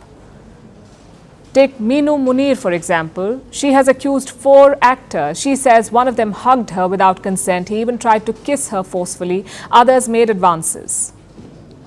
They told her she would get better opportunities if she slept with them, and when she refused, she lost roles. Even after speaking out, she's been threatened. Another actress has accused Siddiq. He is a Malayalam cinema veteran. This actress says that he raped her when she was 21. He promised her a role in a movie. They met in a hotel where he was staying. He locked her in a room and ended up raping her. And she came out with the story in 2017, but no one believed her then, so now she's repeating it. And Siddiq is facing the music. Then there's another top filmmaker called Ranjit. He's been accused of molestation. So big names are being held to account finally, and there's a political fallout too. One top actor happens to be a CPIM MLA. He's been accused of harassment, so he's been dropped from a film body panel. The Kerala police has filed 17 cases so far. More are expected in the coming days, and the pressure is mounting. The Kerala Chief Minister held a high-level meeting with senior police officials. They formed an SIT, a special investigation team. It includes 4 senior women police officers. who will look into more cases and allegations. So action is finally being taken, but the question is, what took so long? And why were these women silent? Some of them are well-known actresses. They were influential, even relatively powerful, on top of their game. They'd carved out a space in their industry. Why could they not speak up? And when they did, when some of them did, why were they met with silence? How powerful does a woman have to be safe? How powerful does a woman have to be for crimes against her to be acknowledged? And if the so-called successful actresses meet this fate, imagine what happens to the junior artists. And it's not just physical harassment, which is bad enough, it's mental harassment too. You don't get roles, sometimes you're not given a place to sit, toilet facilities are missing, there are no changing rooms. All of this takes a huge toll. Look at the 2017 assault again. The actress was a famous one. She's acted in more than 90 films. She spoke out, she registered an FIR, yet it changed nothing. It shows you how skewed the power dynamics are, and that perhaps is why nothing really changes. All the power rests in the hands of a few men. They call the shots, they abuse women, and they shield other abusers. This is what Mollywood should try to dismantle. We need women in positions of power so that the heroines on screen do not end up as victims in real life. Now let's turn our attention to Mexico. Their president is Andrés Manuel López Obrador, more commonly called AMLO. He made an announcement yesterday. He said Mexico is pausing its relationship with two embassies, the US Embassy and the Canadian one. Now, AMLO is furious with the American ambassador for his comments regarding Mexico's judicial reform. The president wants to scrap the usual merit-based system of appointing judges. Instead, he wants people to directly elect judges, making it a popularity contest. This proposal has drawn criticism from within the country and from the American and Canadian ambassadors. But AMLO is not having that. He has slammed both these ambassadors and paused ties with the two embassies. Here's our report. How are we going to allow the U.S. Ambassador Ken Salazar to give his opinion? To say what we're doing is wrong. How is the relationship with Salazar right now, Mr. President? It's good, but it is on pause. A pause means he can't come anymore. A pause means we'll take some time. That was Mexico's president, Andrés Manuel López Obrador. Yesterday, he expressed his displeasure with the U.S. ambassador to the country, Ken Salazar. Salazar stirred up a hornet's nest last week. He criticized the Mexican government's proposed judicial reform. The reform is certainly contentious. It has led to protests in the country. Members of the Mexican judiciary have taken to the streets. We are on strike. I am a sitting judge due to a reform that is intended to be carried out within the judiciary. They intend to somehow dismember the federal judiciary by having judges and magistrates elected by popular vote. No matter how good their intentions may be, the most popular person is not necessarily the best one to solve the problem as a judge. Judicial appointments by direct voting does pose risks. The judiciary and Mexico's public have been highlighting the issues. They've been marching for days. And last week, the US ambassador decided to add his 2 cents. I think the direct election of judges represents a risk to the functioning of the democracy in Mexico and the integration of the US, Mexican, and Canadian economies. Direct elections of judges could also make it easier for cartels and other bad actors to take advantage of inexperienced judges with political motivations. His points seem fair, but López Obrador was not impressed. He saw it as American interference in Mexico's domestic issues. They have to learn to respect Mexico's sovereignty. That's no small thing. We're not going to give them advice over there. So what does this mean for the US-Mexico bilateral relationship? Well, nothing seems to have changed yet. López Obrador says that the pause in ties is with the embassy, with Ambassador Salazar. not with the US itself. But it's unlikely that López Obrador is thrilled with Washington either. The quip about respecting Mexico's sovereignty seems to have been directed at the US, not just Salazar. But while López Obrador is still being cautious with the US, he couldn't help but express his disdain for Canada. What a coincidence that the Canadian embassy also says something at the same time. Respectfully with the Canadian government, it gives me second-hand embarrassment. They seem like a partner state. He has paused ties with the Canadian embassy as well. After López Obrador's outburst yesterday, the US released a statement. They reiterated their utmost respect for Mexico's sovereignty. The US had sent this statement to the Mexican government last week itself, but they made it public yesterday, probably to mitigate criticism. Will this help cool tensions? Probably not. The only way for that to happen is if the US takes a step back and lets Mexico deal with its own problems.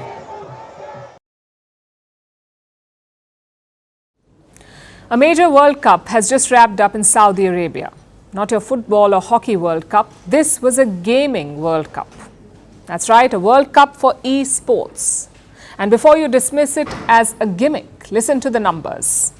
The tournament had 21 gaming events, more than 1,500 players, more than 200 gaming clubs, nearly 500 million viewers, and $60 million in prize money.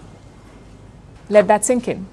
The Wimbledon prize pool is $66 million. The Cricket World Cup had $10 million and esports had $60 million. It tells you how big this industry is.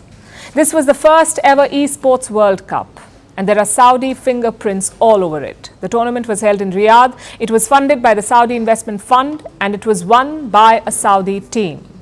In fact, Crown Prince Mohammed bin Salman attended the closing ceremony. He handed over the big prize himself. Now, Riyadh's motives are quite clear. It wants to become a sporting hub in West Asia, whether it's for football or esports. This World Cup brought 2 million visitors to the kingdom.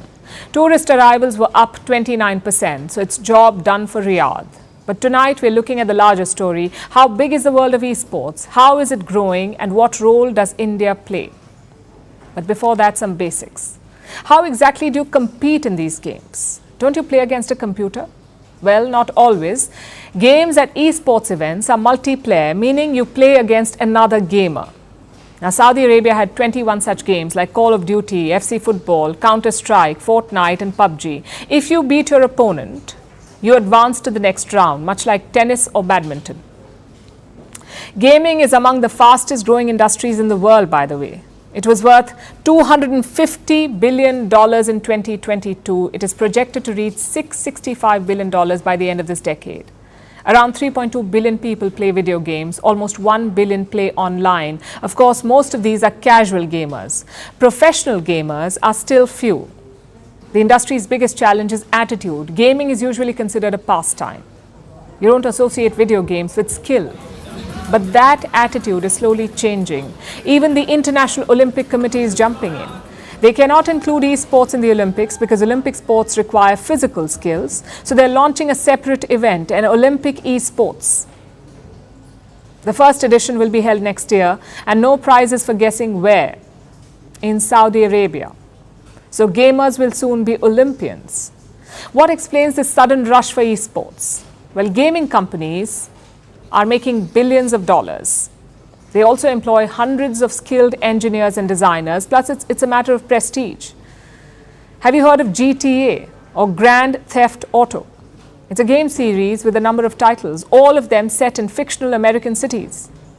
Millions of young children play this game growing up. Similarly, Japan has Ghost of Tsushima, a game about samurais. And this month, a Chinese company released a new game, Black Myth, based on a Chinese novel. So video games can be a soft power tool like books or movies. Indian Prime Minister Narendra Modi talked about it recently. He said India should become a gaming hub. Bharat के पास बहुत बड़ी विरासत है. हम gaming की दुनिया में बहुत नई टैलेंट को लेकर के आ सकते हैं. विश्व के हर बच्चे को हमारे देश के बनी हुई गेमिंग की ओर आकर्षित कर सकते हैं. मैं चाहता हूं कि भारत के बच्चे भारत के नौजवान वे गेमिंग की दुनिया को लीड करेंगे। In April, Prime Minister Modi also met India's top gamers. He even tried his hand at some of the games. Again, the idea was quite clear, to give a push to India's gaming industry. And we certainly have the tools. A surplus of engineers and designers, a young population of prospective gamers, plus unique stories to build a game around. Yet the industry is underdeveloped. The Indian gaming sector is worth $3 billion. Reports say there are 18,000 game developers in the country, but most of them focus on small games, mostly those played on mobile phones. The question then is, what can be done about this? Well, attitude change is obvious. The stigma around gaming must be removed. It's not always a waste of time. It can be a career path too. Secondly, we need investments because big games take a lot of money. Consider the upcoming GTA 6 game. It reportedly had a budget of $2 billion. And third, more clarity on taxation. India has clubbed skill-based games with gambling and casinos. Online games attract a 28% GST. It's an obvious way to spook developers. They have protested this high tax rate, and the issue is now being heard by the Supreme Court of India. So India is well placed to capitalize on the gaming boom. But it has a lot of ground to cover, and this is a rapidly growing market. So if you don't act fast, it is game over. We want you to picture something. Imagine walking into a room full of friends. How do you feel? Surely warm and fuzzy. Now flip this scenario. You walk into the same room, but this time your friends do not want to include you. How do you feel now? Not good, we imagine. This hypothetical scenario comes from a study. Participants were asked these questions. While they imagined the scenarios, researchers took their brain scans, and here's what they found. The two scans were completely different. During the second scenario, where the subjects felt left out, their brains got a negative signal. This activated pain responses. And why are we telling you this? Not to rehash painful memories of middle school. This study shows what the lack of social connection, what loneliness does to us. While it may not seem that way, despite the taboo, loneliness is a biological issue and it can be painful. It is a gap in social connection, the gap between the level of connectedness that you want and what you have. Think of loneliness like hunger. No one likes a rumbling stomach, especially when it sounds like a newly awakened beast. But hunger is important. And what hunger does for food, loneliness does for social relationships. It works like a motivator, telling us when we need more support. And much like persistent hunger, regularly feeling lonely is a big problem. Globally, 33% of adults are said to be lonely. Half of Brazil is lonely, followed by Turkey, India, Saudi Arabia, and Italy.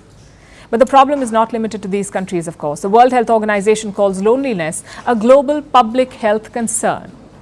It is as deadly as smoking 15 cigarettes a day. It increases the risk of early death by 39%. It is undisputed that loneliness is a deadly problem, so why don't we have a solution for it? Because we focus on quick fixes. Last year, the US Surgeon General issued an advisory. He said participate in in-person activities like volunteering or sports. Japan, where about 90,000 people are expected to die of loneliness this year, has a minister of loneliness. So does the UK. They also have an initiative for the British Mail Service where carriers check in with residents on their routes. The UK has chatty benches as well. So do Sweden, Ireland and Australia. These are park benches where strangers can talk to each other. So different countries have different solutions. Yet, there is a loneliness epidemic. And why is that? Because we are looking at it wrong. First, loneliness is a multi-dimensional emotion. It has elements of sadness, pain, anxiety and fear, and it is subjective. Some lonely people may see the chatty bench as an opportunity, but others may fear it. So it's not that simple. Secondly, where does the onus lie? Because this is not just a personal problem, it's also a policy issue. You see, it works like a self-fulfilling prophecy. The lesser time you spend with people, the lonelier you get, and the lesser you want to be around people. It's like a vicious cycle. So yes, people should forge connections, and governments are not wrong in urging this, but doing just that will not help. It hasn't helped. We live in the age of social media, in the age of wars and pandemics, falling belief in religion, falling marriage and birth rates, and shrinking families. So how we communicate has also changed.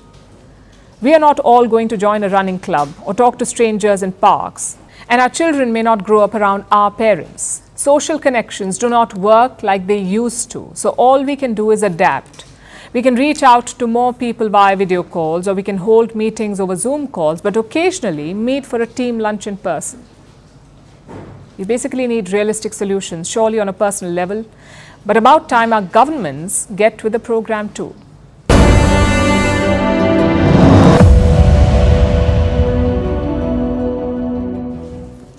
The South Yorkshire police are making headlines. Do you know why? Because of a tweet. It asks people to report quote-unquote untouchables. And who are they? Well, these are people who have a lavish lifestyle, yet they don't seem to have a job. No one knows the source of their wealth, so the police wanted citizens to report such people. The campaign sparked public interest. There were multiple reports, and all of them pointed at a group that seemed to fit the description perfectly. The UK royal family, well, they attend fancy parties, they wear big jewels. They have multiple properties, yet people have never seen them get on a Zoom call. Looks like it's time for King Charles to update his LinkedIn. After all, he has to prove that being a professional ribbon cutter is a legitimate career.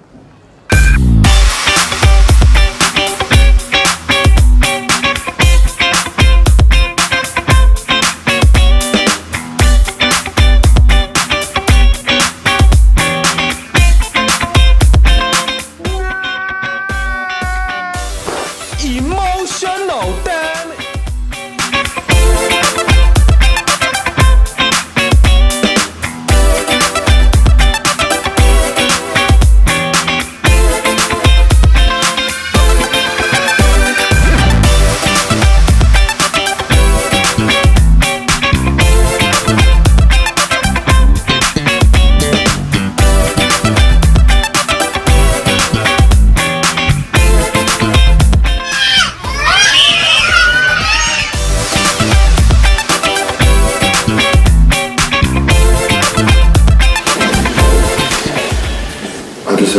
Is it September 12th? 13th, sir. Oh God, I'm the wrong date. 13th? Yes, sir. You sound 12th earlier. Where did I go to 12th? I'm suddenly 10th. Oh God, I hate this. Oh look, it's going everywhere. Does anybody want to help? Where is the man? Oh look, it's everywhere. Can't bear this bloody thing. What do I do? Everyone's stinking.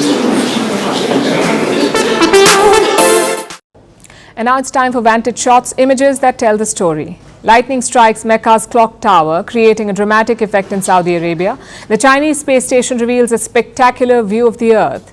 And the Mexican Navy seizes over 7 tons of drugs in a high-speed Pacific chase. Finally, we're taking you back in history. On this day in 1963, Martin Luther King Jr. gave his iconic speech, "I Have a Dream."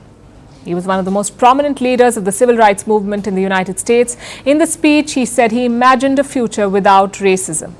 We're leaving you on that note. Thank you for watching. We'll see you tomorrow.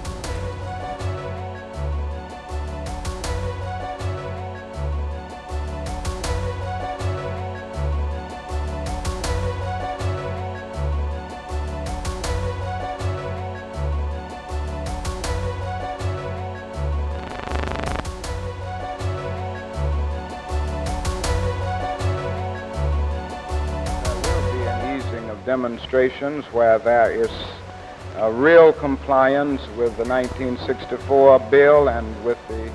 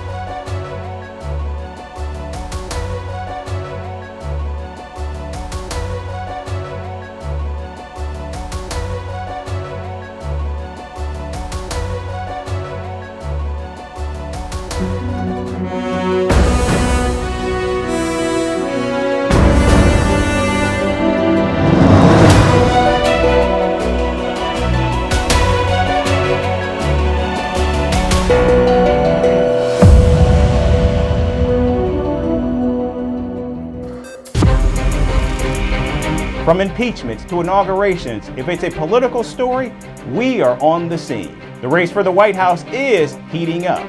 Kamala, you're fired. I say, bring it on.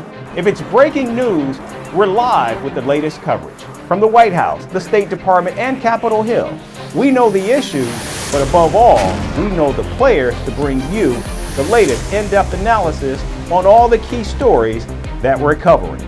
I'm Eric Ham. Join me from Washington here on Firstpost America. We begin in the United States with the race for the White House. Former President Donald Trump is desperate to raise funds for his presidential campaign. Amid a cash crunch, the Republican is now selling a collection of digital trading cards which feature new images of Donald Trump from this year's presidential race. The new images include Donald Trump dancing and holding a replica of the cryptocurrency Bitcoin. Now the digital cards cost $99 each, and anyone who buys 15 or more cards will get a physical card which will have a piece of the suit that Donald Trump wore during the first debate against President Joe Biden on June 27th. The campaign said that supporters who buy 75 cards worth over $7,000 will also be invited to a gala dinner with Donald Trump in Florida. Now, this is not the first time the ex-president sold pieces of a suit he's worn. In fact, he once sold pieces of the actual suit he wore during his mugshot taken in the Atlanta jail last year. However, this year's suit auction comes at a time when the Republican severely lags behind his rival Kamala Harris in fundraising. As of August 1st, Donald Trump's campaign has reported about $327 million in their war chest compared to the historic $540 million raised by the Harris campaign so far. But not only is Trump feeling the pressure politically, his legal troubles have returned with a vengeance, as special counsel Jack Smith recently indicted the convicted felon. Again, the charges stem from the Trump's role in interfering in the election in 2020. These charges come just a month after the U.S. Supreme Court ruled that presidents and former presidents enjoy immunity from criminal prosecution for acts they carry out while in office. However, the superseding indictment depicts Donald Trump as a political candidate rather than a sitting U.S. president, and Mike Pence as his running mate instead of vice president. The Republican and his team have repeatedly denied the allegations of election interference. Meanwhile, the GOP nominee's running mate, J.D. Vance, has called the new charges an effort to interfere in the 2024 presidential race. I don't think that it changes anything legally. I think it's clearly an effort to try to do more election interference from Jack Smith. He should be ashamed of himself, and it's one of the reasons why we have to win, because he should not be anywhere near power. Now, despite the latest incidents, it's still unclear just how soon this case will go to trial, if ever. The Trump legal team is likely to appeal once again to a higher court, making all but certain no jury will hear this case before the November 5th election. However, if Donald Trump does in fact return to the White House in January, it's all for naught, as he will certainly order the Justice Department to drop all the federal charges against him. And staying in the United States, Meta CEO Mark Zuckerberg has made some shocking accusations against the Biden administration. In a letter to the Congressional House Judiciary Committee, the tech billionaire alleged that the White House repeatedly pressured Facebook and Instagram to censor social media content. Zuckerberg detailed that in 2021, senior officials from the government demanded Meta platforms censor content about COVID-19, including memes, humor, and even satire. The entrepreneur added that the officials expressed a lot of frustration when the social media giant refused to remove certain content. Now, Zuckerberg further wrote that the FBI warned Meta about a potential Russian disinformation campaign against President Joe Biden and his family. Following this, Zuckerberg instructed his teams to remove a story about corruption allegations against the Biden family, particularly Hunter Biden. However, the billionaire now says that Meta's fact-checking team found no traces of Russian disinformation on the Hunter Biden corruption allegations, and that they should have never removed the story. Meanwhile, the Republican Party has shared Zuckerberg's letter on the social media platform X and accused the Biden administration of clamping down on free speech.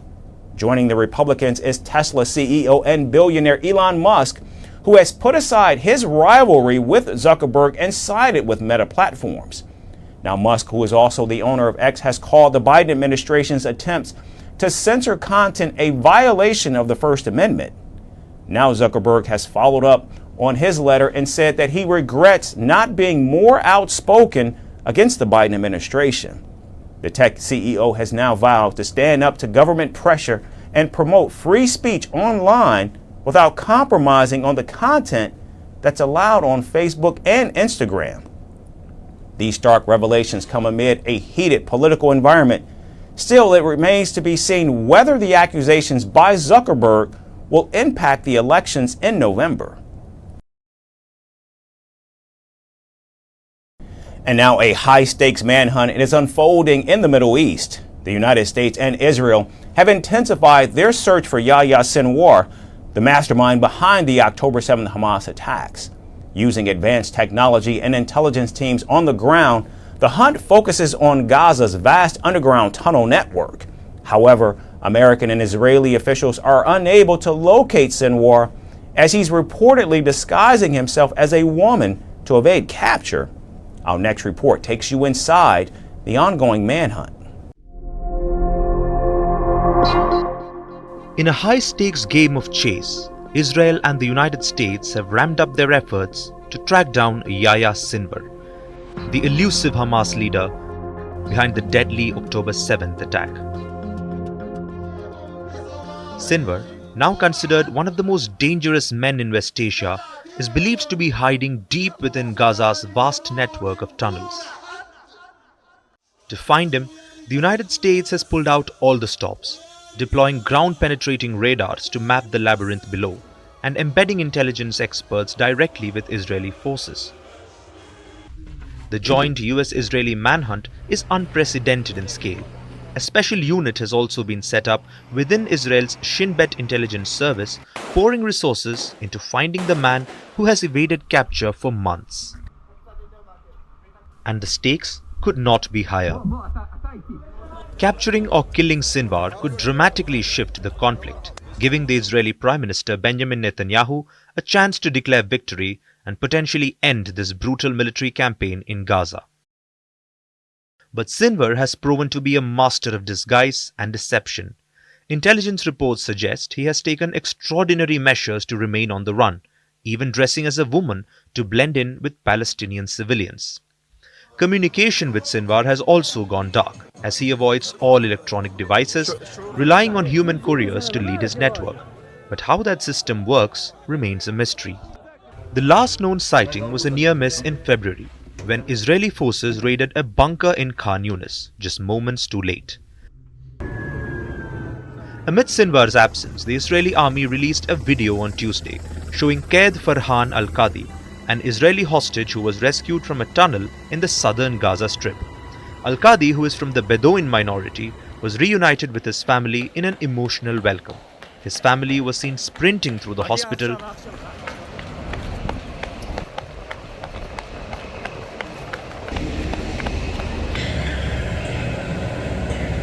Israel's military spokesperson said al-Qadi was rescued in a quote-unquote complex rescue operation from an underground tunnel in southern Gaza.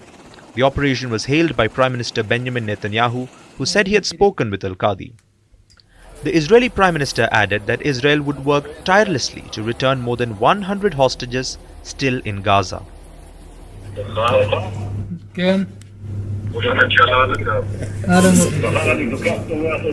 גם אני שמח, חיכיתי לרגע הזה, תשמע לך.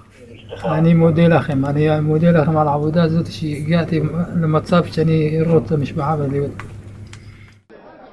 Al-Qadi is only the 8th hostage that the Israeli military claims to have rescued.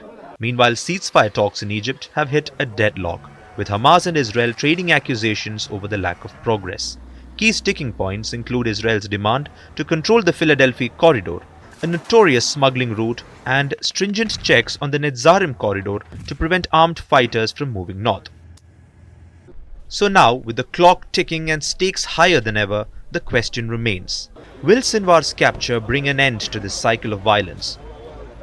Or is more violence looming on the horizon? And also, just how far are the United States and Israeli forces willing to go to find the man who seems to be everywhere and nowhere all at once? And now to Mexico. President Andrés Manuel López Obrador has announced that Mexico has frozen all diplomatic relations with the United States and Canada. This comes just a week after the United States criticized Mexico's judicial reform plan that is being backed by President Obrador. Under the new reform, the people of Mexico would directly vote and pick Supreme Court justices.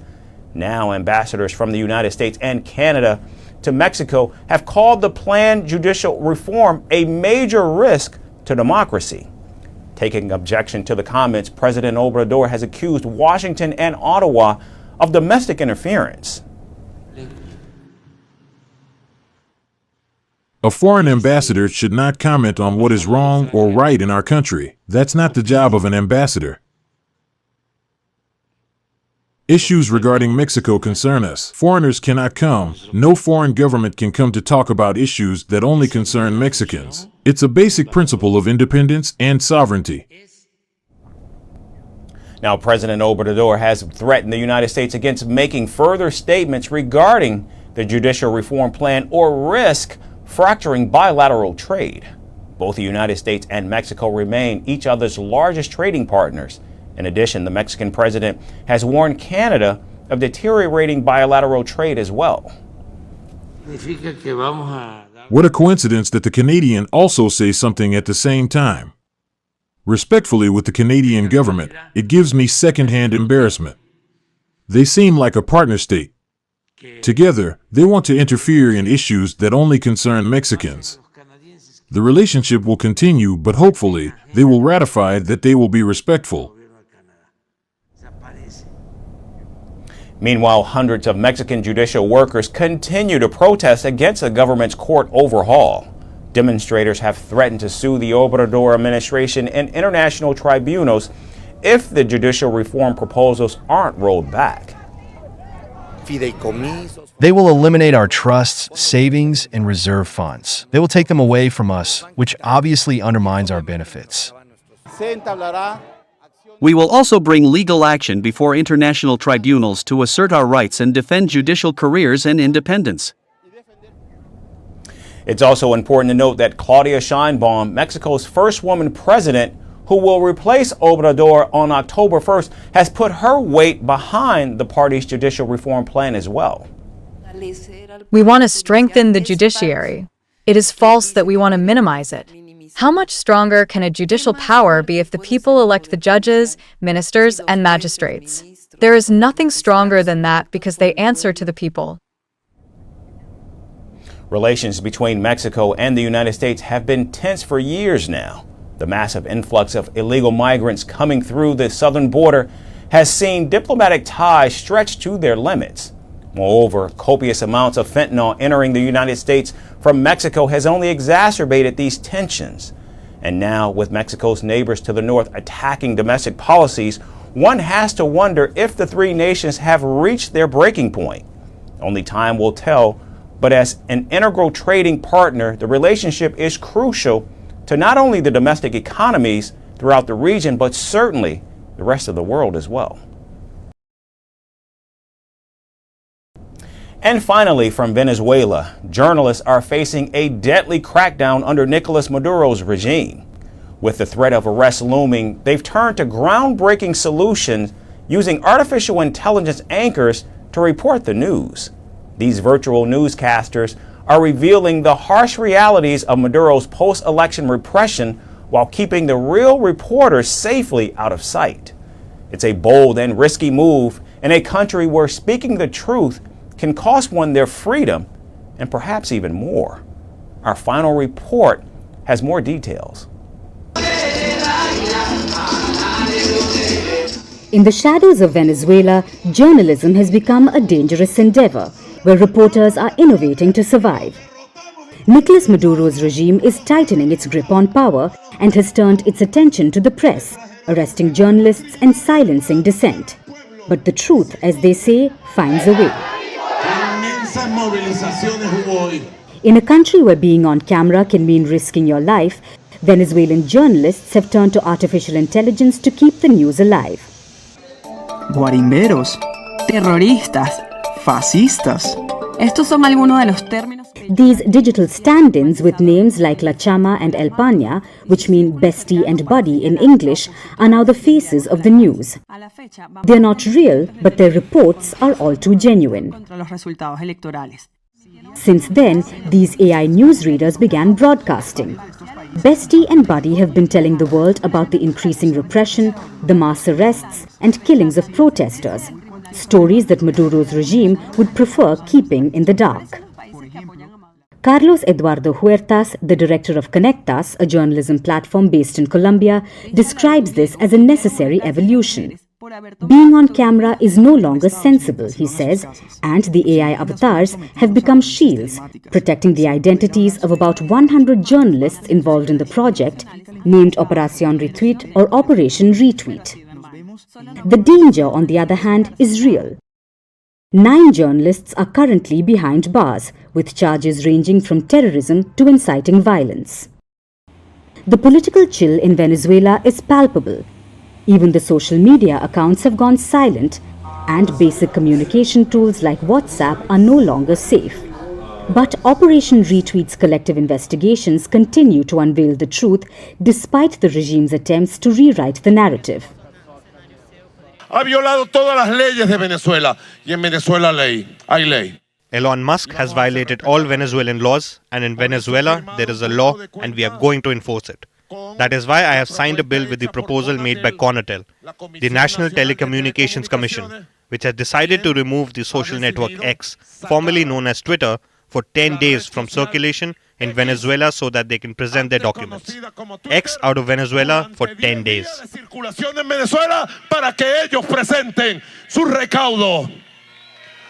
Hola, pana. Proving that no one can silence journalists, in one broadcast, Bestie challenged the government's claim that the opposition was responsible for post-election violence, pointing instead to state security forces. However, despite the growing repression, these journalists are determined to tell the stories that matter. With AI as their armor, they continue to show the world the reality that Maduro's regime desperately tries to hide. That's all we have time for today. We certainly thank you so much for tuning in. We hope to see you right back here again tomorrow. Thanks again for watching. From impeachments to inaugurations, if it's a political story, we are on the scene. The race for the White House is heating up. Kamala, you're fired. I say, bring it on. If it's breaking news, we're live with the latest coverage. From the White House, the State Department, and Capitol Hill. We know the issues, but above all, we know the players to bring you the latest in-depth analysis on all the key stories that we're covering. I'm Eric Ham. Join me from Washington here on First Post America.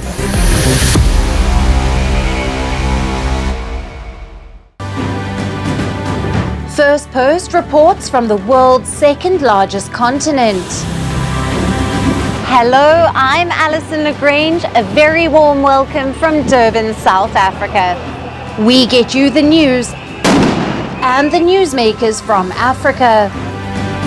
From elections to climate change to innovations and opportunities. As the world's attention shifts, we report from Africa, the heart of the global South. Join me every weekday live on First Post.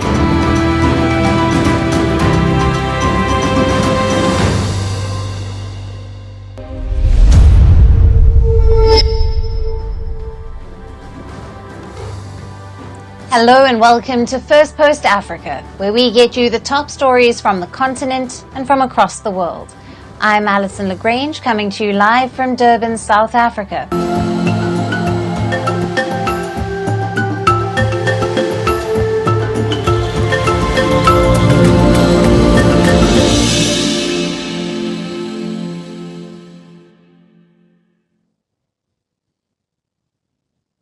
Hello and welcome. We start with Nigeria. Amid a worsening economic crisis, the West African nation has turned to China for support. Nigerian President Bola Tinubu will meet his Chinese counterpart Xi Jinping during a visit to Beijing next week. The two leaders will be discussing cooperation on the economy, agriculture and technology. Tinubu's agenda includes site visits to two major Chinese companies, Huawei Technologies and the China Rail and Construction Corporation.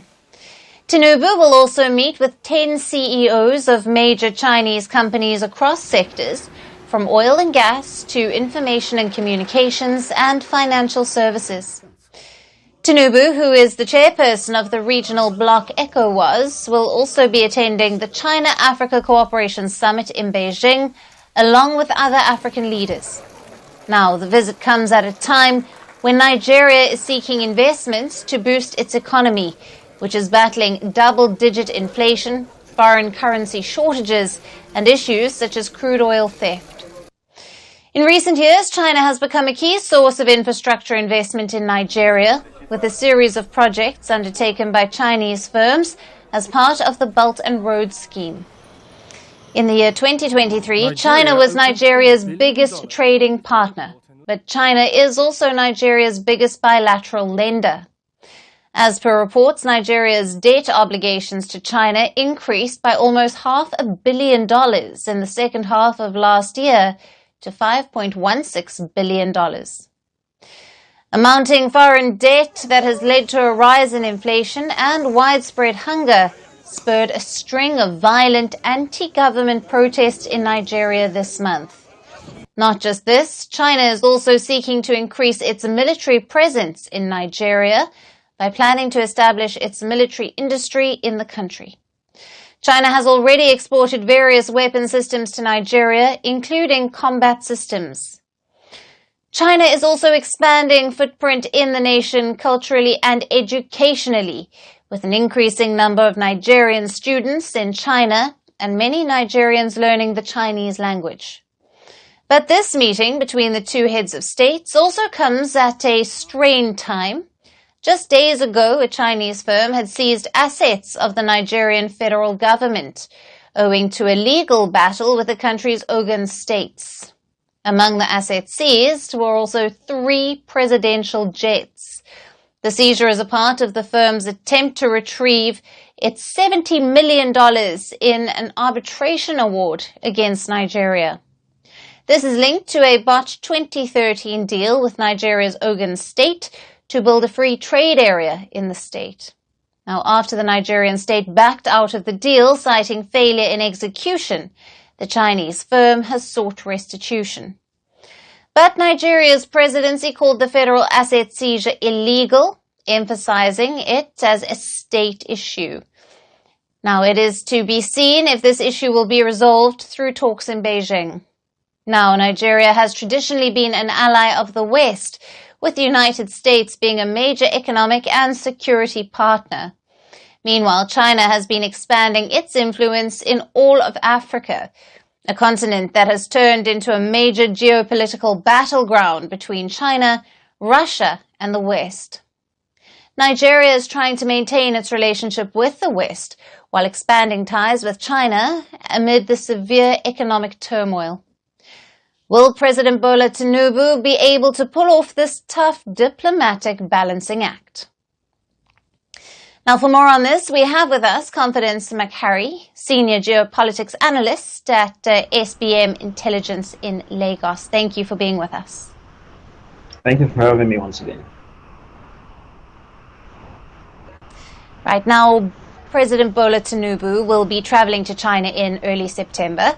The trip is seen as a strategic move to strengthen bilateral relations between the two nations, while pursuing key economic opportunities. Now, this, of course, at a time when Nigeria has been battling an economic crisis.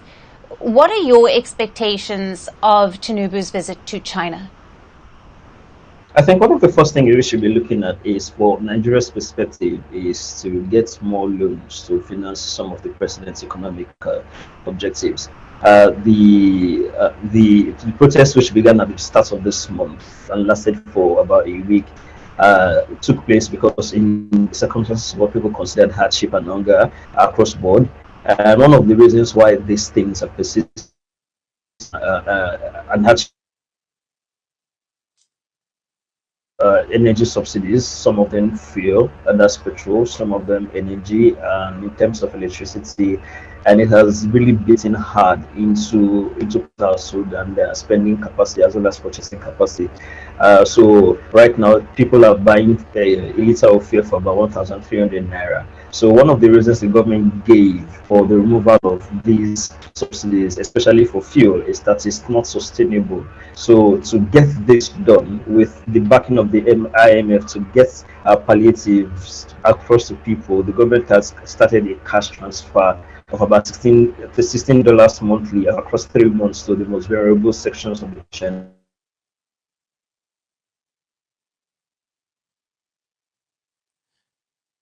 There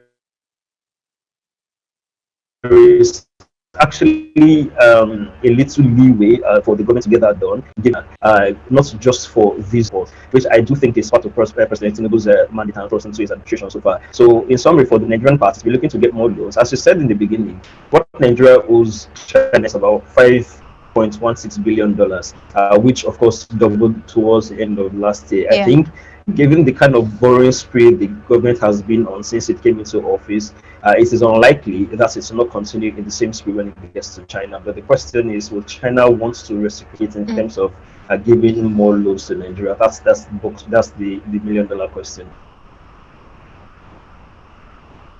Now, Tinubu will hold talks with Chinese President Xi Jinping, during which both the leaders will sign several memorandums of understanding to strengthen bilateral ties, as you've touched on there.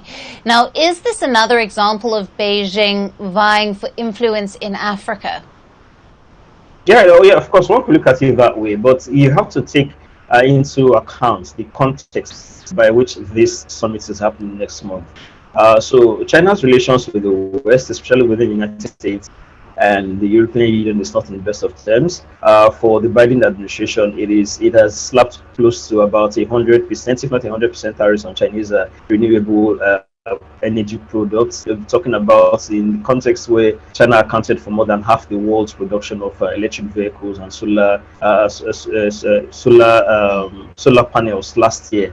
So part of its business strategy has been to sell them to the West. The United States being inclusive, and the United States trying to also get some production up has been wary of Chinese dumping, and the Biden administration has decided to slap close to 100% tariff increase on Chinese products, especially in terms of renewable industry. And the second incoming Trump administration is trying to not just slap 100% tariffs on the solar panel industry or renewable energy, but across all Chinese products. So China is overproducing, and they need a market for this. And the European Union is on the heels of following the American example, even though it's not yet set in stone that they are going to be doing the same thing as the United States have done. So, which leaves the global South, especially Africa. As you know, many African countries have a lot of energy problems, Nigeria being one of them. So, it makes a lot of sense if Nigeria especially is targeted, because the solar energy consumption in Nigeria is astronomically high.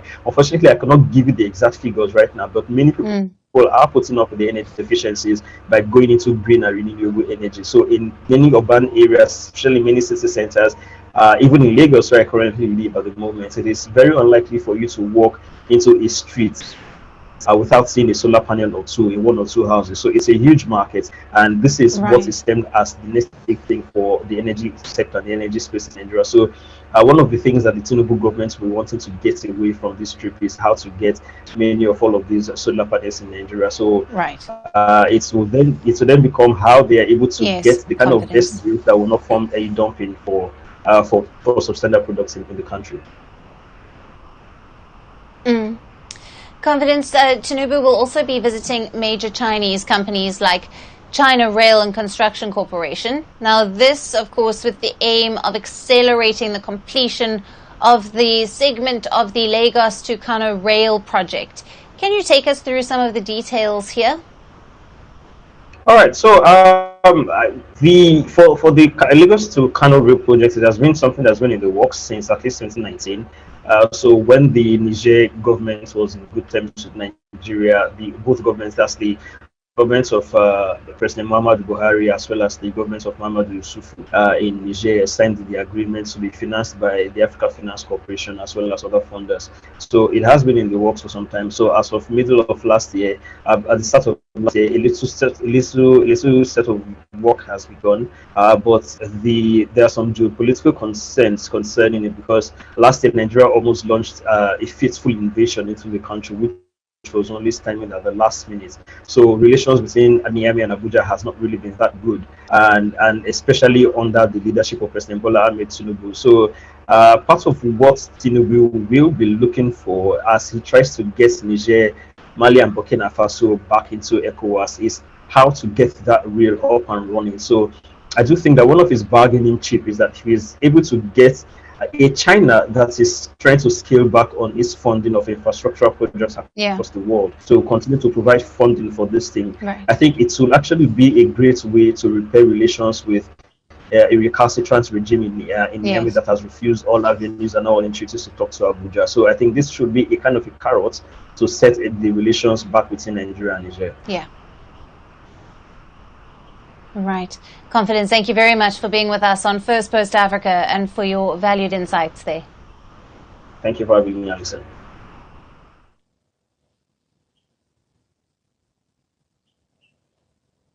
From West Africa, we shift focus to the north, where tensions between rival administrations in Libya's east and west are escalating. The violent contest over Libya's central bank between Benghazi-based Eastern administration, headed by Khalifa Haftar, and the UN-recognized Tripoli-based Western administration, headed by Prime Minister Abdul Hamid Dbeibah, has exacerbated the economic crisis in the country, leading to the shutdown of the Libyan oil fields. In the latest, the United Nations is pushing to convene an emergency meeting of the rival parties to hold talks and resolve the ballooning crisis. The UN support mission in Libya also called for immediately lifting the force majeure on the oil fields, saying that both sides must refrain from using the country's primary revenue source for politics. The US Embassy in Libya has said that it backs efforts by the UN to resolve tensions. US officials also met Libyan National Army Commander Khalifa Haftar. They urged all stakeholders to engage constructively in dialogue. On Monday, Haftar's Eastern administration said it was suspending operations at all oil fields and export terminals under its control. Around 90% of the country's oil fields and terminals are under the Eastern government's control. Libya is heavily dependent on oil fields for its revenue. The point of contention between the two sides is the appointment of the central bank head. Tripoli wants the central bank head, Sadiq Al-Kabir, and the bank's board replaced. Benghazi outrightly rejects this demand. The Haftar administration says oil and gas flows will remain on hold until Sadiq Al-Kabir resumes his legal duties to preserve the country's wealth from tampering and theft. But Tripoli government, led by Prime Minister Dbeibah, has shown no signs of backing down over the dismissal of Governor Sadiq Al-Kabir, who has been in the position since 2011, when Muammar Gaddafi's rule was toppled in a NATO-backed uprising. So why are both the sides refusing to budge? Now, this is because Libya's central bank dominates its economy. It not only owns the two main commercial banks, but also holds $27 billion in reserves, most of it from oil revenues. It is also the only globally recognized depository for Libyan oil revenues, which is a vital source of income for the war-torn country. SAC Governor Sadiq Al-Kabir has been targeting Dbeibah government in recent months. He has accused Tripoli of overspending and mismanaging the country's oil revenues. Dbeibah has accused him of favoring the forces in the east. Now, to oppose Al-Kabir's sacking, the Eastern administration then announced a closure of all oil fields. Khalifa Haftar's administration says the move is linked to repeated attacks on leaders and employees of the central bank based in Tripoli. It added that outlaw groups were responsible for a bid to control Libya's key financial institution. The latest peak in tensions has been triggered by a series of events in recent days. On Monday, local media showed a group of people breaking into the central bank's headquarters. Reports say that they were members of a commission tasked by the Presidential Council to take charge of the bank. The council is close to Prime Minister Debeba. On the 18th of August, the Libyan Central Bank suspended all of its operations after its head of information technology was abducted. The official was released a day later, and the central bank resumed its operations. On the 11th of August, armed men reportedly besieged the bank in a bid to force the resignation of Sadiq al-Kabir. Now the interim government of the bank, who has been appointed by the Presidential Council, says that there has been a smooth transition of power and that operations would resume soon. We have communicated with the International Monetary Fund and the World Bank through the representative in the Ministry of Finance, and we have reassured them of our commitment to respect national and international legislations and standards. The transfer of power, which was an administrative handover, took place in a simple and smooth manner. No doors or keys were broken, and no office was entered by force. Everything took place in a smooth manner. The West, including the International Monetary Fund, has raised concerns over the Libyan Central Bank's accountability for years. But it is also opposed to unilateral removal of Governor Sadiq al-Kabir. Libya's latest descent into chaos and instability is a part of a near decade-long fight over state resources between the country's divided political elite. Both sides have shunned nationwide elections since 2014. They fear democracy may take away their privileged access to Libya's massive oil revenues.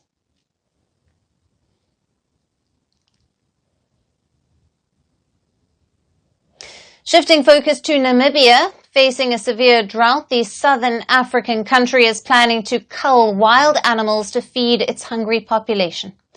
Namibia is planning to cull over 700 wild animals, including 83 elephants, and to distribute the meat to people struggling to feed themselves. Apart from elephants, Namibia will also cull 30 hippos, 60 buffaloes, 50 impala, 100 blue wildebeest, and 300 zebras and 100 eland. Now, Namibia's Environment Ministry says that the cull will take place in parks and communal areas where officials believe animal numbers exceed the available grazing land and water supplies. The meat will be then distributed to the vulnerable communities. Now, the southern African nation is facing its worst drought in decades. The United Nations says that Namibia last month had exhausted 84% of its food reserves. Nearly half of the population is expected to experience high levels of food insecurity in the coming months. Namibia's Environment Ministry says that the drought has seen an increase in human-wildlife conflict, and the culling will take place in areas with high levels of friction, particularly with elephants. Southern Africa is home to one of the largest elephant populations worldwide. More than 200,000 elephants are estimated to live in conservation areas spread over 5 southern African countries: Zimbabwe, Zambia, Botswana, Angola, and Namibia. As per reports, 157 animals have already been hunted by professional hunters and companies contracted by the government, yielding more than 56,000 kilograms of meat. The government says that this exercise is necessary and is in line with Namibia's constitutional mandate, where the country's natural resources are used for the benefit of Namibian citizens. Animal rights activists have, however, raised concerns about the culling. They say it has been undertaken without an assessment of the economic or environmental impact. While some also suggest that the cull will take place in the election year and could be politically motivated, activists have started a petition calling for the exercise to be stopped.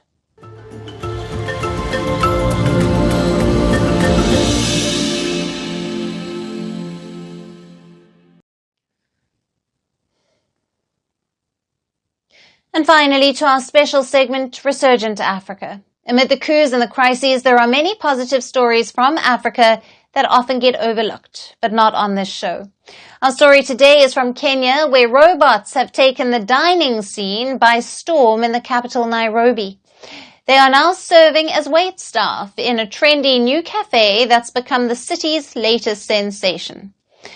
Designed in simple humanoid forms, these robots greet customers and deliver food, offering a unique, futuristic experience.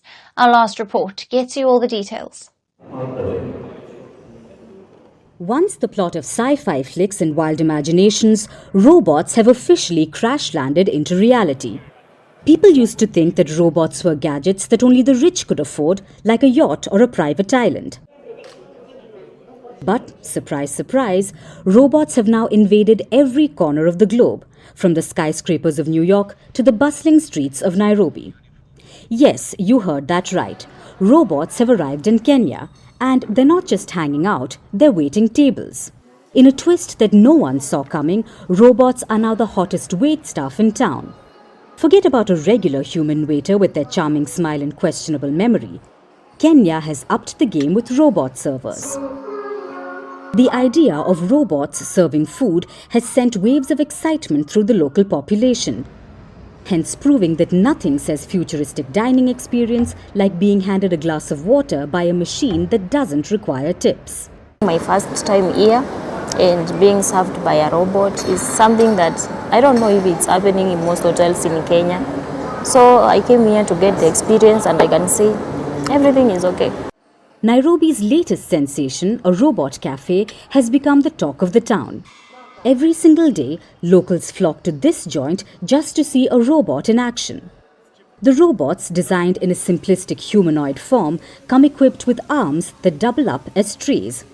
Not only do they deliver your food, but they also greet you with a robotic cheerfulness that would make even the most seasoned waiter jealous.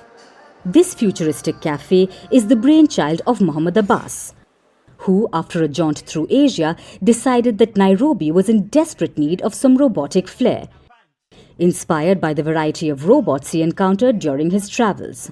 We see kind of common in business in South and Central Asia, like Japan and Thailand and China.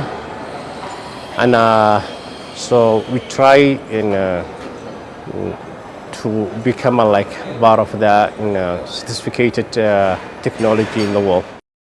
Abbas knew that he had to bring a few of these mechanical marvels back home. And so, Nairobi got its first robot cafe, where the servers might be made of metal, but the buzz is 100% real. But wait, before one starts thinking that Kenya has entered the robot apocalypse, let's address the elephant in the room.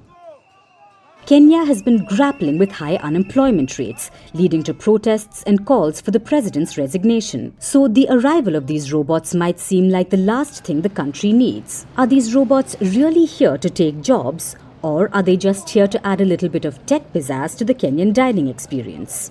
Fear not, robots are not about to take over completely. As one human employee at the cafe, Ruth Wanjiru, puts it, there's still plenty for people to do. I have to go pick the order because the robots can't. Secondly, the robots do not do the clearance. We personally do the clearance. Thirdly, the robots also do not cook. So it's the chefs and stuff. So yeah, there's a lot that the humans are doing that the robots can't. In the end, it seems like the robots are more of a novelty than a threat, serving up a side of entertainment with every dish. They might have arms, but they're not about to roll up their sleeves and take over the kitchen.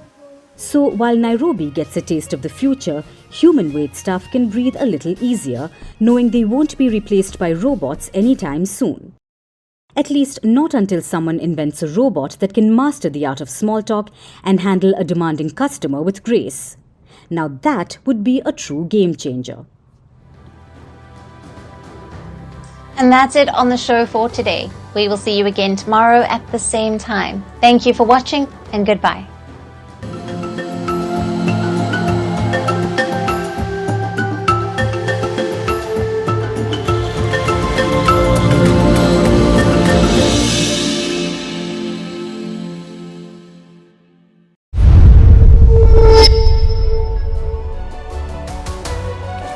Hello Namaskar. This is Firstpost and you're watching Vantage with me, Palki Sharma.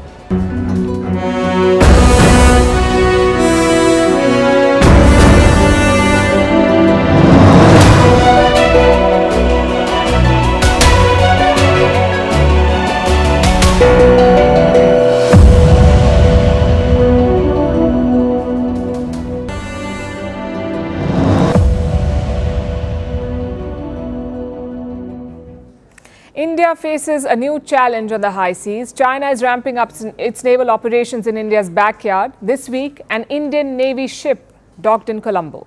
Chinese warships were also present. Not one, not two, but 3 Chinese vessels. They just happened to be in Colombo at the same time. What are the odds? These visits are becoming more frequent now. Beijing now deploys 12 to 15 ships to the Indian Ocean every year. 12 to 15 Chinese ships. How should India respond to this? How can it keep Chinese naval activity in check? With the help of submarines, India is deploying nuclear submarines to build deterrence. The latest one was launched today. It is called the INS Arighat. Arighat means the destroyer of enemies. The submarine runs on nuclear power and it can launch nuclear missiles. India's defense minister launched the submarine today. The INS Arighat will strengthen India's nuclear triad. And what is a nuclear triad? It is the ability to launch nuclear weapons from land, sea and air. India gained this capability in 2018 with the INS Arihant becoming fully operational. Arihant was India's first nuclear-capable submarine. INS Arighat will now support the INS Arihant. These are a special class of submarines. They're called SSBN. SSBN stands for Ship, Submersible, Ballistic and Nuclear. In simpler words, an SSBN is like a Swiss Army knife of submarines, from staying submerged for months to launching ballistic missiles to stealth capabilities and launching nuclear weapons. These vessels can do all of it. Also, they don't need to be refueled frequently. Conventional submarines usually run on diesel, so they have to resurface periodically to be refueled. But SSBMs have a small nuclear reactor on board. This reactor powers the submarine, and that is how they stay submerged for a long period of time.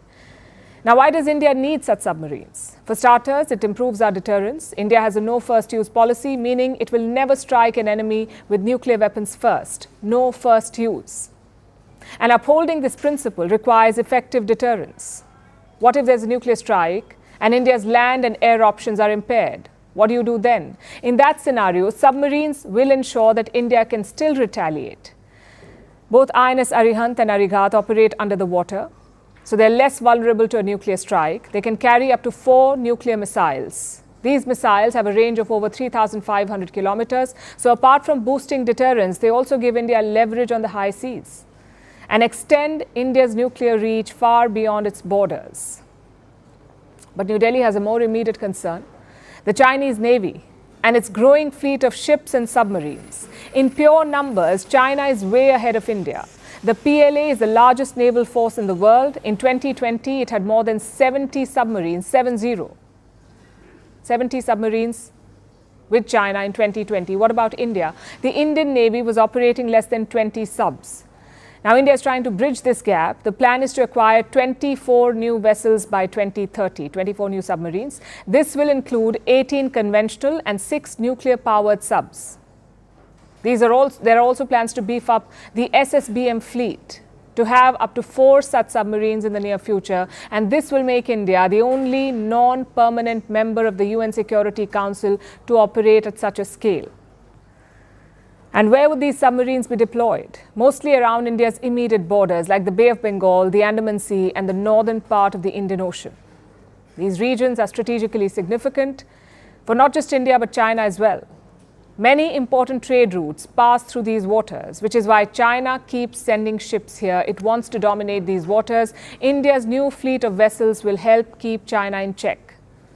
But for this deterrence strategy to be effective in the long run, India needs both speed and scale. New inductions cannot be delayed.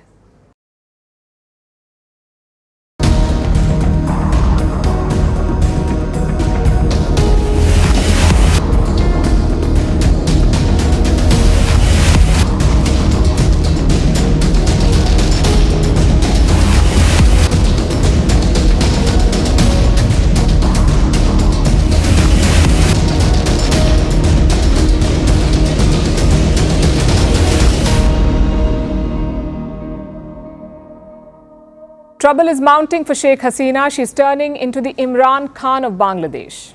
Imran Khan has around 150 cases against him. Sheikh Hasina now has 75. Frankly, it's getting hard to keep track because a new case is filed almost every day against her and the charges vary. 63 of them are murder charges, a crime that carries the death penalty in Bangladesh. 7 cases are linked to crimes against humanity and 3 are linked to abduction. Of course, Hasina is in India right now, so she's beyond the reach of Bangladeshi authorities. The interim government has talked about extraditing her. So have the main political parties and groups like the Bangladesh Nationalist Party, the Jatiya Party and the Jamaat-e-Islami. All of them want India to extradite Sheikh Hasina, but no official request has been made so far. Meanwhile, the public sentiment is turning against New Delhi. The first trigger was Hasina herself. Her stay in India has ruffled some feathers in Dhaka. The second reason is the floods.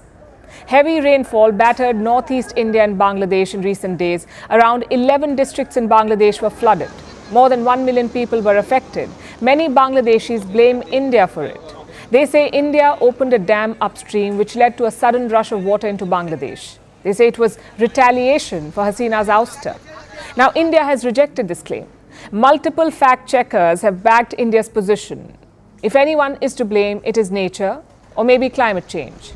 But such is the political climate in Bangladesh. The anti-India rhetoric is clouding public opinion. People are angry and confused and they need someone to blame. But what is the interim government doing about it? Have they tried to cool the tensions? Well, quite the opposite. Let's focus on 2 recent moves by Dhaka. Number 1, they have released the chief of Bangladesh, a Bangladeshi terror group. It's called ATB, or Ansarullah Bangla Team. Now, this is a group linked to the Al-Qaeda. Their chief is Jaishimuddin Rahmani. And he was in jail for abetting a blogger's murder, but the caretaker regime has released him. Now, the ATB is a headache for India as well. Reports say they have designs on India's northeast. In fact, 2 ATB terrorists were arrested in Assam this year. Sheikh Hasina did not tolerate such groups. She cracked down on them, but clearly the new regime has different ideas. Which brings us to the second move.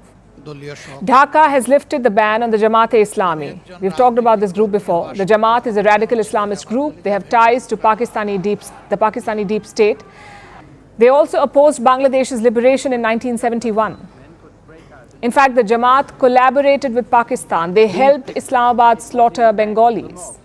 Again, Sheikh Hasina cracked down on them. She banned the Jamaat after the recent protests.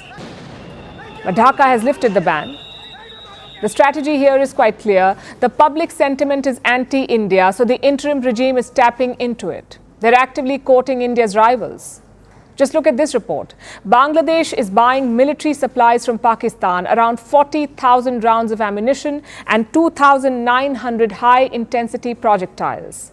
Now, such orders are not unprecedented, but the scale definitely is. Last year, Bangladesh bought 12,000 rounds from Pakistan. This year, they're buying 40,000. It may sound like a good strategy in the short term, but it's a race to the bottom. Because India and Bangladesh need each other. We share more than 4,000 kilometers of border. We also share 54 rivers between the 2 countries. Total bilateral trade is $14 billion. India is Dhaka's second biggest trading partner in Asia. And don't forget, people-to-people ties. Around 1.6 million Bangladeshis visited India in 2023. A lot of that is medical tourism. They come here for treatment and medical care. This is a relationship that goes back centuries. It is bound by culture, language, geography, and trade. You can't ignore it for politics. Yes, the public opinion is unfavorable, but Bangladeshi leaders are not doing anything to fix it. They're milking the rhetoric for popularity. It may work for them in the short term. It may even get some of these anti-India leaders elected, like we saw in the Maldives. But in the long term, both countries need each other. India realizes and accepts this. Bangladesh should too. Speaking of India, the state of Uttar Pradesh is introducing a new social media policy, a controversial one. It's basically a carrots and stick program. Suppose you're an influencer on social media, YouTube, Instagram, X or Facebook. Well, you can make content on UP government schemes. If it's good content, you'll get rewarded. How much? Up to 8 lakh rupees. That's $9,500. And if the content is critical, Well, maybe some form of punishment. Let me explain. The UP government is inviting influencers to register themselves. They will be divided into 4 categories: A, B, C and D. The divisions vary from platform to platform. Your status depends on your subscribers or followers. Consider YouTube and Facebook. If you have 1 million subscribers, you're category A. 500,000 is category B. 200,000 is C and 100,000 is category D. For Instagram and X, the range is different. 500,000 is category A, 300,000 is B, and so on. Now let's talk payments. A written post gives you up to 10,000 rupees. The maximum per month is 50,000. Videos pay a lot more. If you display a government ad, you get 1 lakh rupees. If you make content around a government program, you get 2 lakh rupees. Again, there is an upper limit, up to 8 lakh rupees per month. I know it sounds lucrative. So who can apply? The influencer must have been active for at least 2 years. Plus, they must have a clean sheet, no criminal records or cases. If you fit the bill, you can apply. And there is no geographic restriction. You don't even have to be in India for this. Even influencers abroad can apply. But there is a major caveat. The content should only promote the government scheme. If not, there are consequences. In fact, let me quote from their statement. Action will be taken if the content published is offensive, anti-social, derogatory and anti-national content is not allowed. Let me point out the obvious problem here. Who decides what is derogatory? Who decides what is anti-national? Apparently a special body set up by the UP government. They can take action against such influencers. They can file an FIR against them, get the content deleted or terminate their contract with the government. The opposition has slammed this new program. They're calling it censorship, an attempt to silence influencers. But the idea itself is not new. The Punjab government announced a similar scheme in 2023. Influencers were split into 5 categories. They were asked to promote Punjab's history, culture and government schemes. Again, up to 8 lakh rupees in payment. The previous Rajasthan government did the same. They roped in influencers to promote their schemes and payment up to 5 lakh rupees. So this idea is not new. Plus governments promote their programs on channels and newspapers as well. So why not through influencers? Well, critics point out a few problems. One, those are advertisements. This is promotion. These are 2 very different things. And 2, how do we know which content is paid? Will such content carry a disclaimer? Or will it be passed off as informative videos? I'm afraid there is no clarity. But this whole episode does reveal a larger problem, the handling of social media. And let's face it, social media is the biggest medium of our times, not television, not newspapers, it is social media. Around 460 million Indians are on social media. That's around 32% of the total population. A lot of these users are young voters. They look up to influencers on a lot of issues: politics, fashion, health, lifestyle. Around 71% Indians get their news online. 71% Indians. 49% get it from social media, which is why governments are looking to cash in. But they don't know how. Recently, we saw an attempt by the central government. They were circulating a new broadcast bill. The idea was to categorize digital creators as broadcasters, basically your YouTubers and independent creators. This would have led to more regulation, possibly affecting their content. So earlier this month, the bill was withdrawn. I'm afraid this is not an easy conversation. We have a lot of influencers spreading fake news and hate, that too without consequences. On the other side, we see attempts to buy influencers, not just by governments, but also businesses and marketing agencies. They promote products without any disclaimers.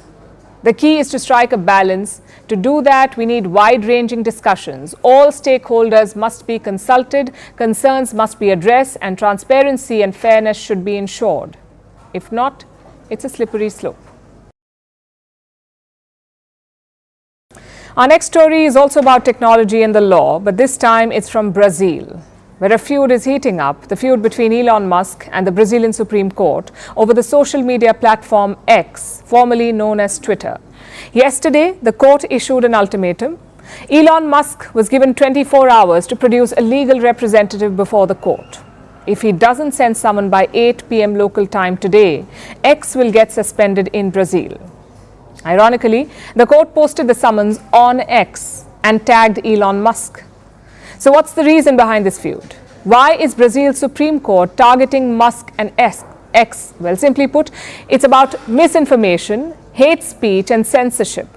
Tensions between Brazil and X have been simmering for months now, since the 2022 presidential election in this country and the subsequent riots. The rioters were supporters of Brazil's former president, Jair Bolsonaro. Bolsonaro lost the presidential election in 2022, but his supporters wanted to overturn the result.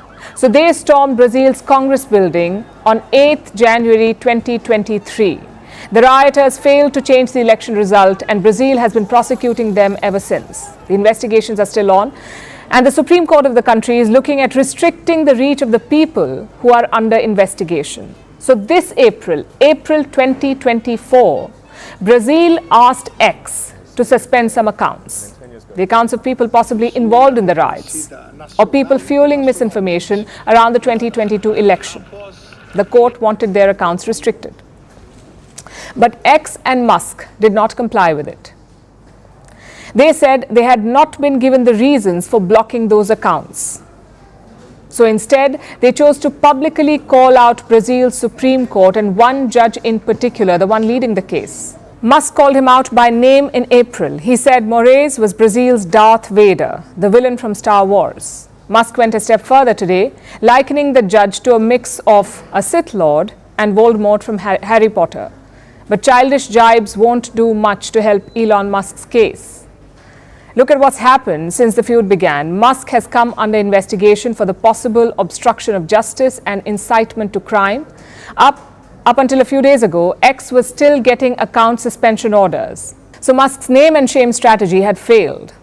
That's when he decided to shut the X offices in Brazil. He put up this post saying that Justice Moraes was making censorship demands and asking X to hand over private information. That is why X decided to shut its office in Brazil on August 17th.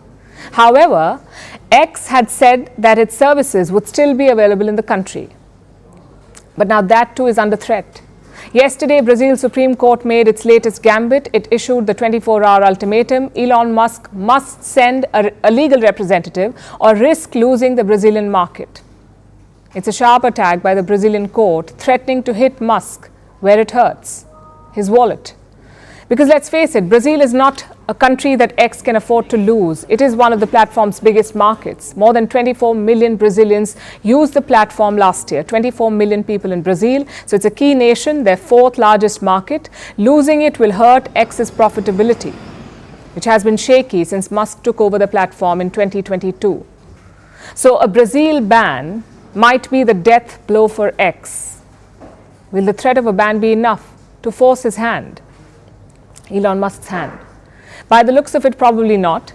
This Sith Lord Voldemort picture is not the only shot that Musk fired today. So he may actually choose to lose money and keep his principles. We'll know for sure in the next few hours. It's another day and another US ambassador has managed to outrage their host nation. Yesterday we told you about Mexico, how the Mexican government has paused ties with the US Embassy. Today it's Honduras. Honduras is a nation in Central America. It is home to about 10 million people and their government is furious with the US, so much so that they're scrapping a treaty, a more than 100-year-old treaty. President Xiomara Castro has instructed us in a timely manner to proceed to terminate the extradition treaty between Honduras and the United States that was concluded in January 1912. Honduras has announced that it will end an extradition treaty with the US. The treaty was signed in 1912. It has lasted for 112 years, but now Honduras wants out, thanks to a diplomatic faux pas by the US ambassador there.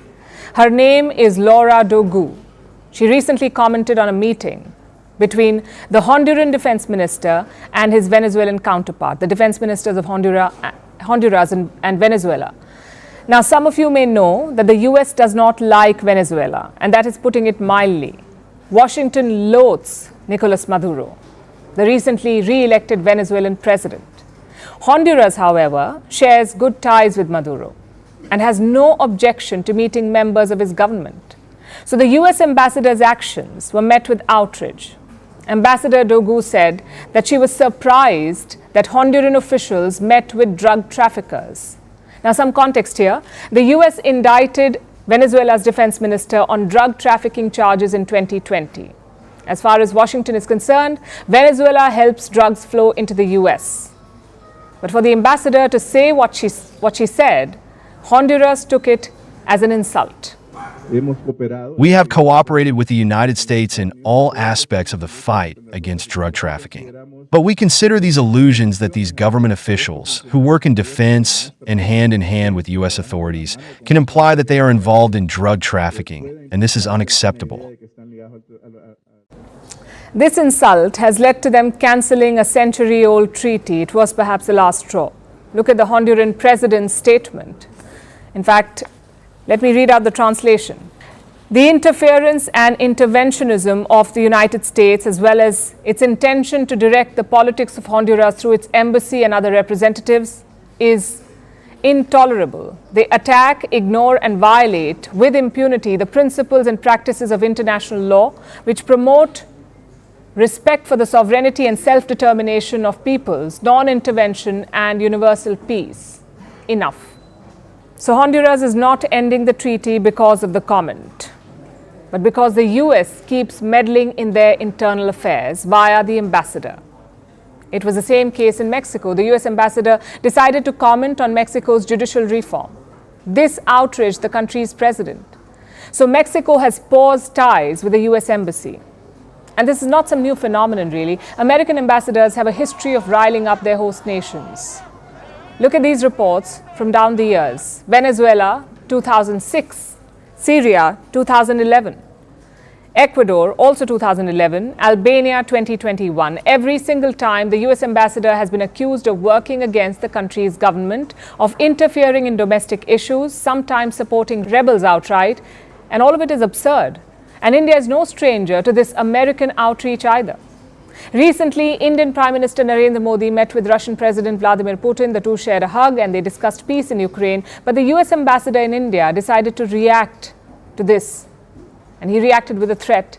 He told New Delhi to not take the US-India relationship for granted.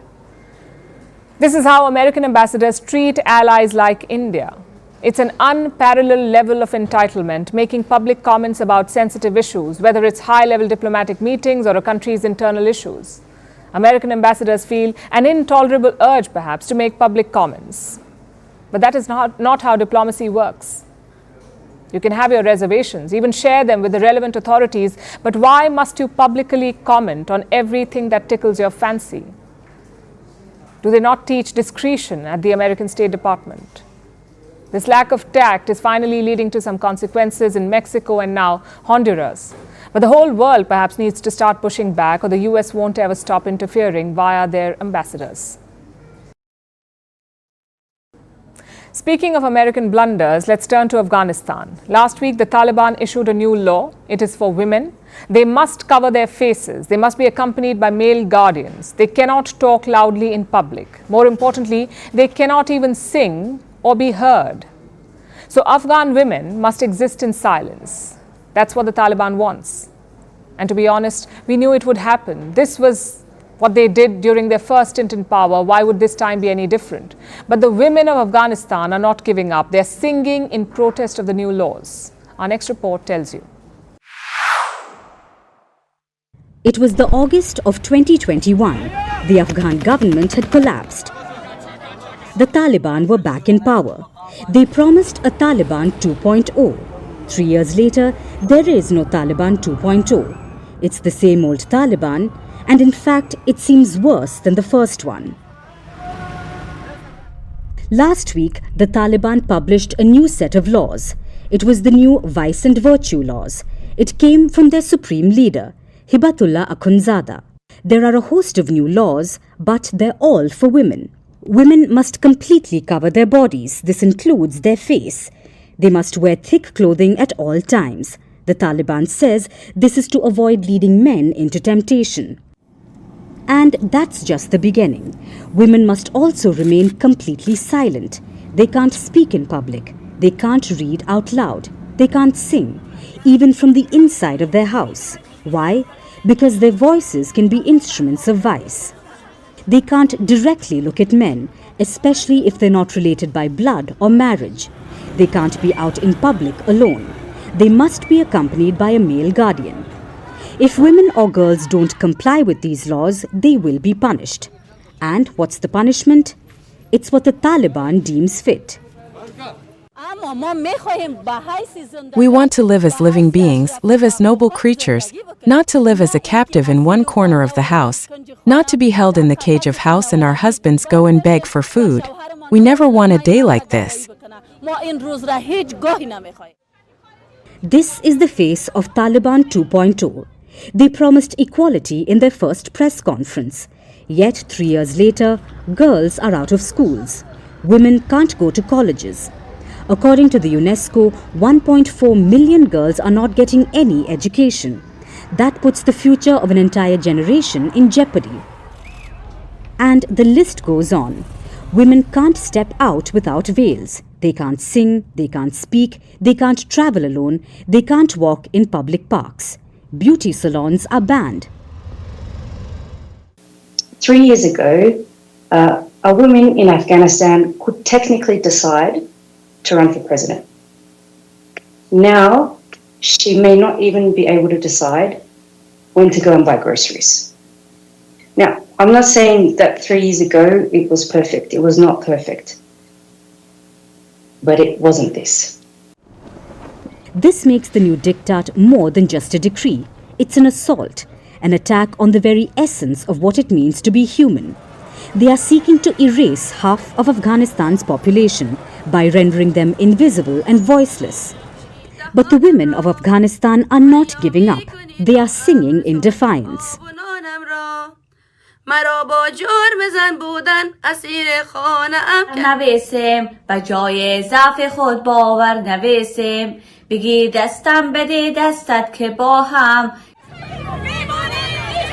Afghanistan has been a land of countless battles. Freedom here is costly and it often comes at a price of unimaginable sacrifice. These women know that. With each note they sing, they aim to reclaim a piece of their stolen identity.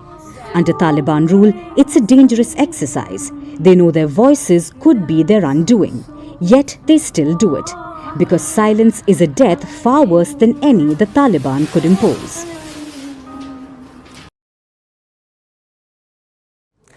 Witch hunt.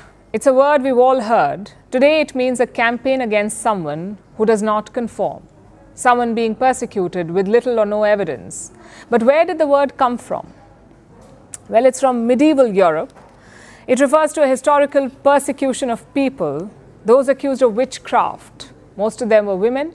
These hunts were marked by hysteria, unfair trials, and of course false accusations. Women were executed, even burnt.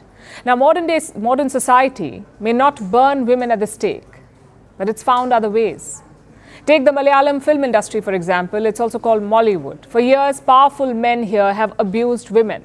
They have exploited them. They have muffled their voices. But now these men are facing the music. Today, a rape case was filed against a man called Mukesh. He is a Malayalam actor, also a politician in the state.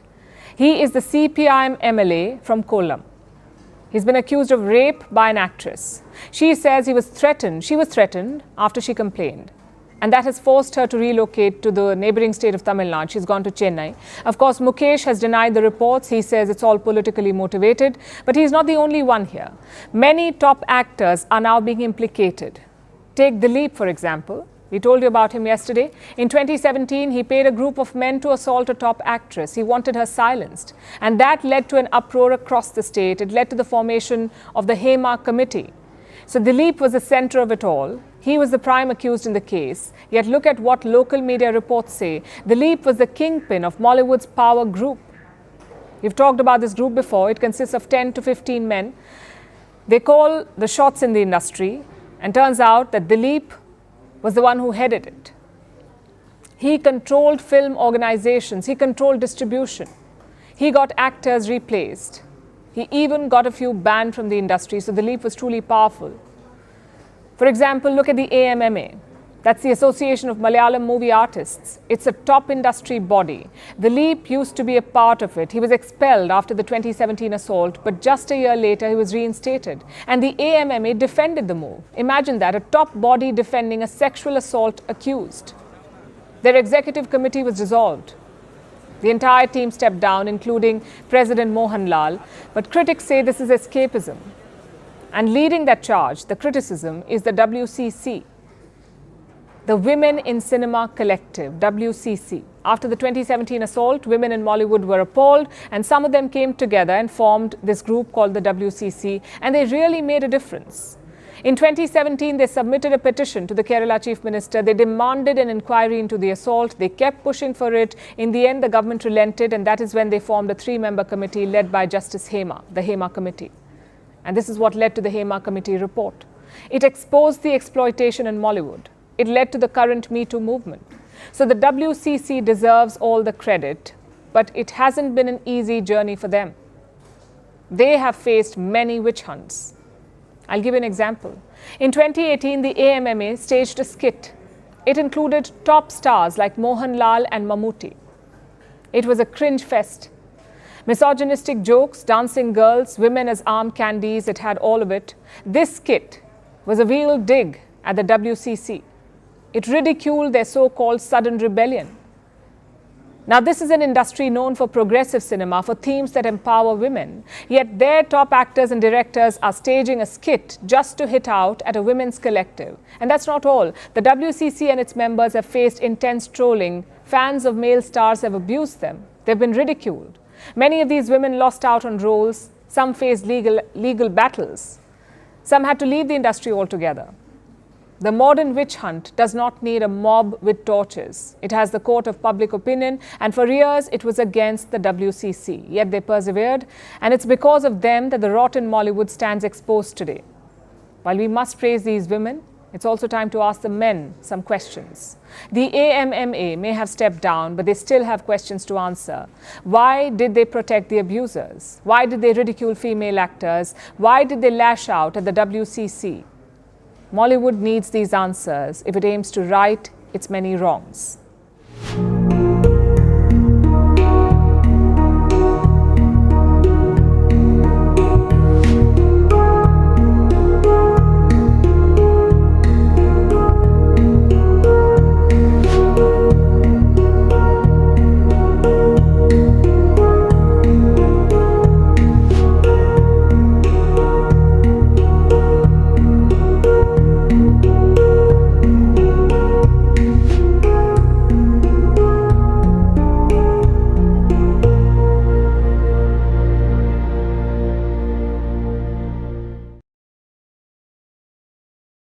Now let's talk about the US election. Kamala Harris and Donald Trump are locked in a tight race. It looks like this election will go down the wire. Every little advantage is going to count. On his part, Donald Trump is leaning on his star power. He's putting his name on a range of Trump merchandise. From sneakers to trading cards, photo books, and even a Bible. Everything is up for sale. Trump's candidacy has spawned new business opportunities for him. Our next report tells you more. If you ask Donald Trump, there's no better salesperson than him. I know the best managers. I know the best deal makers. And I'm a very good deal maker, believe me. Trump is putting those talents to work in this election. He's selling anything and everything. For starters, there's an entire range of Trump sneakers. Of course, they come in gold. For cryptocurrency lovers, there's an entire Bitcoin range. And a special edition, featuring that iconic fist pump photo as well. Not a fan of sneakers? No problem. The Trump supermarket has plenty more on the shelves. Like the Trump MAGA hat. There are Trump wines, a Trump-shaped Bluetooth speaker. For the geeks, there are these digital Trump trading cards. And if you're willing to shell out $1,500, you can get your hands on a commemorative physical card. It comes with a piece of the suit that Trump wore during his debate with Joe Biden. It's really something. These cards show me dancing and even me holding some bitcoins. Trump isn't stopping there. He wants a slice of the Bible market as well. Enter the Trump Bible. It sells for about $60. We love God, and we have to protect anything that is pro-God. Trump has gone all in on the book business. He's got a whole catalogue of Trump books. One of them is called Letters to Trump. It's a collection of Trump's letters, written during his time in office. Then there's the MAGA deal, laying out Trump's policy positions. Trump has even got a fantastic new book, photo book, coming out, featuring some of his best moments. The price is $99, unless you want it signed. That will cost you $400. I think we did a fantastic job. Trump's array of business ventures are an entrepreneur's dream. But why does he need them? Trump insists that his products aren't political. But it is clear that he could use the cash. His legal bills are piling up. By February, they had already cost him a whopping $500 million. Trump is going to need these lawyers back in court. This month, he faces another indictment. This is over the US Capitol riots in 2021 and Trump's attempts to overturn Biden's election victory. Before he was nominated, the Republican Party made it clear that they wouldn't foot Trump's legal bills. So, the former US president may need every bit of financial muscle he can muster to tackle these cases. His legal bills are stacking up, faster than any Trump merchandise flying off the shelves. 50. Look, there's Mr. Wall. This guy is the greatest guy. There are aliens out there, and we aren't the ones saying this. It's the ISRO chief this time. ISRO stands for Indian Space Research Organization. This is India's national space agency. Its chairman is S. Somanath. He recently went on a podcast. He was asked if alien life exists and if it has visited our planet. And to this, Somanath said, absolutely, no doubt. Those were his words. Absolutely, no doubt. He added that while he has no proof, his conscience says so. That there are aliens out there in the universe, and if they are technologically advanced, they have definitely visited us.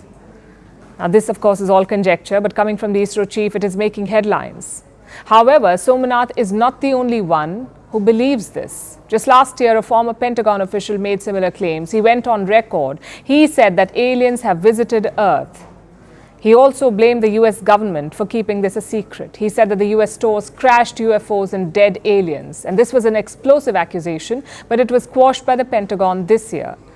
Soon after, Harvard researchers came out with a study, and they made claims more suited to Hollywood movies. They said that aliens are an advanced species. They hide in a secret base on Earth and live among us without us knowing about it. So the hypotheses and allegations are plenty, but the big question still remains, do aliens exist? Well, here's what science says. No life beyond Earth has ever been found. There is no evidence of alien life, and aliens have never visited our planet. But just because extraterrestrial life has never been discovered doesn't mean it does not exist. Our galaxy is huge. We've only studied a fraction of it, a very small fraction. And so far, things look promising. There is an underwater ocean on Mars. It has raised hopes of life on the planet. There are icy moons in the outer solar system, like Saturn and Jupiter's moons. They could have oceans as well, which could be habitable. These are all recent discoveries, and they're a step forward, but we have barely scratched the surface. And let me tell you why. These discoveries come from our solar system. Let's put this in perspective. Our solar system is one of many. Our galaxy, the Milky Way, has more than 3,200 other solar systems. And there are about 2 trillion galaxies. So there are trillions of stars, moons, and planets out there. With so much turf, it is hard to run the math. But this is what common logic says. Our universe is 13.8 billion years old, and what happened on the Earth over millions of years could have happened anywhere else. So life could exist anywhere. As the saying goes, the universe is a pretty big place. If it's just us, it seems like an awful waste of space. So the possibilities are endless, and Earthlings are obsessed with these possibilities.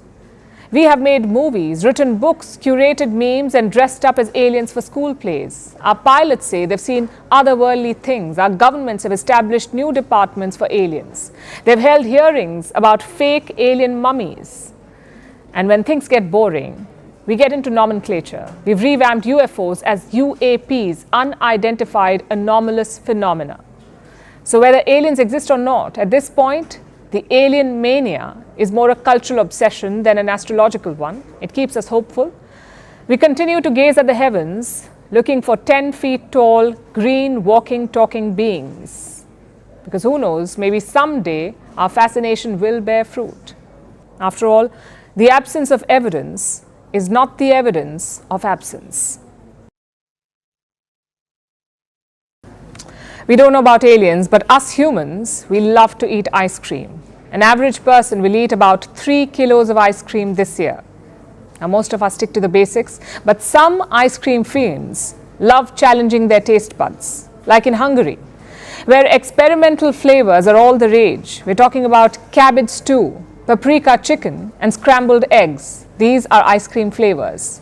In fact, we are seeing a similar trend the world over, including chole bhature and dal makhni ice creams in India and ranch dressing and pizza ice creams in the US. So what's behind this bizarre wave of ice cream experiments, and how experimental is too experimental? Here's a report.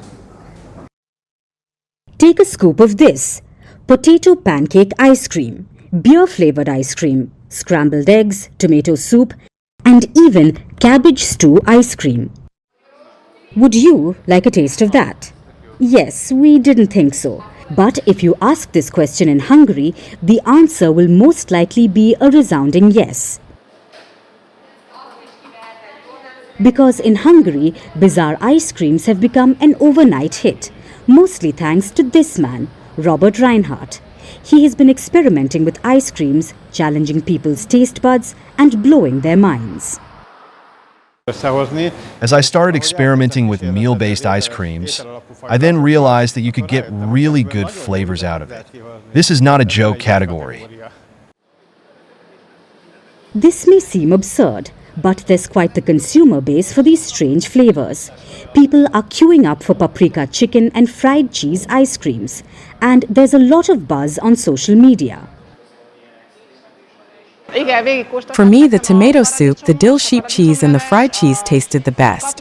I thought they were delicious, but they were all good actually.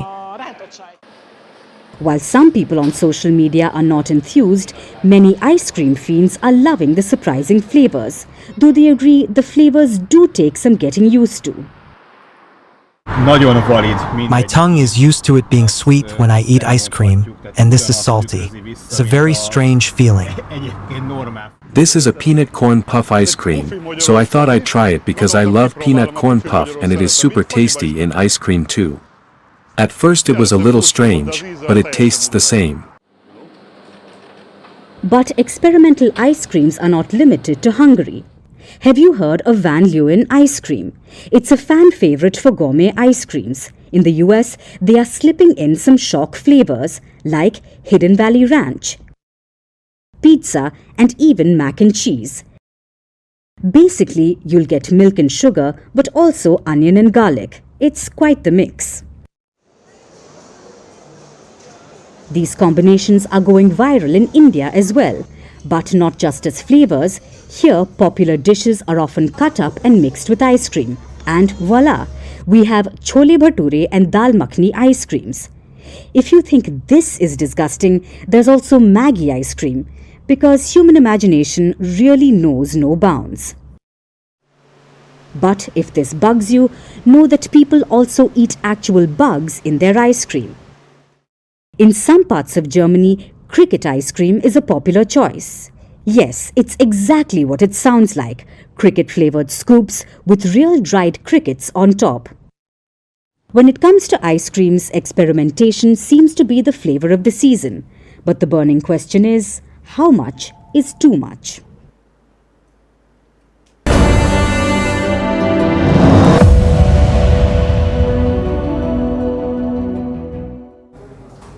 Tonight's joke is on everyone who doesn't have Nvidia shares. Their quarterly reports are out, and big surprise, they beat expectations. Nvidia shares are 160% up compared to last year and 2,900% up in the last 5 years. I'll repeat that, 2,900% up in the last 5 years. People are having watch parties to see the earnings report. Might as well post on Instagram saying, I have no friends. But who cares when you have Nvidia shares? All this craze is because of artificial intelligence. Nvidia makes special chips for AI and companies are buying it faster than actual chips. It perfectly sums up the AI race.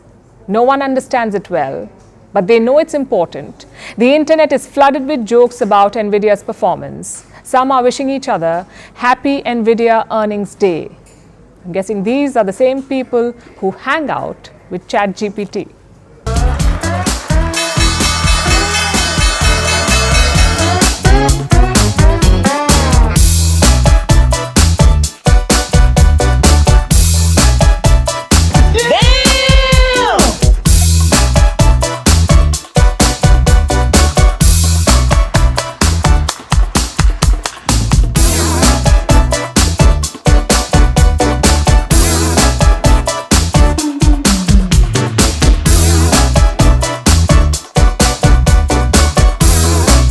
You can't judge a man's will. Yes, sir. You can't measure a man's will. Oh, yes, sir. When a man get the will that y'all guys have, the sky's the limit. Yes, sir.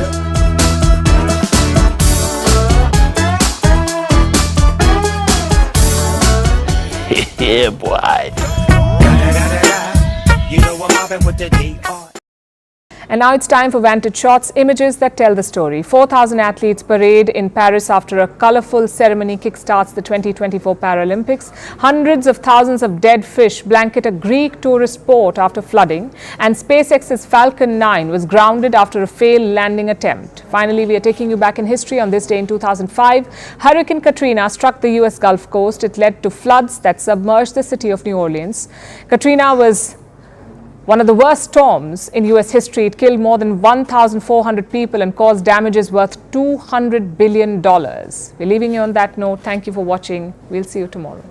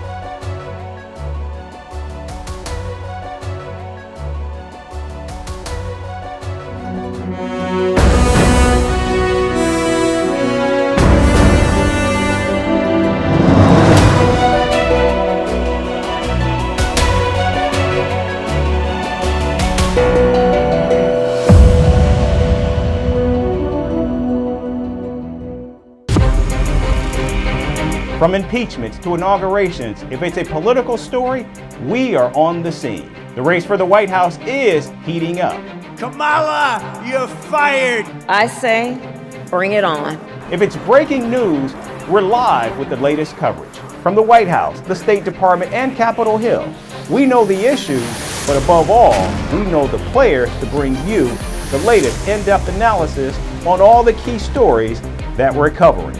I'm Eric Ham. Join me from Washington here on First Post America.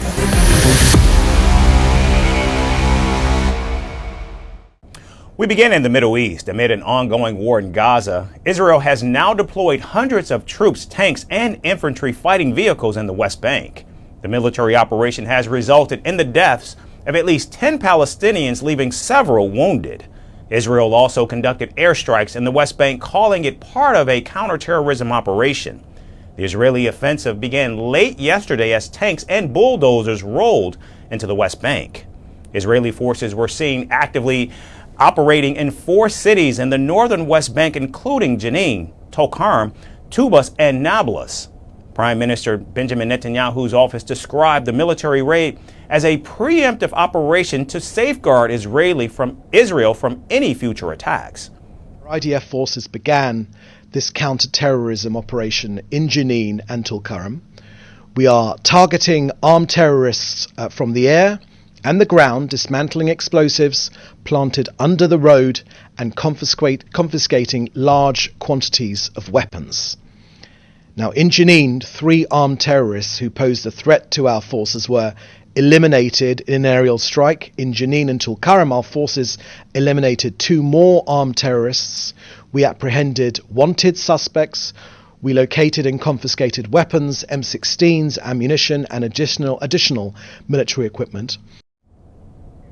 Now in Jenin, a city that has remained a major flashpoint, Israeli troops blocked all but one entry point as they set up security posts. The Israeli troops also carried out search and seizure raids in Jenin's refugee camp as fierce gun battles broke out.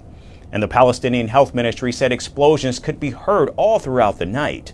Several Palestinians were in fact shocked by the Israeli raid and said they hadn't seen a military operation of this scope and scale in the West Bank since the second Palestinian uprising, or Intifada, almost 2 decades ago.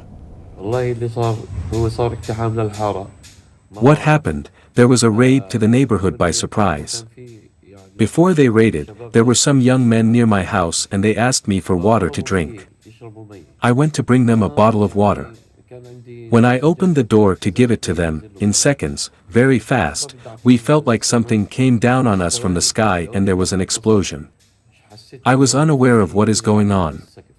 When I put my hand on my chest, it was all shrapnel and in blood. Now Hamas has confirmed that Israeli forces killed at least 6 of its fighters in the West Bank raids. However, Israel says that all of the 10 people that were in fact killed in the raids were members of Hamas. As violence breaks out once again, the United Nations has accused Israel of hostilities towards the Palestinians, which risks sparking a major regional war. A major operation by Israeli security forces in the occupied West Bank risks seriously deepening an already catastrophic situation. Israel, as the occupying power, must abide by its obligations under international law. The Israeli security forces' use of airstrikes and other military weapons and tactics violates human rights norms and standards. Now, following the Israeli raid, the United States has imposed sanctions on Israeli settlers in the West Bank as violence intensifies against Palestinians. However, it remains to be seen whether the West Bank raids were a one-time operation or if Israel is planning to launch another major military offensive in the region. And here in the United States, Vice President Kamala Harris and her running mate, Minnesota Governor Tim Walz, have begun their 2-day bus tour in battleground Georgia. The Democratic presidential candidate is scheduled to meet with supporters, campaign staff, small business owners, and voters on her road trip. The running mates dropped by a high school and gave a pep talk to students in a heartwarming gesture. You are leaders. By the very fact that you all are here in this room, doing what you do at this incredible school, doing it as one big team, understanding all of the different parts that fit together to create a team. You are doing some of the best work any leader can do. Now, as part of the bus tour, Vice President Harris and a running mate will sit down with CNN on Thursday night for their first major interview. Now, joint interviews by both members of the presidential ticket are not unusual. In fact, in 2008, President Barack Obama and his then running mate Joe Biden sat for an interview with 60 Minutes. Almost 8 years later, Democrat Hillary Clinton and her running mate Tim Kaine did the exact same thing. However, Thursday's interview comes at a time when Kamala Harris lags behind her rival in addressing the media, with Donald Trump already holding multiple press conferences this month. In fact, the Trump campaign slammed his opponent's decision to sit for a joint interview, claiming that Kamala Harris is not competent enough to do it on her own. Meanwhile, Donald Trump's running mate J.D. Vance is on the hot seat once again after previous videos of him mocking childless teachers went viral on social media. The resurfaced remarks have been making the rounds online and have even been shared by the Harris-Walz campaign. However, that didn't stop J.D. Vance from taking potshots at Vice President Harris and criticizing her for not doing her job as vice president in the last 3 years. She stands before crowds like this and she'll say, without a hint of irony or a hint of shame, that on day one, my friend, she is going to tackle the affordability crisis that's affecting American families. And on day one, she's going to make groceries more affordable. And on day one, she is going to make it possible for young people to afford a home. And every single person with an ounce of sense is saying, well, Kamala, day one was 1,300 days ago. What the hell have you been doing all the time? Now, as Vice President Harris and Donald Trump prepare for their debate on September 10th, latest polls show that the Democrat has taken a lead over her Republican opponent. National polls from YouGov, Big Village, Qantas, and Morning Consult show the Democrat in the lead, while even Fox News shows Kamala Harris leading Donald Trump in key battleground states. With the head-to-head matchup becoming more heated by the day, the United States is preparing for a historic and dramatic conclusion. And moving to South America, where a dramatic showdown between tech billionaire Elon Musk and Brazil's judiciary is escalating. The South American nation's Supreme Court Justice Alexandre de Moraes has now ordered social media platform X to appoint a legal representative in Brazil within 24 hours or face a shutdown of its operations. The ultimatum issued on Wednesday is the latest move in an ongoing battle between Musk and Justice de Moraes, who has frequently clashed with X over content moderation and misinformation. Earlier this month, X announced that it would shut down its Brazilian operations immediately, citing censorship orders from Brazil's High Court. But the social media platform claimed that de Moraes has secretly threatened one of its representatives with arrest if X did not comply with legal demands to remove certain content. Freedom of speech is not freedom of aggression. Freedom of speech is not freedom to destruct democracy, institutions, dignity, and others' honor. Freedom of speech is not freedom to spread hate speech and prejudice. The social media platform then shared images of a document purportedly signed by de Moraes indicating that failure to comply could result in a daily fine of approximately $3,600 and the potential arrest of its representative. Additionally, the justice had even directed X to block accounts accused of disseminating fake news and hate speech during former President Jair Bolsonaro's administration. Musk, however, publicly denounced these actions as unconstitutional and a violation of free speech. Being vocal in his criticism of the judge, Musk described him as an utter disgrace to justice and went on to accuse him of demanding secret censorship and private information handover. As of now, Brazil's Supreme Court has not commented on the authenticity of the documents shared by X or the alleged threats against its representatives. But as the legal standoff continues to unfold, it's become clear X, and by extension Elon Musk, is ready to take on the entire Brazilian government. And now turning to China, despite Beijing's denials of alleged human rights abuses against Uyghur Muslims and other ethnic minorities in the Xinjiang region, the United Nations says it now has proof of the atrocities. In turn, China has warned that the UN must avoid being used by Western political forces. However, after the wolf warrior-style diplomatic attack, China has agreed to engage with the UN human rights body on Xinjiang, but not without certain conditions. Our next report goes into detail. 2 years ago, the United Nations released a groundbreaking report, a report that accused China of potential crimes against humanity in Xinjiang. The report was published just before former UN Human Rights Chief Michelle Bachelet left office. It urged Beijing to reverse its policies targeting Uyghurs and other ethnic Muslims. These policies included mass detentions, forced labor, and political indoctrination, with evidence drawn from satellite images, leaked documents, and eyewitness testimonies. On Wednesday, the UN Human Rights Office said little has changed since the report came out in 2022. Spokeswoman Ravina Shamdasani revealed that many of the controversial laws and policies in Xinjiang remain intact despite ongoing dialogue. And in response, the Chinese authorities called on the Human Rights Office to avoid being used by political forces that aim to contain and smear China. China is ready to have constructive exchanges and cooperation with the Office of the United Nations High Commissioner for Human Rights based on mutual respect. We believe the office should also perform duty impartially and objectively, respect all countries' sovereignty, respect objective facts, work together with other countries to conduct constructive dialogue and cooperation, reject acts that politicize human rights or stoke division and confrontation, and avoid being used by political forces that aim to contain and smear China. The OHCHR has faced significant challenges in its work with China. When the team visited the country in June, Shamdasani noted that allegations of human rights violations, including torture, still needed full investigation.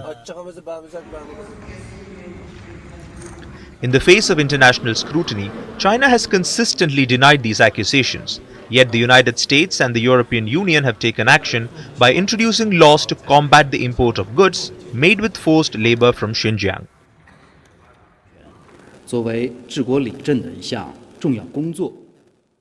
China always puts the people front and center in all our work, views respecting and protecting human rights as an important part of governance, and has made historic achievements in this aspect.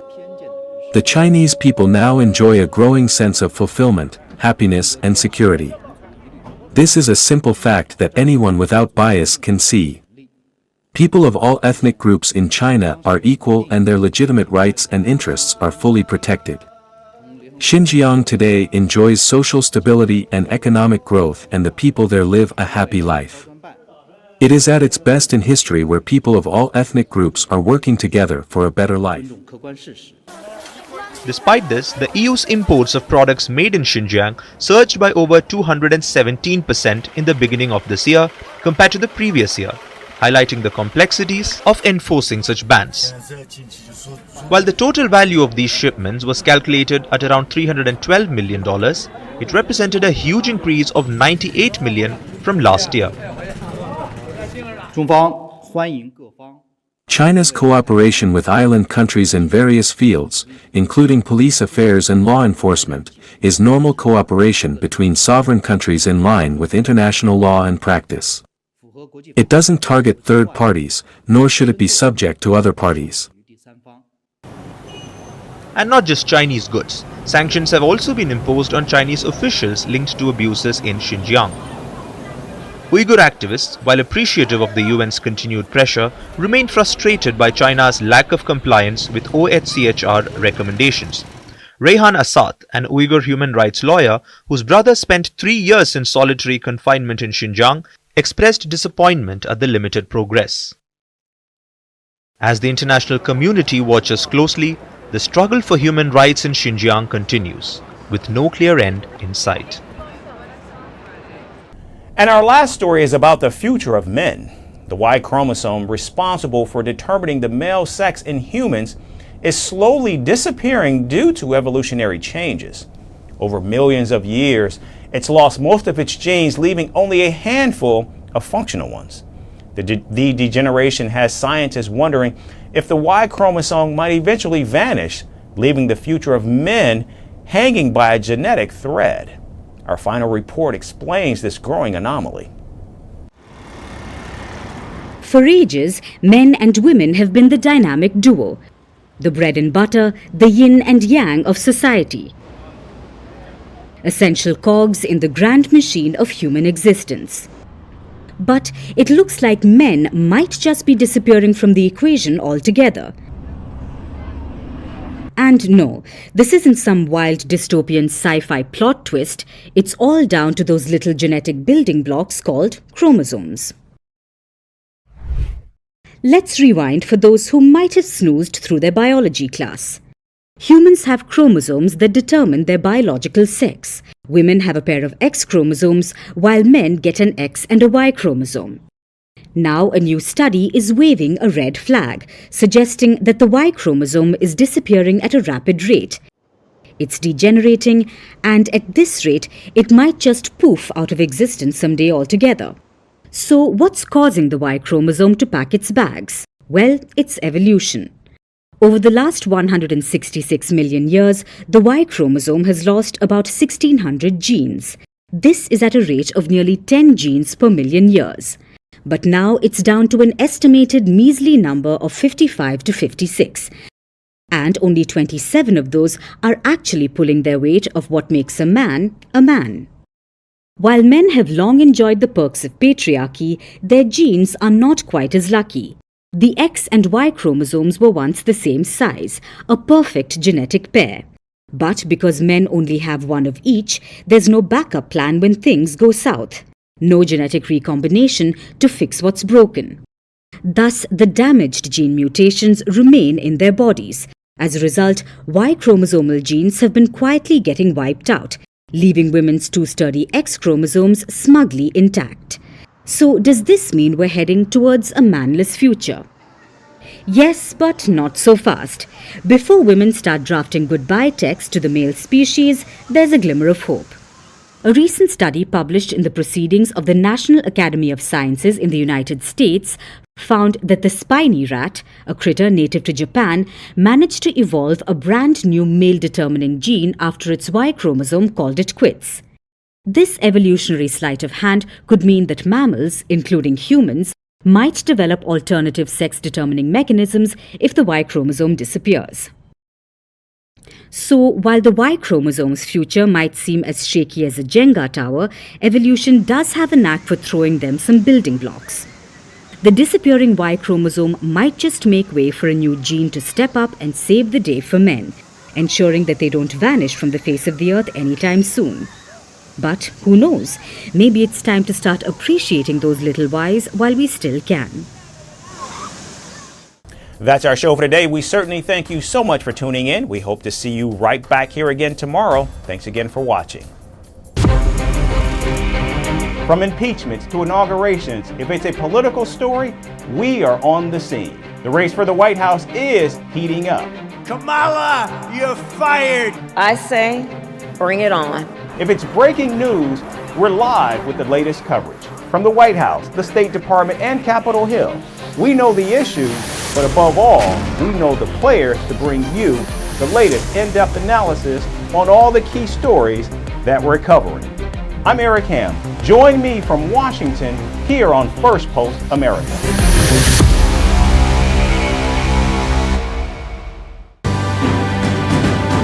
Firstpost reports from the world's second largest continent. Hello, I'm Alison Lagrange. A very warm welcome from Durban, South Africa. We get you the news and the newsmakers from Africa. From elections to climate change to innovations and opportunities. As the world's attention shifts, we report from Africa, the heart of the global South. Join me every weekday live on Firstpost.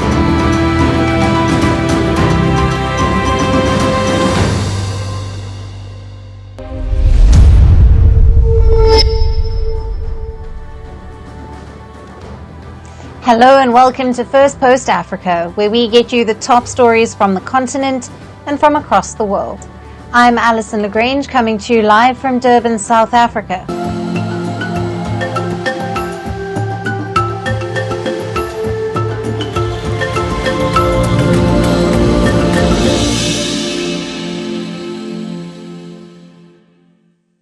Hello and welcome. We begin with the latest on Mpox outbreak in Africa. The continent is on the front line of the fight against the viral infection. The Africa Centers for Disease Control and Prevention says it is close to securing 1 million Mpox vaccine doses. Africa CDC estimated that the continent needs 10 million doses, with the Democratic Republic of Congo being the most in need. The African Union's health watchdog has also urged manufacturers to share the vaccine-making technology to battle the disease. Several countries have assured vaccines to African countries hit by outbreaks. Spain is the latest to pledge 500,000 doses. Germany will also be sending 100,000 doses to East Africa. Now, on Thursday, a first batch of Mpox jabs arrived on African soil amid the current outbreak. Nigeria received 10,000 doses of the vaccine from the United States. The country began the process to secure the vaccines well before it was declared a global health emergency by the World Health Organization last month. Nigeria has confirmed 40 Mpox cases this year, but says that the true number could be more than 700. The West African nation has not recorded any deaths from the virus. It has also not recorded any cases of the Clade 1b, which is the new variant detected in the Democratic Republic of Congo that has spread to neighboring countries. The DRC has borne the brunt of the epidemic, with 90% of cases reported this year. Burundi, Rwanda, Kenya and Uganda have also been affected. Over 22,000 suspected Mpox cases and 622 deaths have been reported in Africa this year. The viral disease is transmitted from animals to humans and can also be passed from human to human, causing fever, muscle pain and skin lesions. Now, the World Health Organization says that more research is needed to understand how the outbreak is spreading. It said that droplets were a minor route of transmission compared to physical contact. Mpox is evolving rapidly. The fact that Clade 2b evolved over a period of 5 years to a new strain, and now we are having Clade 1 evolving rapidly to a new strain. We are not too sure what new strain will emerge in future and the implication of such new strains. The Africa CDC says the continent needs around $245 million for the Mpox response and for resources needed to mobilize. However, Africa has secured less than 10% of the estimated amount. The continent is increasingly under pressure to curb an outbreak of the deadly infection. We are still working blindly in Africa. We don't have the required knowledge about Mpox, natural history, transmission dynamics, risk factors of Mpox, and essentially you need to understand your context. You need to understand your disease for you to develop or design preventive strategies against such a disease. And that's a significant limitation, and that tells us that we need to invest in uncovering, understanding our disease better. There are still no Mpox-specific vaccines, but smallpox vaccines have worked against the infection. These vaccines, manufactured by two pharmaceutical companies, Denmark's Bavarian Nordic and Japan's KM Biologics. Critics say the process of getting vaccines to Africa has been slow, with the WHO's regulatory process posing a major challenge. You see, most of the African nations rely on the WHO to know which medication is safe and effective. But 2 years on since the last Mpox outbreak, the WHO has not officially approved the two vaccines. The global health body says it does not have the data that it requires to do a complete review. Now it has asked vaccine manufacturers to register their interest in receiving an emergency license for the Mpox vaccines. This would allow the World Health Organization to fast-track its approvals. Regulatory delays will only worsen the situation in Africa. Mpox cases are rapidly rising, with some countries reporting cases for the first time. Africa CDC says the infections had jumped 200% in the last week. Medical experts in Africa say the current outbreak is largely a result of years of neglect and the global community's inability to stop sporadic epidemics among a population with little immunity against the disease. Can the world come together to help Africa fight the outbreak? Now, for more, we have with us Michael Gitau, who's an emergency care specialist and infection prevention control expert. He joins us live from Nairobi, Kenya. Thank you for being with us. Thank you for having me.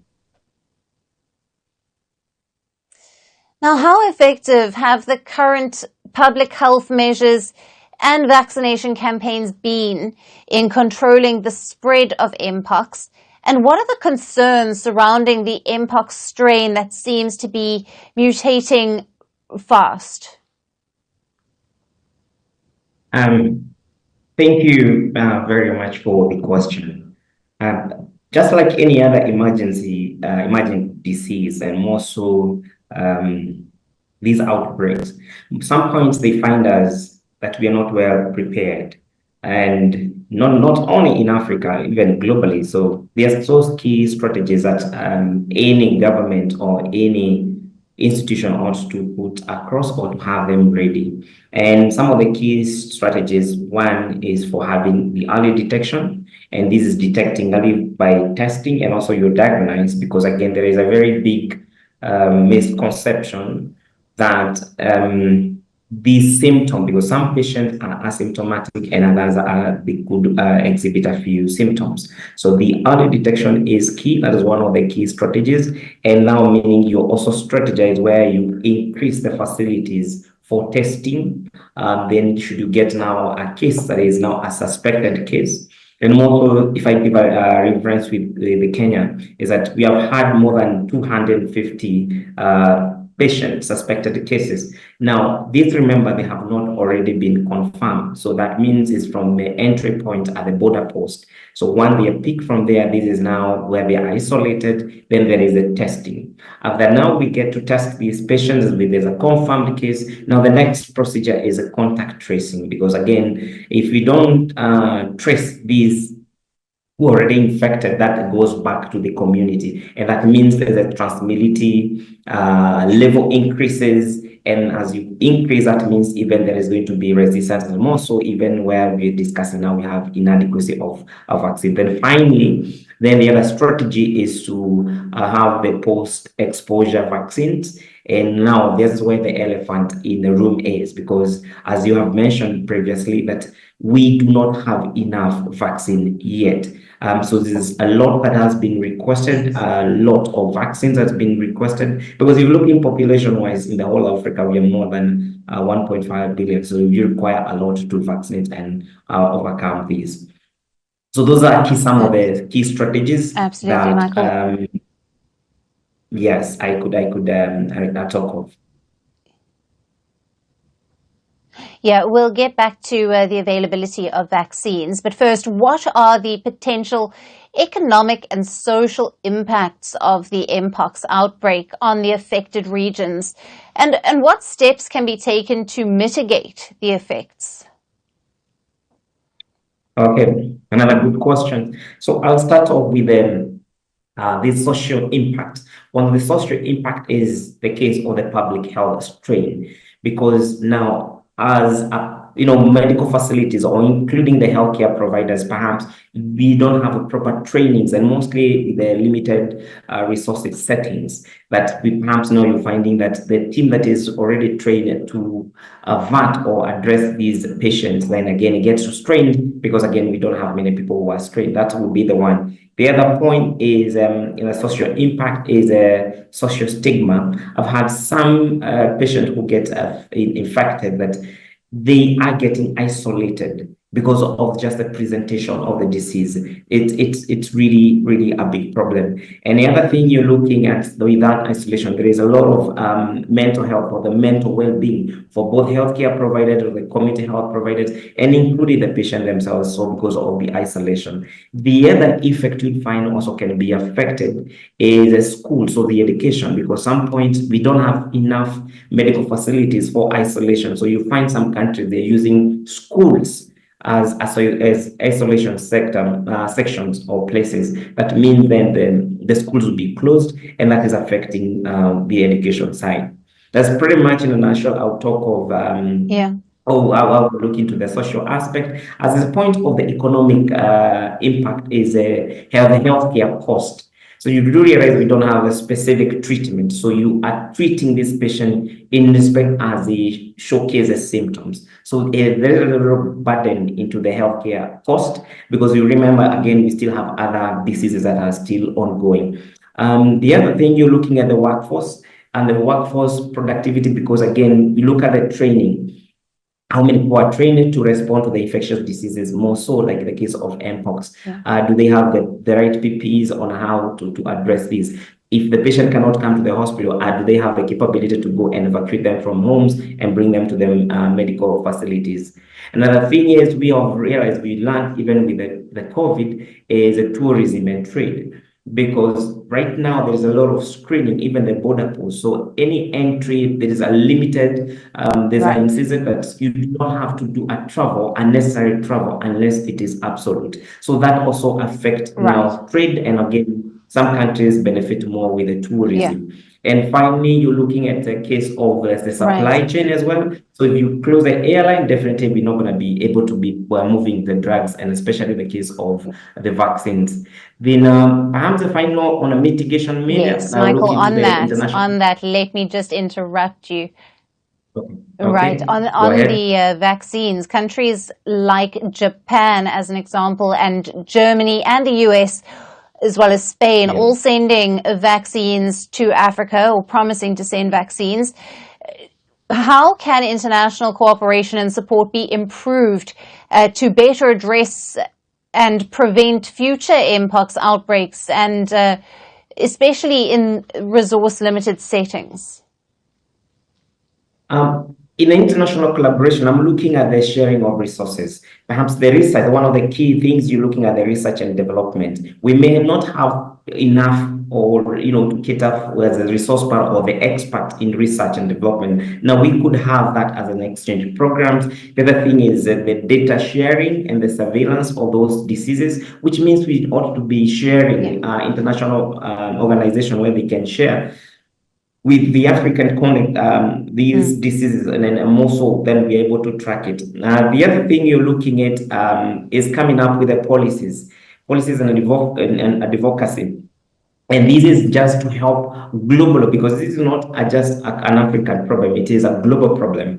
And more so, again, to aid on the same, we are finding the case of finance and the logistics. So you're finding we ought, because the settings, we find that we don't have proper funding on imagining diseases like this. So then international organization can come on board. Then we have a funding. So in case that these images of the diseases that come about, is just running there and come out, and we start executing, so that we are able to reach more. We are more of preventative than more of reactive, because that's the biggest problem that we are finding. Absolutely. Yeah. Right. Michael, thank you very much for being with us on Firstpost Africa. Your time is appreciated. Thank you. Thank you very much for having me.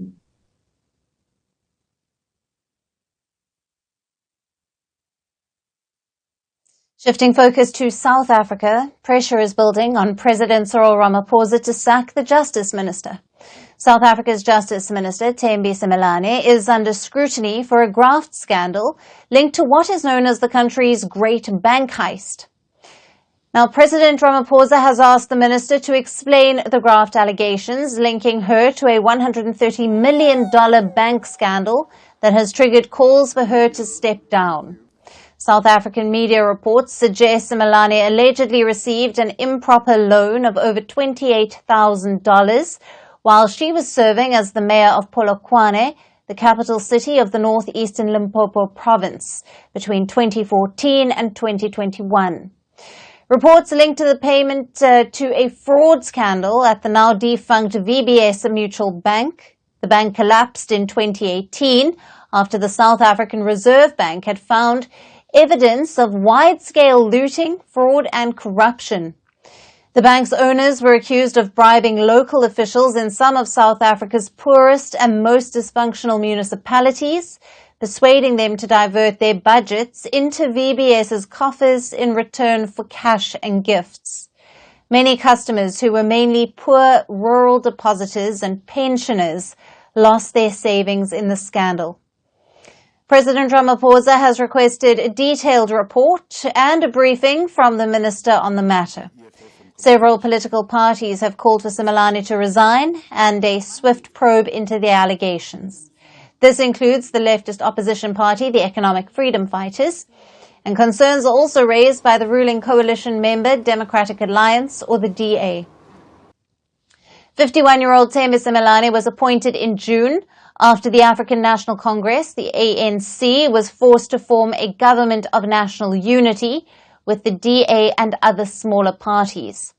ANC lost its absolute parliamentary majority for the first time in 30 years in the May elections.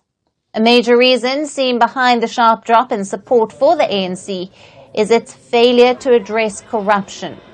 High-ranking officials within the party have been involved in numerous graft scandals, and this includes President Cyril Ramaphosa and his deputy, as well as the country's former National Assembly Speaker. The latest allegations on the Justice Minister come as a fresh taint, while the ANC tries to revive its battered image.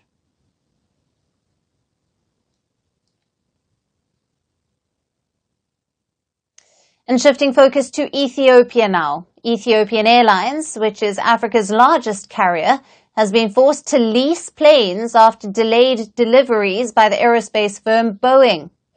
Ethiopian Airlines has turned to leasing companies to source its fleet as it has sought to maintain its expansion plans despite aircraft delivery delays from Boeing. The airline said it has been waiting for new 737 MAX passenger jets and 777 freight aircraft from Boeing since April. It is now expecting the 777Fs in September, but Boeing is yet to be providing a new schedule for delivery of the 737 MAX jets. Now, the Ethiopian Airlines CEO said that the late deliveries will affect their growth plan, and thus they are leasing aeroplanes from the leasing market. The CEO added that he hoped that Boeing would address the issues and that it would not affect the strong ties between the two companies. Over half of Ethiopian Airlines' fleet comprises Boeing models. The aerospace company is currently navigating one of its toughest periods. It is experiencing delivery delays due to ongoing parts shortages and workforce turnover, which have persisted since the COVID-19 pandemic. Adding to the challenges is the strike risk that the company is facing. Boeing and its largest union are at odds over issues like wages and job security that could potentially shut down its Seattle area factories next month. And several airlines have raised concerns about Boeing's delayed aircraft deliveries. Despite the challenges, Ethiopian Airlines has maintained its commitment to Boeing. Last year, the airline announced orders for 11 Boeing 787 Dreamliners and 20 Boeing 737 MAX aeroplanes as a part of its fleet modernization strategy. Boeing is also set to open a new office in the Ethiopian capital Addis Ababa in October, aiming to boost collaboration for joint production of aircraft components. Ethiopian Airlines is also reportedly pursuing further expansion across Africa. It has expanded its international network with new routes and has increased frequencies on several existing routes.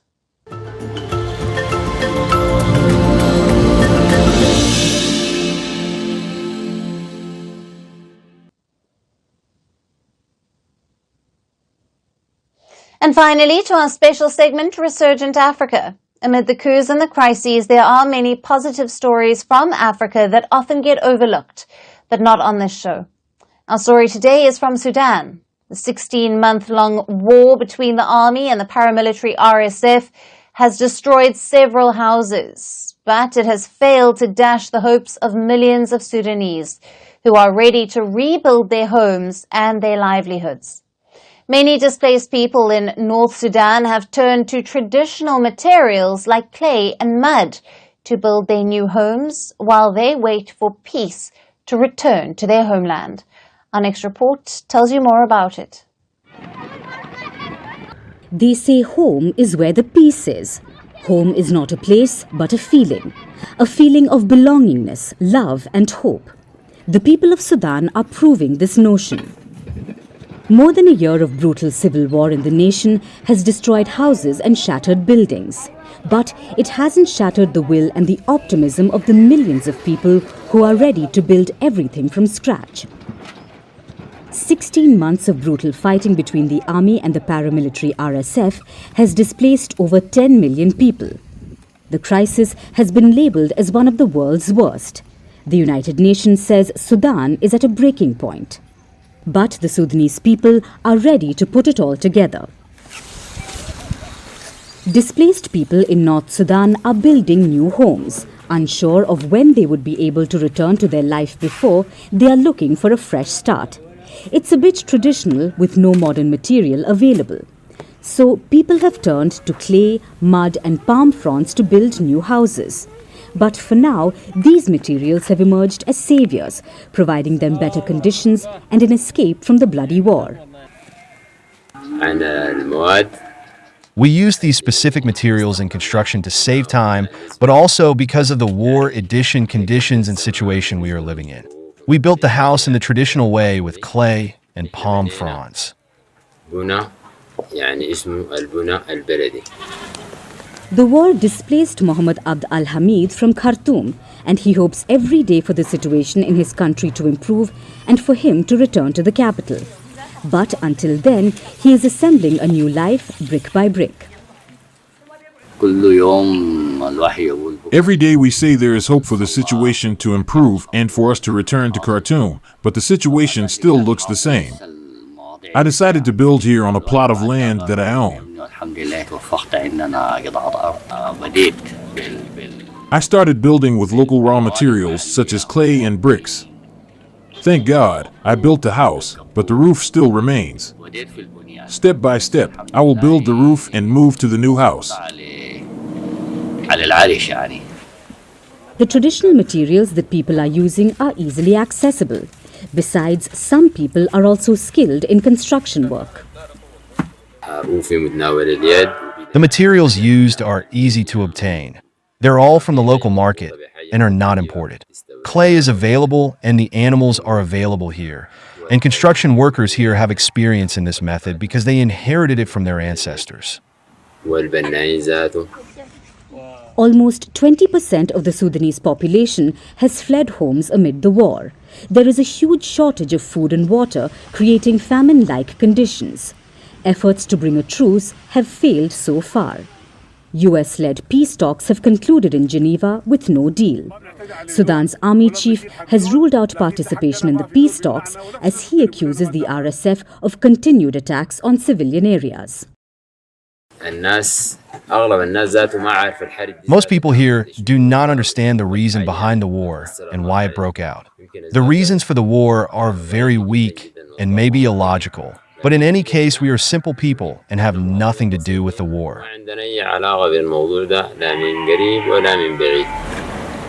With an agreement to end the war not in sight, people in Sudan have realized that returning to normalcy could be a distant dream. So instead, they are choosing to embrace the new normal. A truce deal might not be in their hands, but the spirit to fight the odds and a will to survive certainly is. And that's it on the show for today. We will see you again tomorrow at the same time. Thank you for watching and goodbye.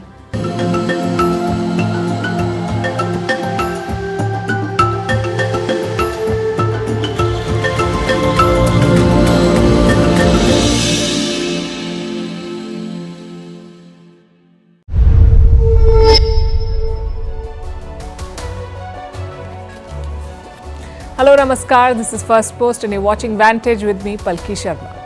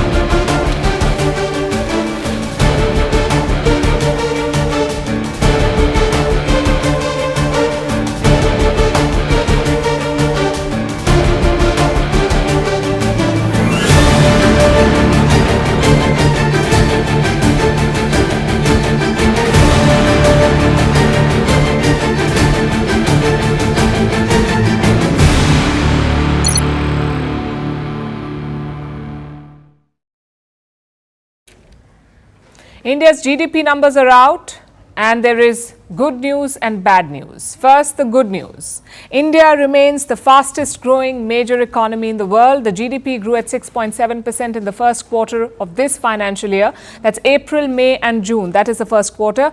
China, on the other hand, grew at 4.7%. So India still holds the crown. That is the good news. And now the bad news. The growth rate is slowing down. Look at the same quarter last year. The GDP grew at 8.2%. Of course, that was a post-pandemic rebound, so not quite sustainable. But also look at the previous quarter, January, February and March, the first 3 months of this year. The GDP still grew by 7.8%. So India's central bank was quite optimistic. They predicted 7.1% growth in this quarter.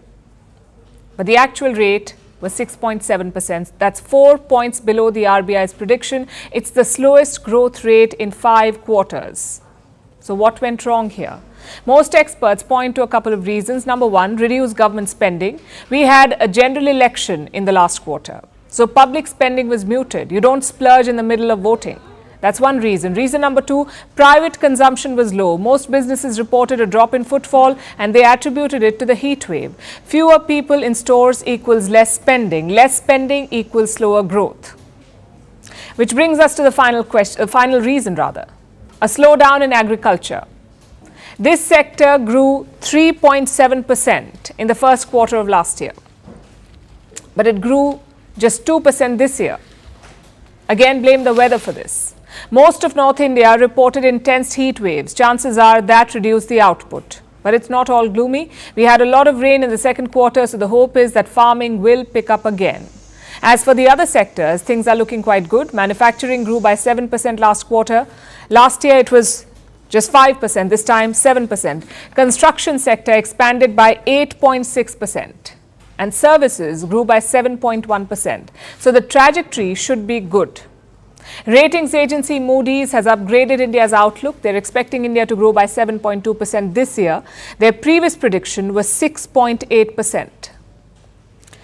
Having said that, these numbers will raise some questions too. It's the first GDP report in Prime Minister Modi's third term. He would have been hoping for a better showing. The chief economic advisor says this was expected. He says the growth outlook remains strong. It's also a challenge for the Reserve Bank. You see, they have kept interest rates steady since February last year. But will these numbers force a rethink? Will the RBI consider cutting rates to stimulate growth? That's hard to do when food inflation is at 5%. I know these numbers will be dissected in the coming days, so let's focus on the big picture tonight. India continues to defy global trends. We have two major wars underway. One is in West Asia, the other is in Europe. So most supply chains are in crisis. Plus major economies are slowing down. The US and Japan reported slower growth rates. Germany is stagnating and China is struggling to regain its mojo. Despite this gloom, India is pushing on. Consider exports in the last quarter. 8.7% growth compared to the global average of 1%, 8.7% for India. Even wealth creation does not seem to be a problem. Let me show you a new report. It says India is minting a billionaire every 5 days. 1 billionaire every 5 days. Imagine that. We had 109 billionaires in 2014. We have 334 now. So put together, they're worth $1.9 trillion. That's more than the GDP of Saudi Arabia. Impressive, right? But here's the less impressive part. Billionaires make up more than half of India's GDP. It tells you what the country's next challenge is. Equity. Our economic pie is expanding every quarter. The key is to make sure that everyone gets a slice of it.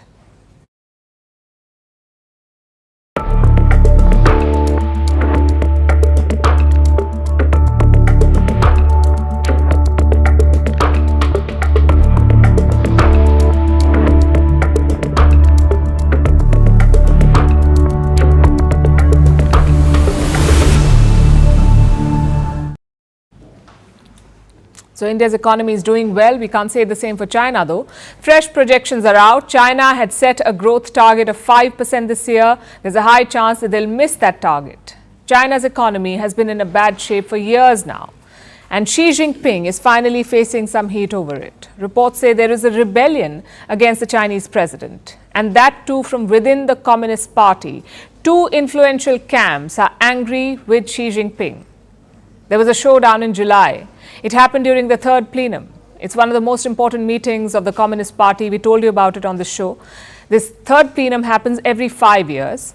Top leaders, senior party members and experts meet for a period of 4 days. They chart out China's economic policy. These meetings happen behind closed doors. So the outside world knows very little about what transpired here.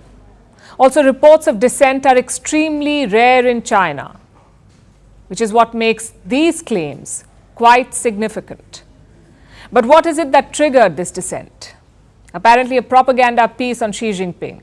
Ahead of the plenum's opening, Xinhua published it. The headline said, Xi Jinping the Reformer. It was basically a 10,000-word ode to Xi. It hailed his economic policies and called Xi a great reformer, a leader on a par with Deng Xiaoping. Remember, Deng opened the Chinese economy to the world. It was his policies that made China an economic powerhouse. And Xinhua compared Deng to Xi Jinping. Now, none of this is out of the ordinary. What else do you expect from a mouthpiece like Xinhua? Of course, they will sing praises of the Chinese president and try to reinforce his authority ahead of an important event. But at the plenum, this propaganda piece backfired on Xi Jinping. It was strongly criticized. It was called strange and factually incorrect and not in line with the history of the party. These critics even asked who allowed this piece to be published. And who are these critics? Well, there are two groups. One group is made up of party elders, the retired members of the Communist Party. They held senior positions in the government in the past. Many of them end up serving as advisors to the party after retirement. They form the first group of critics, the elders. The second group is called the second generation Reds. These are the children of Communist Party leaders from the revolution era. Basically, the second generation of Chinese politicians. So both these groups raised concerns. And thanks to the pressure they built, this propaganda piece was withdrawn. It was not published in papers and it was scrubbed off the internet before the third plenum ended. Like I said, this is quite significant. Dissent against Xi Jinping is very rare. What's even more rare is the Chinese president yielding to his critics. Xi Jinping is called China's most powerful leader since Mao Zedong. And this summer, his critics forced his hand. Does that mean that his grip on power is weakening? We'd say that assessment would be premature, but it would be fair to say that China's economic situation is testing its president. The slowdown is creating new and unexpected challenges. I'll give you an example. There are now ghost railway stations in China. These stations are brand new with all the latest facilities, but they have no passengers. No trains stop at these stations. And China has 26 of them. They were first built and they've now been decommissioned. And they're all in remote locations with not much passenger traffic. So they weren't really needed. But China built them nonetheless. Experts are calling these projects, and I'm quoting, wasted investments. They were all part of China's infrastructure boom. When local governments borrowed billions of dollars, they pumped this money into infrastructure projects without assessing the utility of these projects. And this led to a bubble in the infra sector. That bubble has now burst, leaving behind ghost towns and stations and a massive pile of debt. Local governments in China owe $13 trillion. $13 trillion is the debt. Some of them are on the brink of a default. They're resorting to extreme measures, like in the Bishan district. This is in southwest China. Bishan is unable to keep up with its debt, so it has set up a task force. And what will its officials do? Well, they say they specialize in smashing iron pots and selling the steel. This is basically a Chinese metaphor. Smashing iron pots and selling the steel. It means selling off all assets to settle debt. So Bishan is basically doing a fire sale. We don't know its debt numbers, but clearly the situation is far from ideal, or a fire sale wouldn't have been necessary. China needs to tackle its debt urgently and rescue its economy. Its people are already running out of patience. They have begun protesting. In the months of June and July, there were more than 500 protests in China, mostly over economic issues. The protesters were workers or property owners and buyers. They took to the streets. They raised their voice online. The workers they were protesting over wages. They wanted better wages. Homeowners wanted stalled projects to resume to get the homes that they had bought. So the writing is on the wall for Xi Jinping. There is dissent within the Communist Party and anger among ordinary Chinese citizens.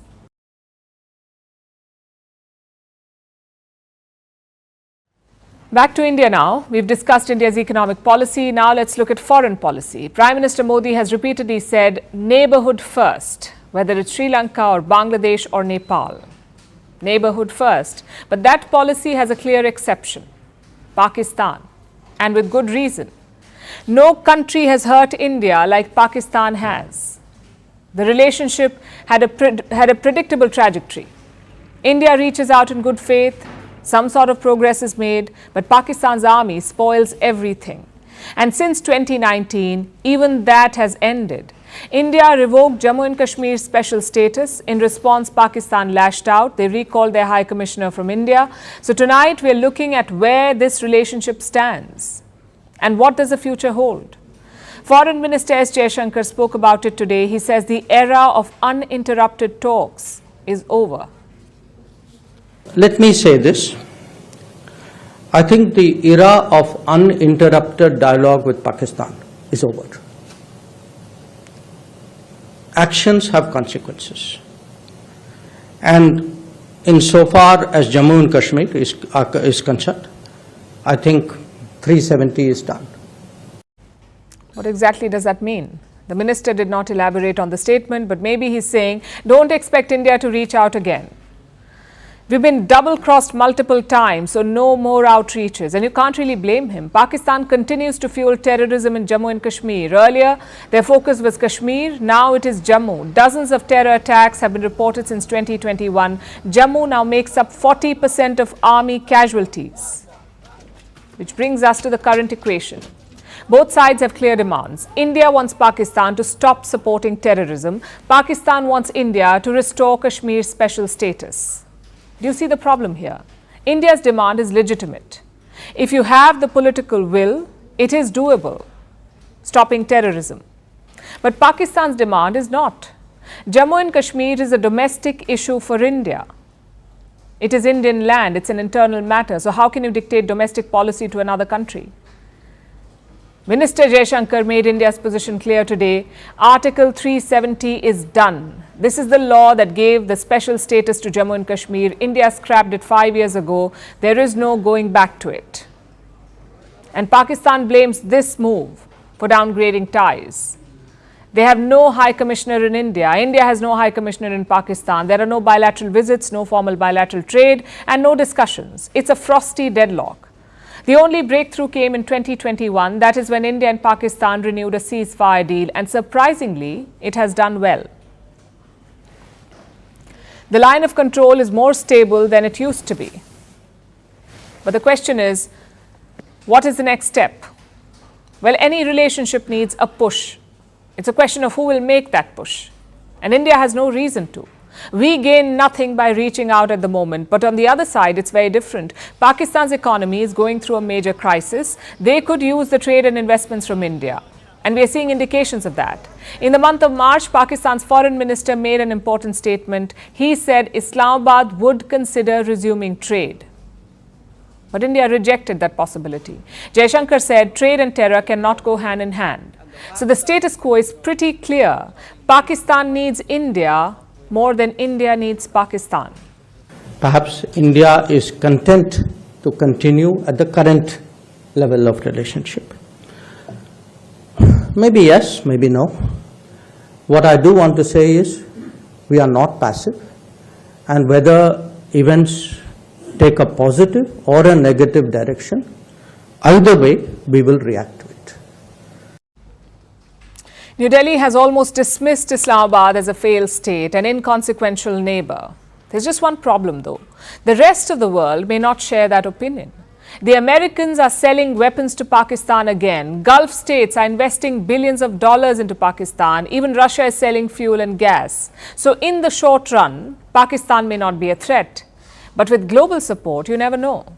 Pakistan may emerge as a more potent threat. So of course, that's all in the future. Right now, the onus is still on Pakistan to make a move. But are they willing? Well, Pakistan is hosting this year's SCO summit. SCO is the Shanghai Cooperation Organization. India is a member of this group, so is Pakistan. So they've invited Prime Minister Modi to Islamabad in the month of October. But will he attend? The Foreign Ministry in India did not confirm or deny. Yes, we have received the invitation for attending the Heads of Government Summit of SCO from Pakistan, which will be hosted by Pakistan. And on that, as and when we have an update, we'll share them with you. Irrespective, attendance alone will not signal much. After all, this is a multilateral forum. Last year, India hosted the SCO foreign ministers, and Pakistan's foreign minister did fly down to India. But nothing changed bilaterally. So it's not a question of hosting or visiting. It's a question of what more can Pakistan offer, not just in terms of engagement, but in terms of actions too. If there is a clear crackdown on terrorism, India may reciprocate. If not, India won't bother.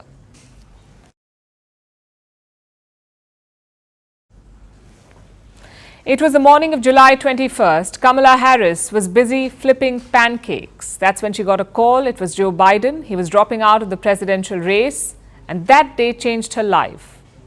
And Harris talked about it in her first major interview.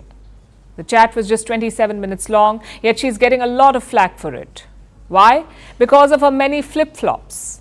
As a lawyer, Kamala Harris opposed fracking and the border wall. Now, as a presidential candidate, she seems to have embraced both. But will the American voter buy this back and forth? Our next report tells you. I've decided the best way forward is to pass the torch to a new generation. On July 21st, Joe Biden dropped out of the US presidential race. He endorsed Kamala Harris. Within a month, the Democrats rallied behind her. She won the party nomination. She became the presidential candidate. The mood was optimistic. Yet, all this happened without Harris winning a single vote, or even giving a single interview. The Democratic nominee aimed to change that on Thursday. She sat down with CNN for her first interview as the Democratic nominee. Beside her was Tim Walz, her vice presidential pick. It was meant to be a chat to get to know Harris. Yet what it turned out to be was 27 minutes of flip-flops. Kamala Harris first ran for the Democratic Party's presidential nomination in 2019. Then, she was seen as a liberal progressive candidate. But now, as the Democratic presidential hopeful, she seems to have embraced the status quo. And it's something she was asked about. Sir, I have just a few. I think the most important and most significant aspect of my policy perspective and decisions is my values have not changed. So Harris says her values haven't changed. But is that true? Let's look a little closer. The first flip-flop was on fracking. It's the process where you drill into shale to extract natural gas and oil. In 2019, she was against fracking. And it makes sense. Remember, Harris was a progressive then. Fracking raised concerns about climate change, so she opposed it. But that changed in 2020, the moment she became the VP candidate. And now she seems to support it. As Vice President, I did not ban fracking. As President, I will not ban fracking. What I've seen is that we can grow and we can increase a thriving clean energy economy without banning fracking. The second flip-flop was on the border wall. In 2018, Donald Trump started building a wall on the southern US border. Kamala Harris opposed it. She called it un-American, labeling it a medieval vanity project. In 2024, Harris pledges to spend millions on that same wall if she's elected president. All this while opposing Trump. He killed the bill, a border security bill that would have put 1,500 more agents on the border. Not only push it, I would make sure that it would come to my desk and I would sign it. The contradictions did not end there. After Harris, it was Tim Walz's turn. In 2018, he claimed he carried weapons of war. But he's never been deployed to a combat zone, so his statement was questioned. Putting your trust in me. And this is how he defended himself yesterday. Walz says he misspoke. Yeah, in this case, this was after a school shooting, and my wife, the English teacher, told me my grammar is not always correct. That sums up Kamala Harris's first interview. A lot of flip-flops, clarifications, defending the current administration, and a dash of Trump bashing. Anybody who's about beating down other people is a coward. When asked about the historic nature of her candidacy, Harris almost seemed cautious, as if she wants to distance herself from it, probably wanting to avoid Hillary Clinton's mistake in 2016. So here's her plan as the future American president in a nutshell. It's to project continuity. It's to hug Biden's record and further it. But will America embrace this? We'll find out this November.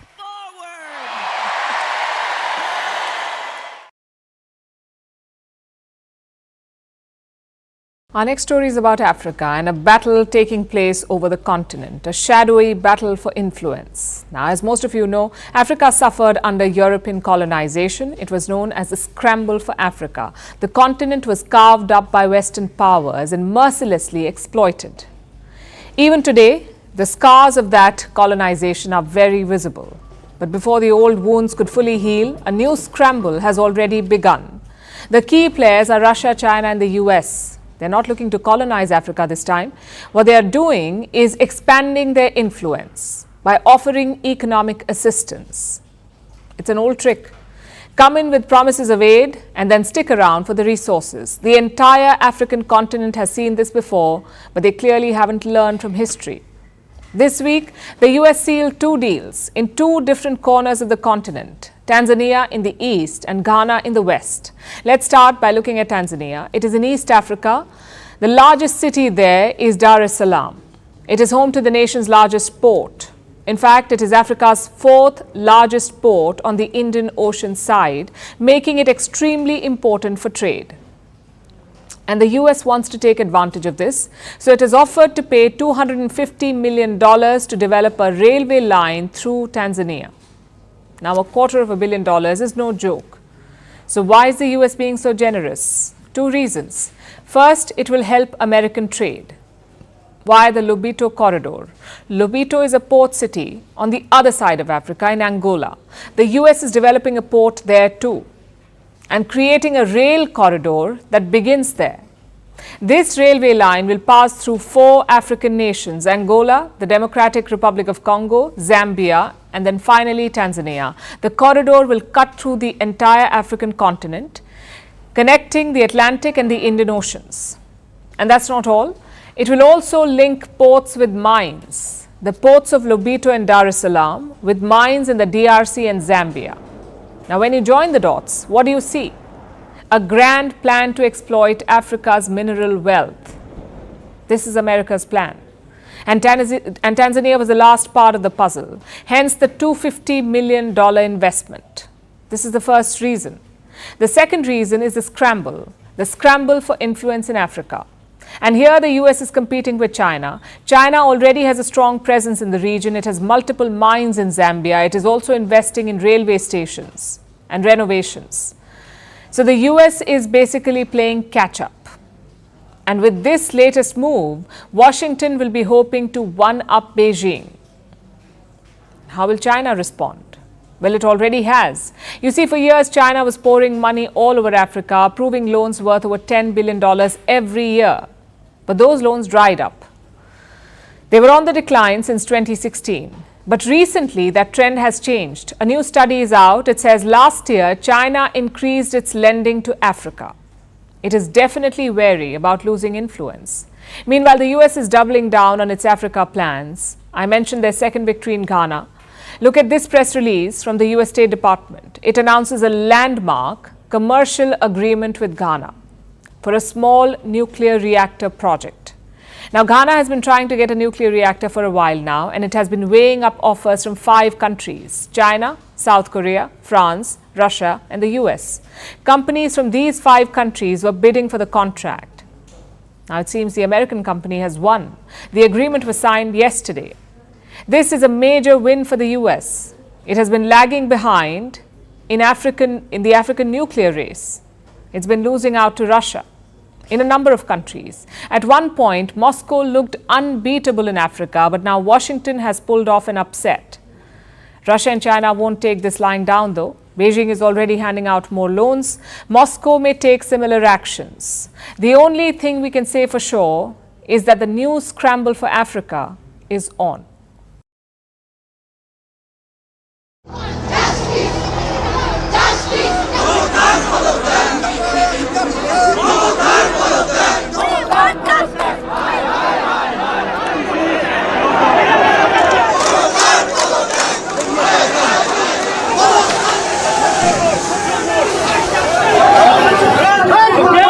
আপনার পার্টিকে দিয়ে আগুন লাগাচ্ছেন।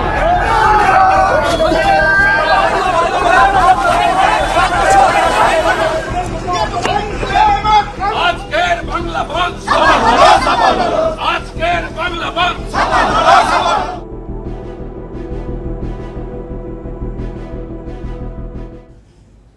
The heat is on the RG Kar Medical College. A leaked audio call confirms an earlier suspicion that the college may have tried to cover up the murder, that they passed it off as suicide.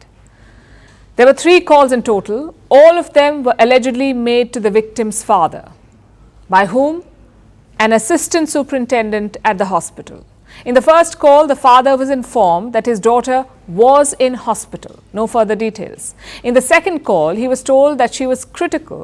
And in the third, she was told that it could be a suicide. And when did these calls happen? The first one was at around 10:50 a.m., so the morning of the murder. Listen in.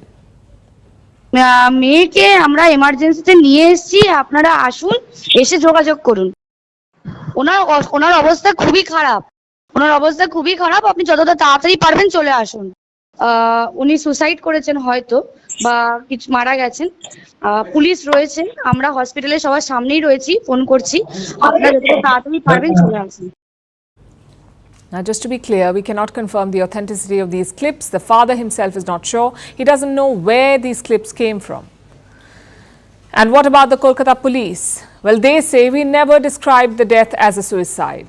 Yet questions remain because the CBI did talk about the suicide claim. They said that the family had been misled about the death. The only question is, by whom?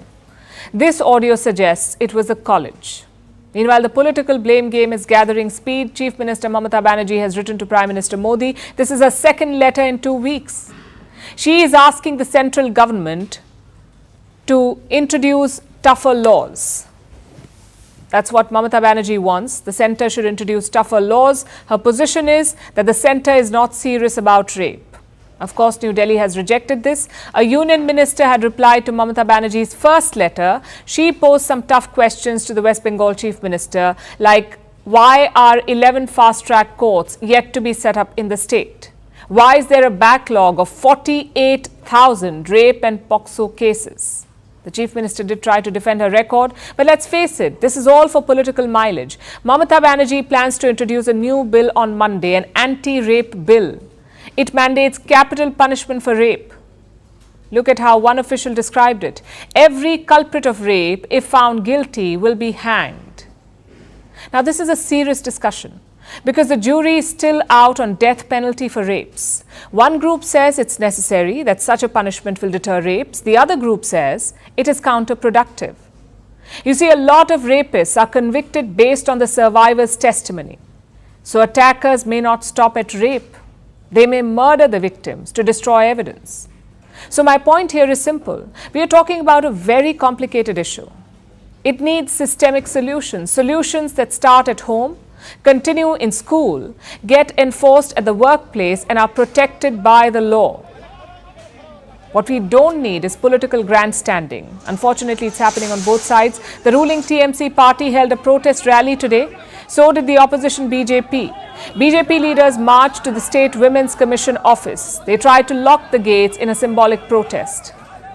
If you see this political discourse, it is pure hypocrisy.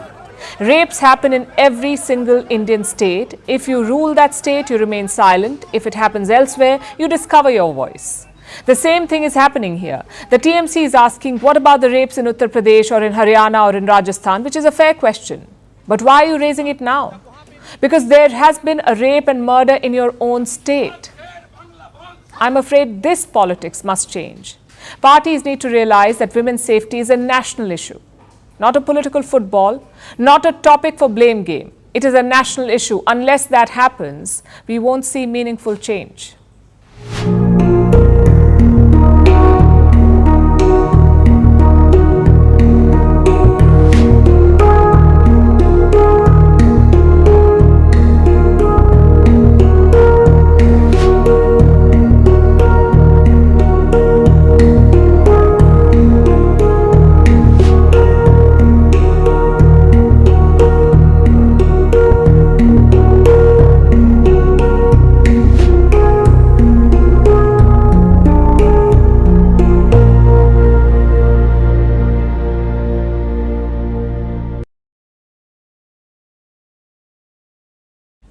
Our next story is about Europe and a country with one foot in the door, Turkey. Turkey shares a tense relationship with Europe, specifically with the European Union. For decades, Turkey has wanted to become an EU member. It became a candidate all the way back in 1999. Membership negotiations began in the year 2005, almost 20 years ago, but the negotiations were frozen in 2016, and in 2019, the EU voted to suspend Turkey's accession talks. It was a major blow to Ankara's European ambitions, and there's been bad blood ever since. But yesterday, a thaw seemed to have taken place. Turkey's foreign minister went to an EU meeting yesterday after 5 long years. It signals a rapprochement, a cooling of tensions. But does this mean that Turkey is any closer to joining the EU? Our next report has the details. Turkey and the EU, their relationship often sounds like a bad love story. Or will they or won't they situation where everyone seems uncomfortable. It began in 1999. That's when Turkey was made an EU candidate. It's the first step in becoming a member. Over the next few years, Turkey tried to bring in some reforms, clean up its internal politics so that the EU would begin accession talks. And the plan worked. Talks began in 2005. But just before that, Turkey elected a new leader for itself, Recep Tayyip Erdogan. In 2003, Erdogan became Turkey's Prime Minister. Yes, Prime Minister. He held that post till 2014. All that while, the EU talks kept chugging along. But in 2014, Erdogan flipped the script. He changed Turkey's power structure. From a parliamentary democracy, Turkey became a presidential republic. And of course, he made sure that he became Turkey's first directly elected president. Now, Erdogan was always a popular politician.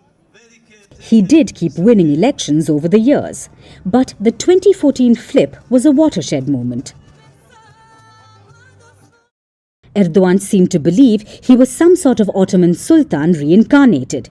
He wanted to change the very foundations of modern Turkey and take it back to a bygone era where democracy gave way to absolute power, both administrative and spiritual. But on his quest to become a modern-day Ottoman caliph, Erdogan alienated the EU, and things came to a head in 2016. Some 3,000 members of the Turkish armed forces attempted to orchestrate a coup. They failed, and the plotters were arrested. Erdogan saw the failed coup as an opportunity, a chance to purge his political opponents. That's exactly what he did. About 150,000 people were detained after the coup. Tens of thousands were arrested on terrorism charges. And that was the last straw for the EU. Turkey's EU accession talks were paused. 3 years later, in 2019, the European Parliament suspended negotiations. It's been 5 years since that happened, and these years have been hard on Erdogan. He's been struggling to curb inflation, which has hovered around the 70% mark over the past few years. The Turkish currency, the lira, lies in tatters. Its value has fallen by 80% in the last 5 years. Now, obviously, the people of Turkey were angry, and it showed in this year's elections. Erdogan's party was defeated across the country. The Turkish opposition took major cities like Istanbul and Ankara. It was a reality check for the would-be Sultan. So now, after years of being confrontational, it seems Erdogan wants to go back to the negotiating table. The EU took the first step towards reconciliation. They invited Turkey's foreign minister to an informal meet yesterday. The Turkish minister attended the meeting in Brussels and said it was in everyone's interest to revive Turkey-EU ties.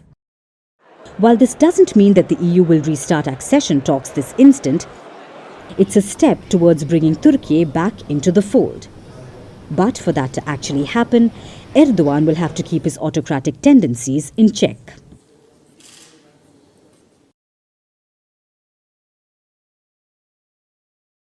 Our next story is about Indian aviation. The industry is at a turning point. Two heavyweights are finally merging. Air India and Vistara, both airlines are owned by the Tata Group. Earlier, both brands were operating separately, but now they will be one entity. So from November onwards, Vistara would disappear from the Indian skies. It is being merged into Air India. So effectively, the Tatas are retiring the Vistara brand name. And this has triggered strong emotions. Air India used to be a state carrier. The Tatas bought it from the government in 2022. You could also say that Air India returned to the Tatas because they were the ones who started Air India way back in 1932. In 1953, the airline was nationalized. The government took it over. It became India's flagship carrier and one of the best airlines in the world. It was called the King of the Sky, and its mascot, the Maharaja, became iconic. But under government control, Air India suffered. It ran into losses, it struggled to compete, its services were poor, its workforce lethargic, and the brand name suffered due to neglect. So the Tata Group's comeback raised everyone's hopes for a revival of Air India. And while that is yet to happen, the revival is yet to happen, what we are seeing is the departure of Vistara. The Tata started Vistara in 2013. It was their comeback into aviation. Over the years, Vistara has developed strong brand loyalty. So after today's announcement, many frequent flyers took to social media. They bid farewell to Vistara. Some also expressed doubts about the merger. They're not sure if it will succeed. But the Tatas are confident about their plans. They say the transition will be smooth and hassle-free. And that with the merger, their customers will have more choice. Of course, the merger did not come about overnight. It's been in the works for 2 years. The Tatas also have a strategic investor here. That is Singapore Airlines. It co-owned Vistara with the Tatas, and it is betting on this merger now. Singapore Airlines plans to invest more than $600 million. In return, it will own around 25% of the merged entity.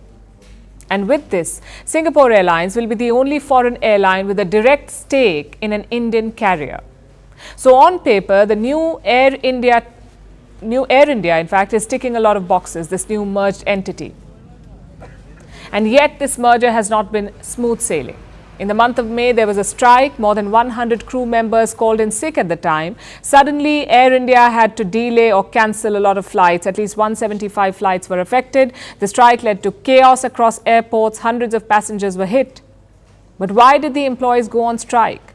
Because of their new employment contracts. The crew members said that the airline was discriminating against them. Meanwhile, there have been operational issues. The Indian regulator has pulled up Air India. That's the DGCA, the Directorate General of Civil Aviation. That is the regulator. Earlier this year, the DGCA issued a notice to Air India. This was after passengers fainted on a flight. There was, and I'm quoting, there was insufficient cooling in the cabin. There have been complaints related to pilots as well. In April, it was found that many Vistara pilots were flying for 100 hours per month, which is the maximum permissible limit. So the Air India Pilots Union expressed concerns. They wrote a letter, and the letter said that some pilots had been asked to extend their flight duty timings, and they warned that this could compromise safety.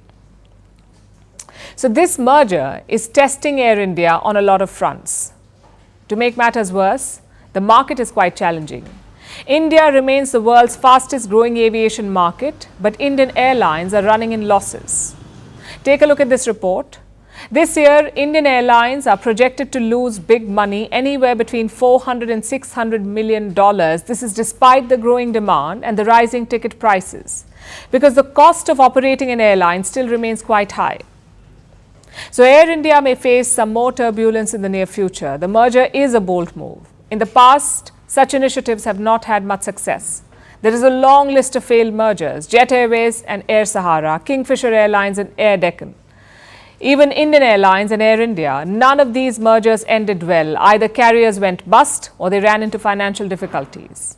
Air India is trying to beat the odds, and we wish them good luck.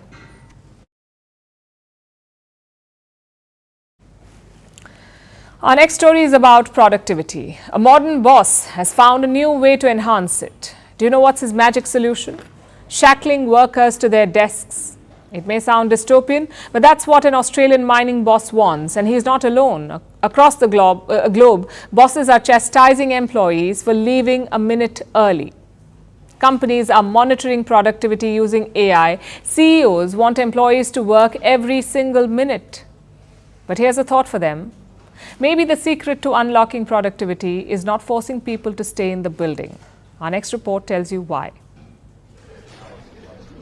We live in the age of modern technology. It's fast-paced, it's revolutionizing our lives. So you would imagine it would change the way we work, that we would be more free, that we would use tech to become flexible. But no. Enter the modern CEO. They're no longer an executive, they're more like a part-time prison warden. They have a sacred mission to extract every ounce of productivity from their workforce. And how are they doing that?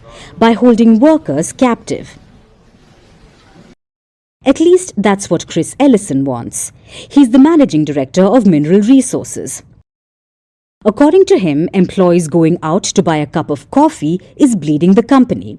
So what's the solution? Bringing the coffee to them. Their head office in Perth has a restaurant, a gym and other facilities. It's so that employees don't leave the office. Guess Ellison's logic is flawless, at least in a dystopian Orwellian sort of way.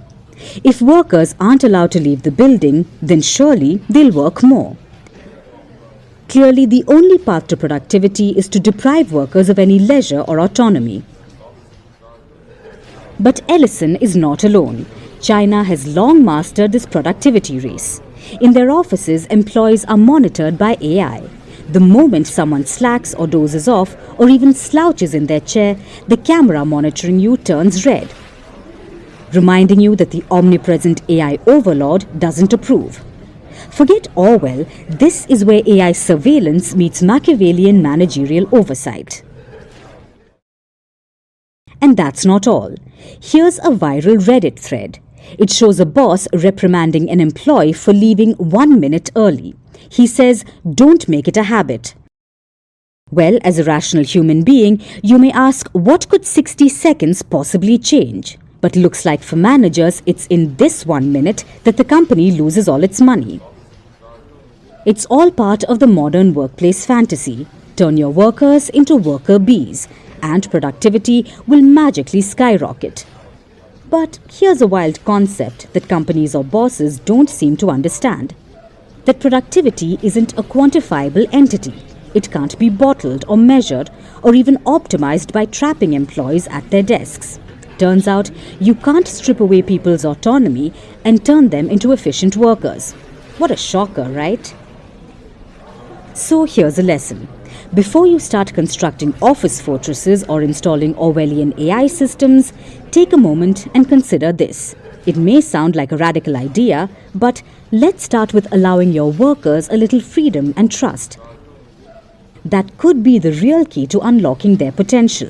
After all, a productive worker isn't one who's shackled to their desk, it's one who feels empowered to do their best work.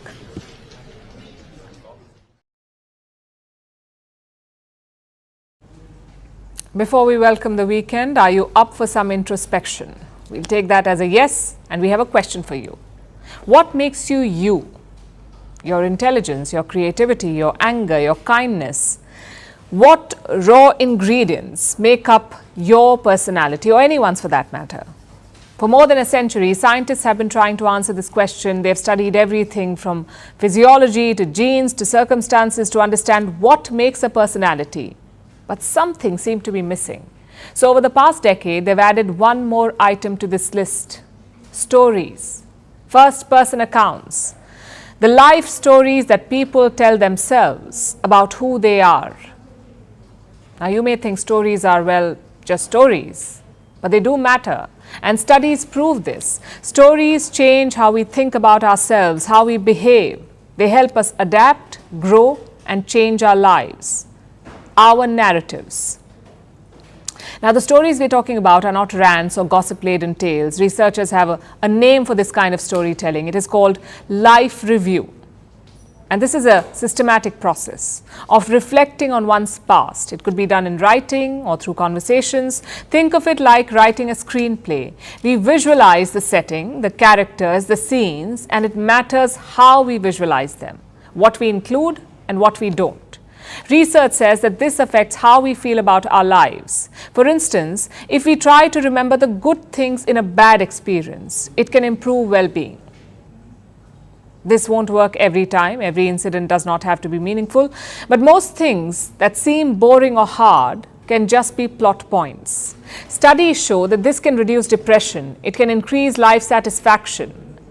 What's more, life review can also force us to connect the dots to understand why we are the way we are. It pushes us to explore our ancestry, which in turn boosts mental well-being. It makes us feel more connected. Plus, taking stock of life is not just looking back, it can also help us find the next chapter in life. It can help us find purpose. And this too is good for us. It may even help you live longer. But this is not even the best part. Do you know what is? The fact that we get to update the screenplay based on our perspective and our experiences.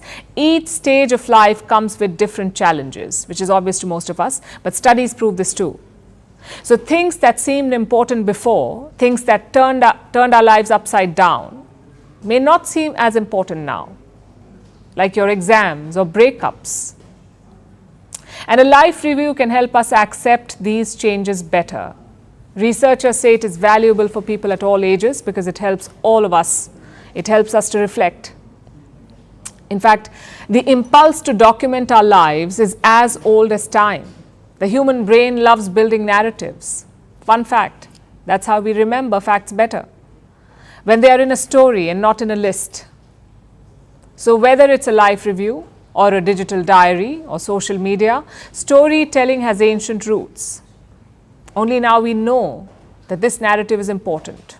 And if we know, so does capitalism. So there is an entire industry built around our memories. Companies are making our digital photo albums. Ghostwriters are offering to write memoirs. Exotic retreats are inviting guests to write life stories.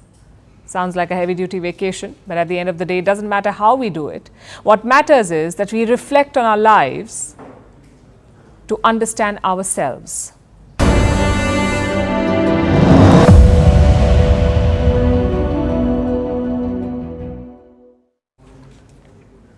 People in Brownsville, a city in Texas, have noticed something strange. A giant bust of Elon Musk. It's nearly 9 feet tall and 7.5 feet wide. 9 feet tall. So massive for us, normal sized for Elon's ego. This bust is being carted around in a Tesla Cybertruck. Why? Because Elon's disciples thought it would be fun. But forget the statue. Focus on the vehicle carrying it around, the Tesla Cybertruck. Ever since it was launched in 2019, it has triggered a lot of people, and we get it. The design can be a bit polarizing.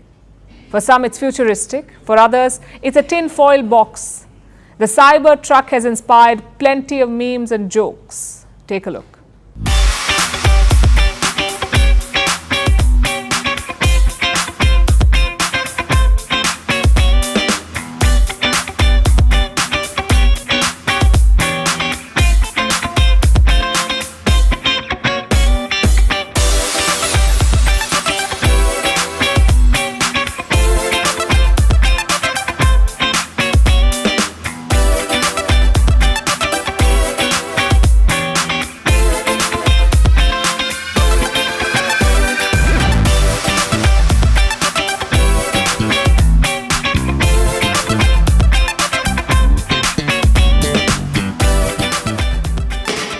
Oh my God. Well.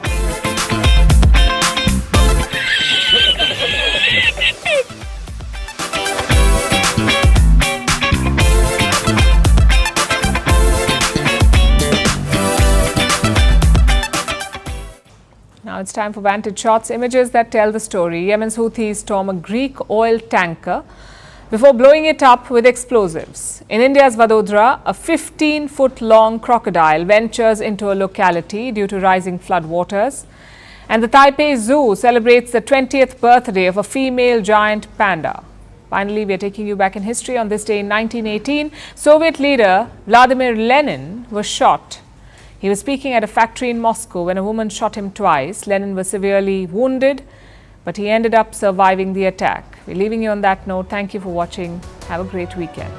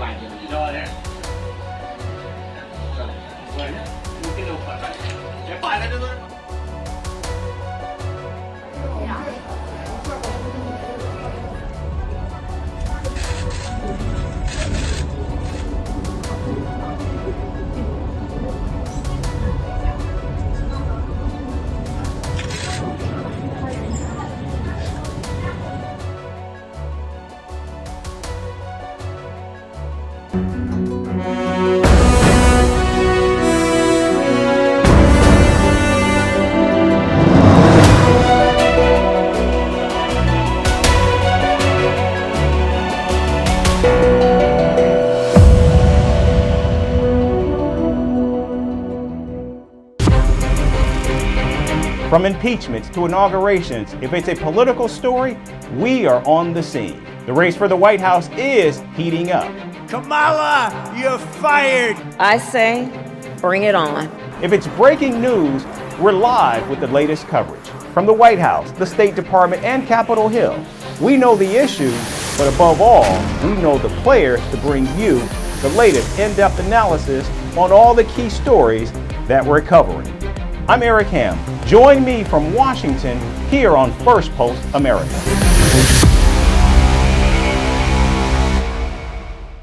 We begin in the Middle East. Israel and Hamas have agreed to pause fighting for 3 days to allow the World Health Organization to carry out a polio vaccination drive in Gaza. The humanitarian pause will allow health officials to administer the first dose of polio vaccines to almost 640,000 Palestinian children under the age of 5. The agreement comes just days after the United Nations said that a 10-month-old baby in Gaza had been partially paralyzed due to polio, becoming Gaza's first case in over 2 decades. Now, polio is a highly infectious virus and is most often spread through contaminated water. Children that test positive for polio can be affected by disfigurement of the limbs, paralysis, and even death. Now, the humanitarian pause will begin on Sunday and will take place between 9 a.m. and 3 p.m. local time. The vaccination drive will be held in central, southern, and northern Gaza, and almost 1.3 million doses of the novel or oral polio vaccine type 2 have been sent to Gaza, with another 400,000 doses on the way.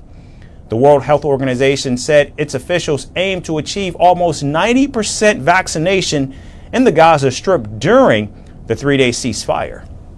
We welcome the commitment to area-specific humanitarian pauses and suspension of evacuation orders for the implementation of a 2-round polio vaccine campaign set to begin on the 1st of September in the Gaza Strip.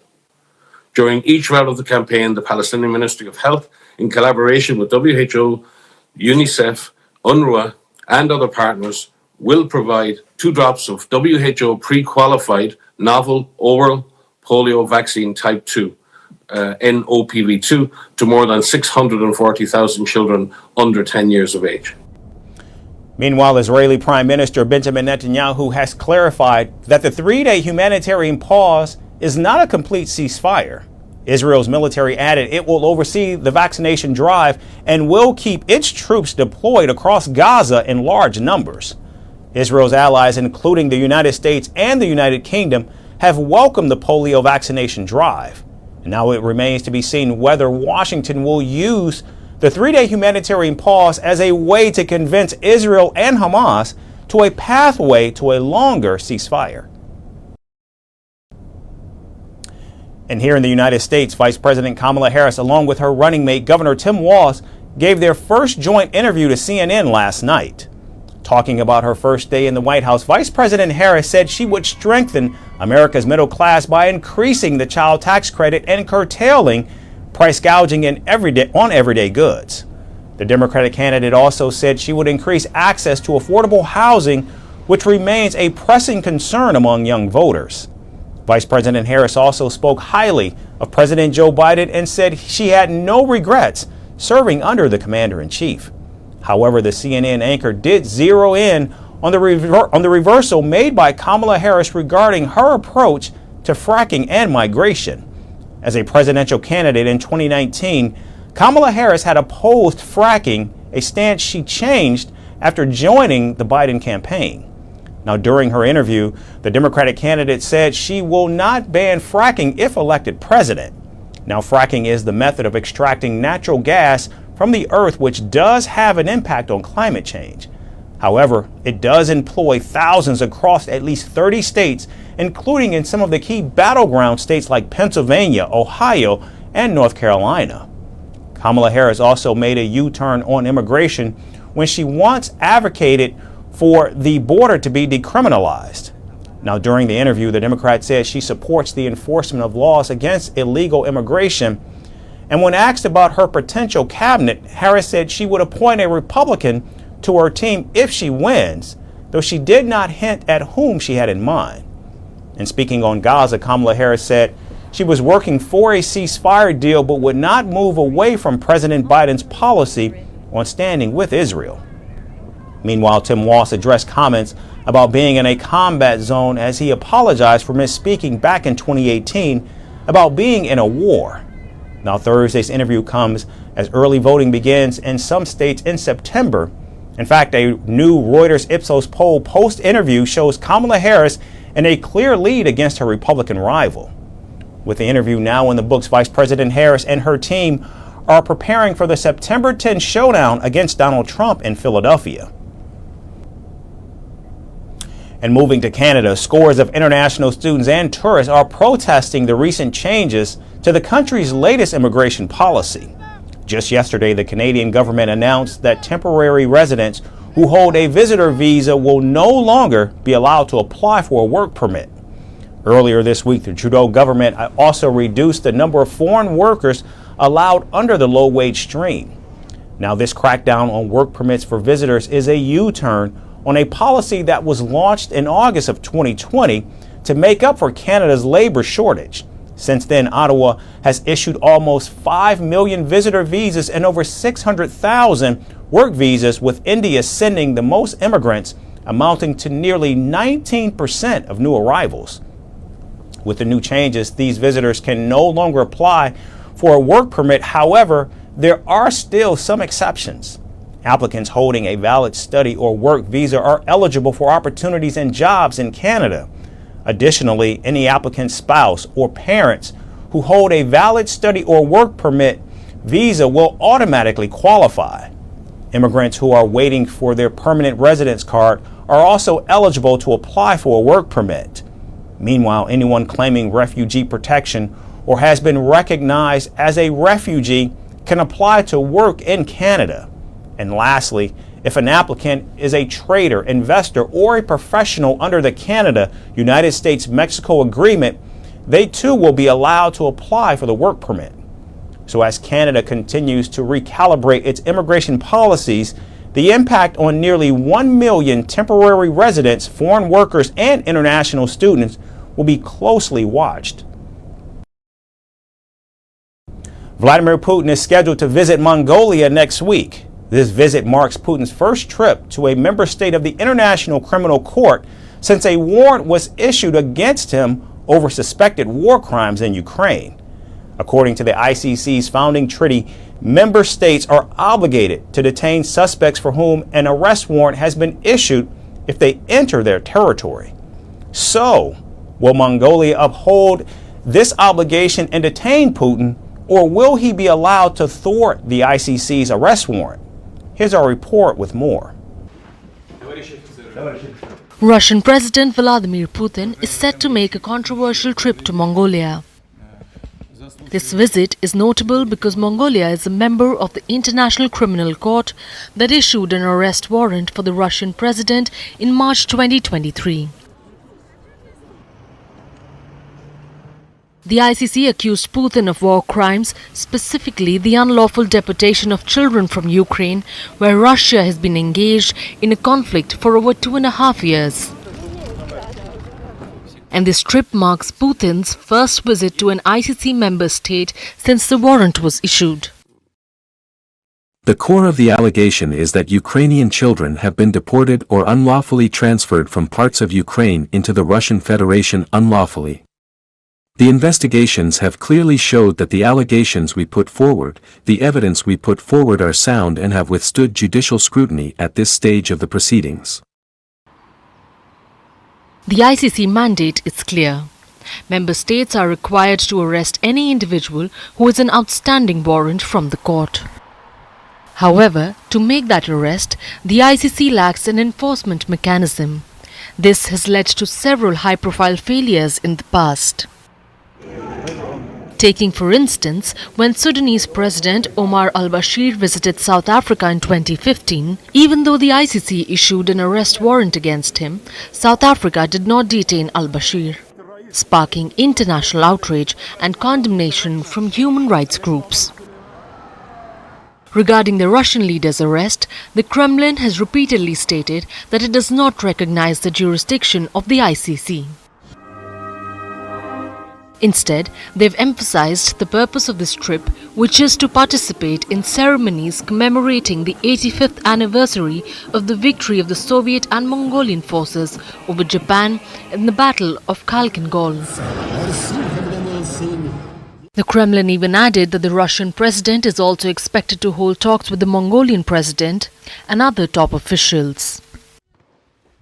While the arrest warrant against Putin is unprecedented, since the issuance of the warrant, he has avoided ICC member countries.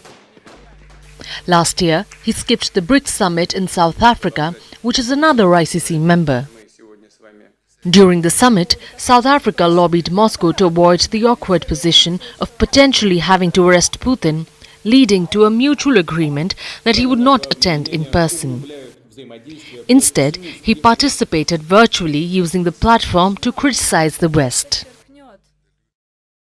The desire of some countries to maintain this hegemony led to the severe crisis in Ukraine. First, with the help of Western countries, an unconstitutional coup was carried out in this country, and then a war was unleashed against the people who didn't agree with this coup.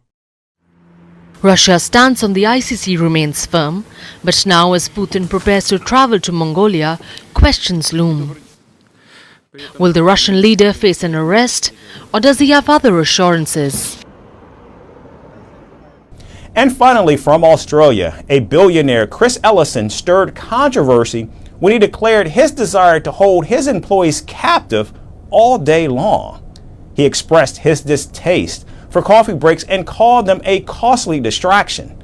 His views have sparked backlash, with many criticizing his outdated approach to employee management. Our final story spills the beans. I want to hold them captive all day long. This statement conjures up images of a masked villain, perhaps with an evil laugh. The phrase drips with a vindictive undertone that screams criminal. However, this wasn't uttered by some nefarious villain. This statement came from an Australian billionaire and was directed at his office staff, no less. At a financial presentation for Mineral Resources, a company worth a modest $5.44 billion, Managing Director Chris Ellison dropped this little gem of a statement of wanting to keep his staff under lock and key for nefarious reasons. Ellison just doesn't want them wandering off for a coffee break. After all, he figured out that a stroll down the street for a caffeine fix is in fact an expensive luxury. So if you're part of his workforce, don't even think about stepping outside the building, or at least that's the vibe he's giving off. But before you think he's all gloom and doom, Ellison has a grand solution. According to him, his company's headquarters isn't just an office, it's a paradise, where allegedly everyone loves to work. And why wouldn't they, with an in-house restaurant, a gym to stay fit, and even a creche for the little tykes at just $13, a steal when compared to the average $122. It's a veritable bargain, complete with doctors and nurses on standby. Your kids will be fed, entertained, and ideally won't cry enough to pull you away from your desk, because clearly toddlers are known for their predictability, right? Well, good luck with that, Ellison. In a world inching towards a 4-day work week, Ellison's views are as refreshing as a tumbleweed blowing through an empty office. Despite running a company with 5,600 employees, he's certain that flexible working is a no-go. He already banned working from home last year, and he's not stopping there. To him, the idea of working 3 days and collecting a 5-day paycheck, or heaven forbid, a 4-day one, is pure fantasy. Unsurprisingly, social media had a field day with his remarks. Some likened it to slavery. Others joked that he'd be installing barbed wire next. A few even called him out as downright menacing, while others simply thought he was out of touch with reality. This whole incident is nothing short of comedic. On one hand, Australia is moving towards a better work-life balance with laws like the right to disconnect.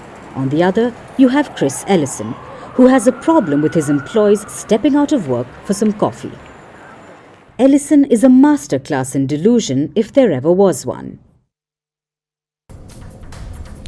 That's our show for today. We certainly thank you so much for tuning in. We hope you have a great weekend, and we look forward to seeing you right back here next week.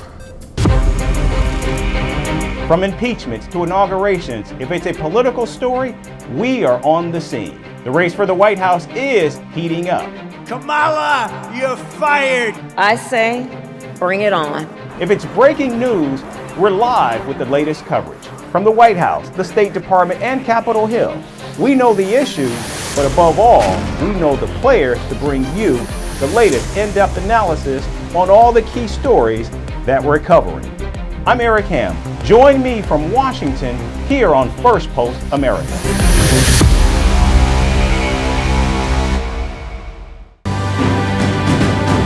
Firstpost reports from the world's second largest continent. Hello, I'm Alison LaGrange. A very warm welcome from Durban, South Africa. We get you the news and the newsmakers from Africa. From elections to climate change to innovations and opportunities. As the world's attention shifts, we report from Africa, the heart of the global south. Join me every weekday live on First Post.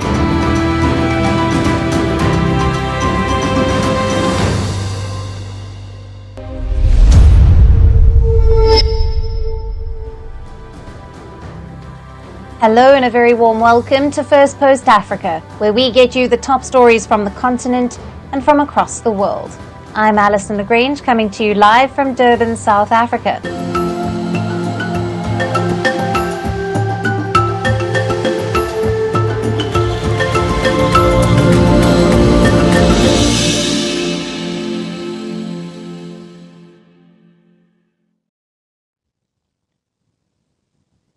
Hello and welcome. We start with the developments in the Horn of Africa. Tensions between neighbors Ethiopia and Somalia are worsening further. Ethiopia has raised concerns as two of its rivals, Mogadishu and Cairo, forge closer partnerships. Egypt has delivered its first military aid to Somalia in more than 4 decades. This comes after both nations signed a security pact earlier this month. Egypt has also offered to send troops to a new peacekeeping mission in Somalia to fight Islamist terror group Al-Shabaab. The new mission is due to replace an African Union peacekeeping force in January, which also includes up to 10,000 Ethiopian troops. However, Mogadishu had threatened to kick out the Ethiopian troops. Now, this is due to a dispute over a port deal that Ethiopia signed with Somalia's breakaway region, Somaliland, in January.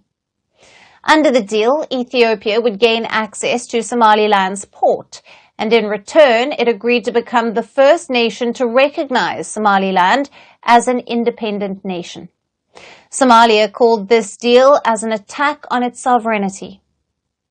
Since the deal was signed, Somalia has drawn closer to Ethiopia's other rival, Egypt. Egypt and Ethiopia are also at odds for years now over the Addis Ababa construction of a vast hydro dam on the headwaters of the Nile River. Egypt has long viewed the massive $4.2 billion dam as a threat to its fragile water security. Egypt has also condemned Ethiopia's deal with Somaliland, and it has ramped up military cooperation with Somalia. The Ethiopian Foreign Ministry on Wednesday accused Somalia of colluding with external actors without mentioning the military aid it received from Egypt.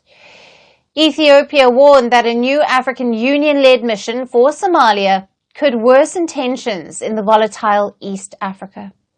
Somalia has ruled out Ethiopian troops participating in the new peacekeeping mission if the deal with Somaliland is not cancelled. Now, these developments come as efforts to resolve the dispute between neighbors Somalia and Ethiopia are ongoing. Somalia's close ally, Turkey, has facilitated indirect talks between the neighbors. A first round of talks concluded in Ankara this month, with all sides noting the progress. And a third round of talks is scheduled in Ankara on the 17th of September.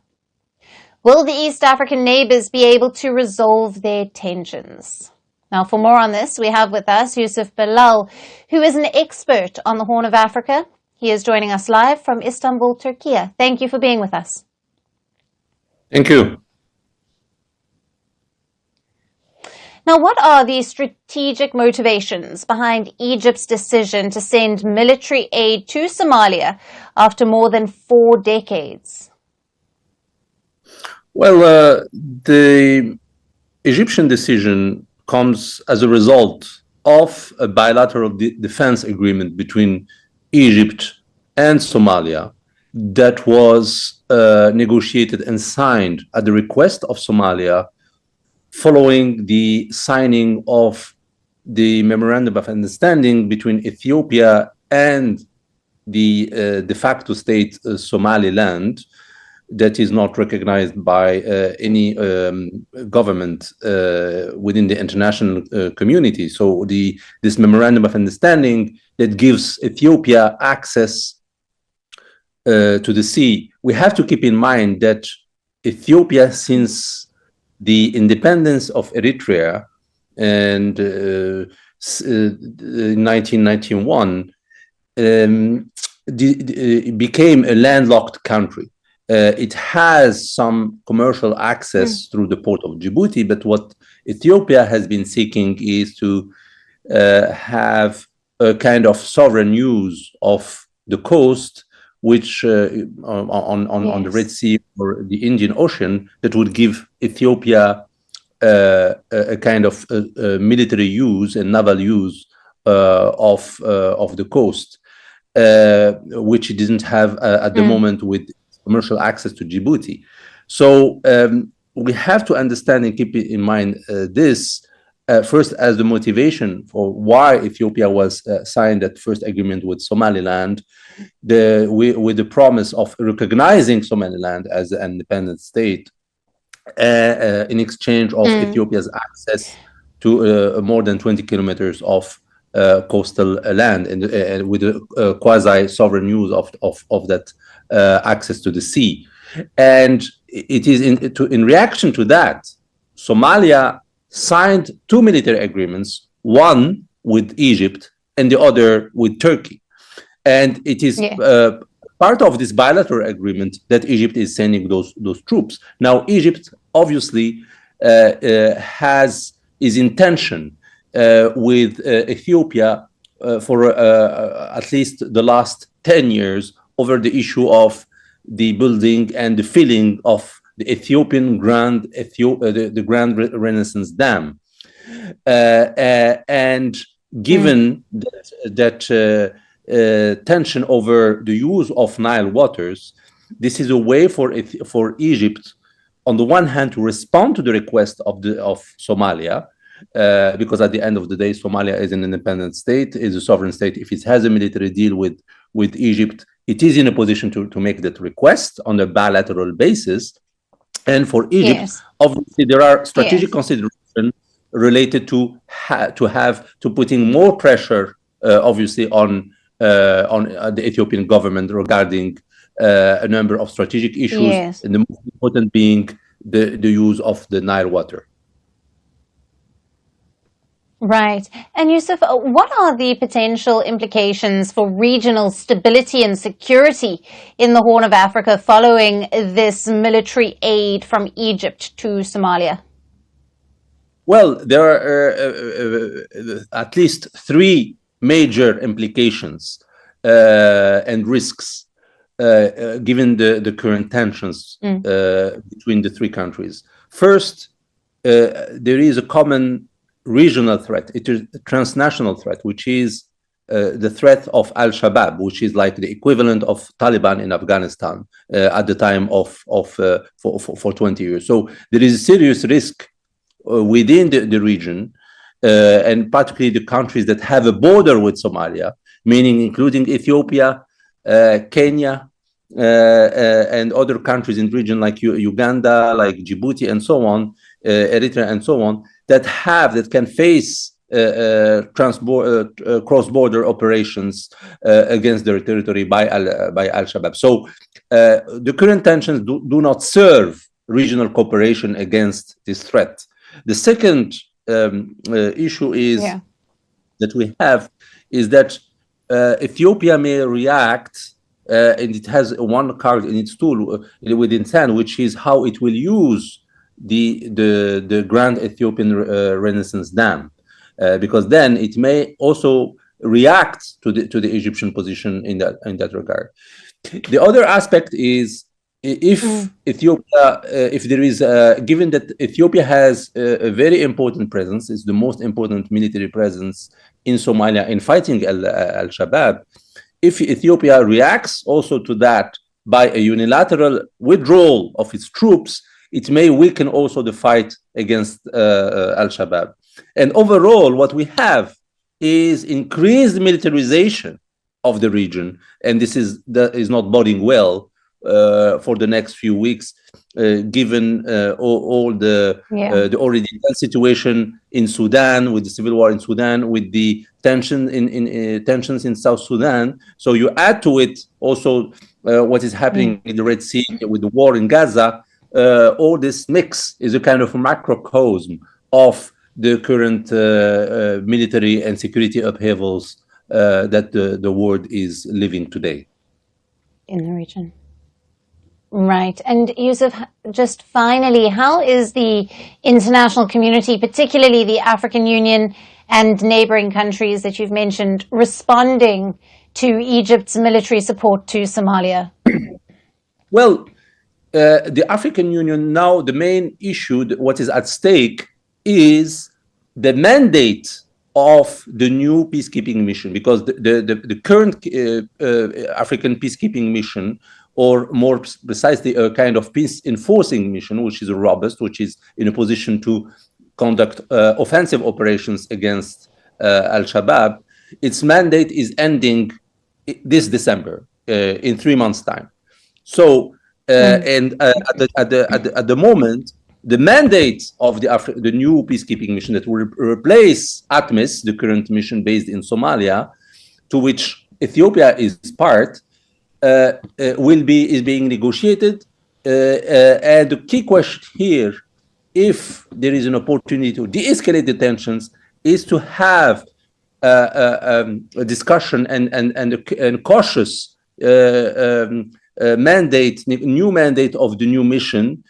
And the key question here is the component that is related to Somalia, that at the end of the day is based on the agreement of the sovereign of Somalia as a sovereign state, but you also have a regional dimension to this peacekeeping mission, and here there is room for Ethiopia to be part also of this mission. So the current discussions around that mandate are key to de-escalate the tensions and have a political solution to the current military rivalry between the different powers.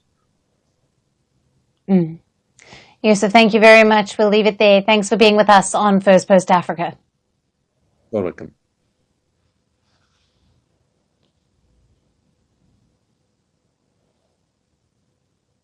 Shifting focus to Libya now, the North African country continues to face mounting tensions of rival administrations, threatening to end a 4-year period of relative peace.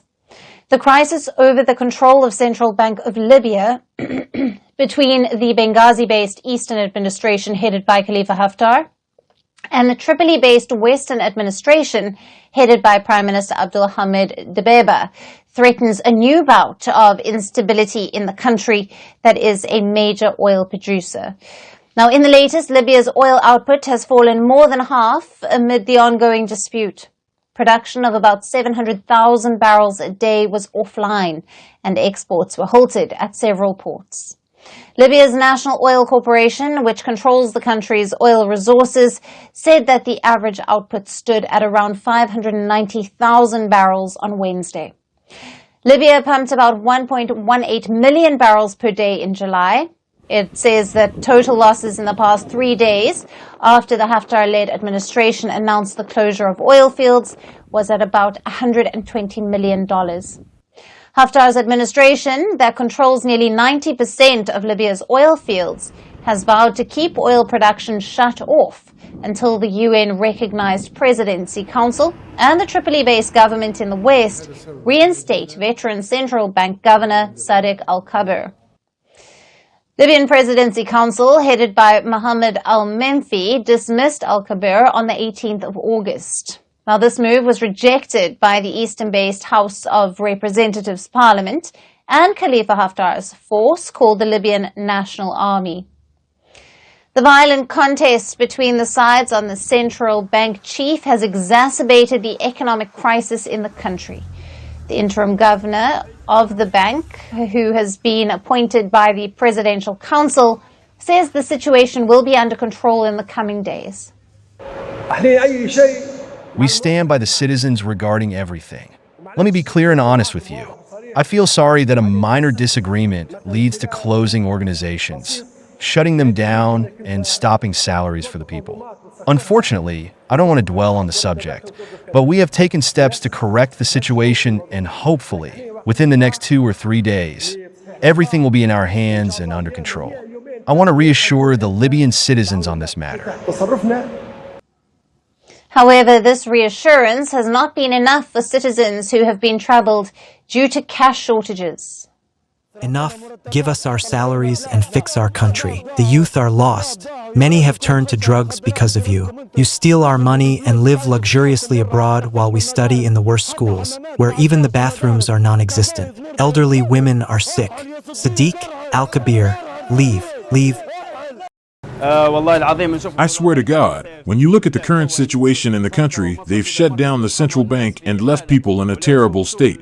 Just look around, the shops are empty, there are no services, nothing at all. They've cut off electricity, cash is scarce, and there's even a shortage of gasoline. They won't let us move, live, or work. Honestly, I have no idea where they're trying to take us.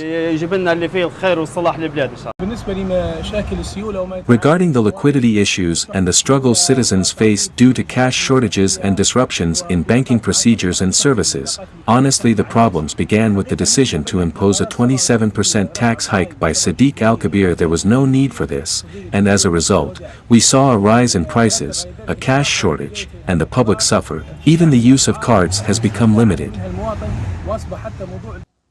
Sacked Governor Sadiq Al-Kabir has been targeting Dbeiba government in recent months. He has accused Tripoli of overspending and mismanaging the country's oil revenues.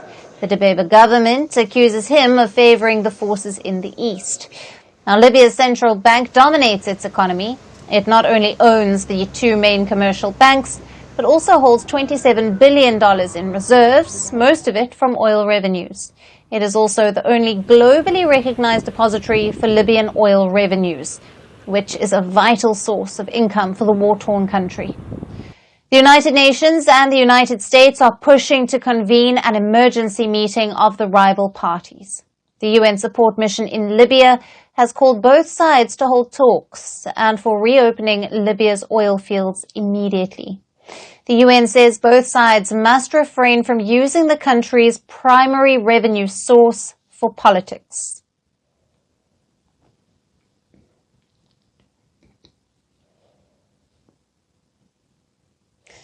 Moving on to some tech-related developments, Elon Musk-owned satellite internet service Starlink is expanding in Africa after facing several regulatory concerns.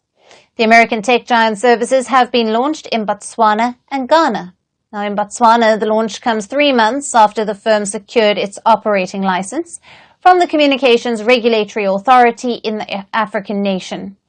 Now, this approval was granted after a year of back and forth with the regulator. Starlink had initially submitted its application for operation license in early 2023.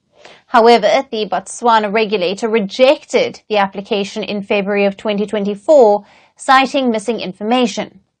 Situation escalated further when the telecom regulator banned the use, sale, and importation of Starlink kits. Now, this created uncertainty around the service's future in Botswana. However, in May of this year, Botswana's president met with Starlink executives in Texas. His intervention led to the approval of the license. Starlink's entry into Botswana is being seen as a game changer, as traditional service providers in the country have struggled to provide reliable connectivity. The satellite-based service is expected to offer high-speed internet, especially in remote and underserved areas.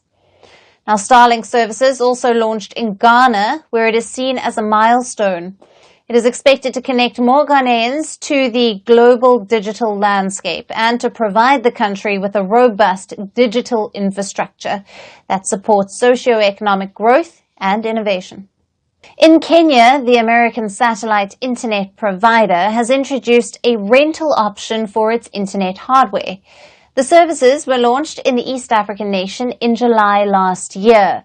The new rental option will allow customers to acquire the necessary equipment in installments. Now, this initiative aims to make Starlink services more affordable for Kenyans who previously faced significant upfront costs. Ghana, Botswana and Kenya are among the growing list of African countries where Starlink has expanded. Now, these include Benin, Mozambique, Nigeria, Madagascar, Eswatini, Malawi, Rwanda, Sierra Leone, South Sudan, and Zambia. Despite the expansion, the broadband service faces several regulatory challenges in Africa. As per the industry analysts, regulators across the continent are worried about Starlink because they want control over the content being shared. This is why Starlink has been struggling to open even in South Africa, where tech billionaire Elon Musk was born. Now, Starlink had to disconnect its service in Cameroon in April following a government order that cited a threat to national security and fair competition. The satellite company has also been blocked from approval in the Ivory Coast, Burkina Faso, the Democratic Republic of Congo, and Senegal. Apart from the regulatory challenge, Starlink also faces concerns over high subscription costs and the service potentially pushing local internet providers out of business.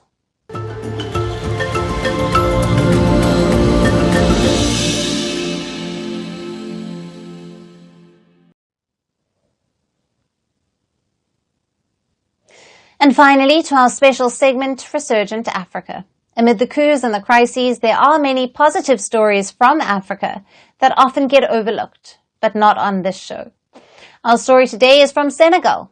The farmers of the West African nation have started using social media platforms to promote and sell their produce. Now, these apps help them to expand their client base and to boost sales. It also helps them to do away with the middlemen and increase their profit margin. The use of social media networking platforms has opened new doors of opportunity for Senegalese farmers. Our next report gets you the details. When you hear of a farmer, the first image that comes to your mind is that of a person toiling in the fields, protecting crops from extreme weather, birds and animals, or someone herding cattle. Well, that's one side of it, and a rather conventional one. But in the West African nation of Senegal, you would see a different image. Things here are changing for the good. New age farmers of Senegal are tech savvy. They follow a modernized approach using social media to manage their produce. Farmers in Senegal have access to online platforms that help them take their produce from the farm to the market with just a click. Salam alaikum, yéen ñi bëgg mango Dakar donc mango Kent kilo 400 HLM Grand Yoff livraison gratuite à partir de 30-year-old Mame Abdou Diop is one of them. Diop shoots TikTok clips to sell and promote his straight out of the farm mangoes, with a hope to encash his growing following on the short video app to boost his sales. I was just making the videos for fun, and I didn't even know the impact social media was having. But lately I've had a lot of clients, especially from Europe, who, even from a distance, see what I'm doing. And that did end up happening. Diop has more than doubled his client base. People from across continents have approached him to buy his yields. Thanks to the videos I make, I've added double or tripled the customers to my regular customers. So for me, social media is something more. So it's very good marketing. The use of social media marketing has helped sellers do away with costly middlemen, which in turn has increased their profit. And it's not just the sellers who benefit from these social media platforms, even buyers benefit from direct dealing. I was scrolling through Instagram, and that's when I saw his post. I saw that he was selling mangoes at an affordable price, which was a bit convenient for me because I process them and sell them back with a profit margin. So I saw the quality, contacted him, and he delivered on time. The agriculture sector represents roughly 16% of Senegal's GDP. However, it employs 60% of the labor force. The industry also suffers from chronic underperformance. Senegal imports almost 70% of its food requirements. The Senegalese government has now prioritized attaining food sovereignty and aims to create more jobs in the sector. And the rising use of social media apps helps the government's initiative. The use of social media marketing in one of the most conventional sectors has widened its horizons. It has generated new employment opportunities in a country that's plagued by youth unemployment. Senegal now has agri-influencers. These farming experts use networking platforms to find clients.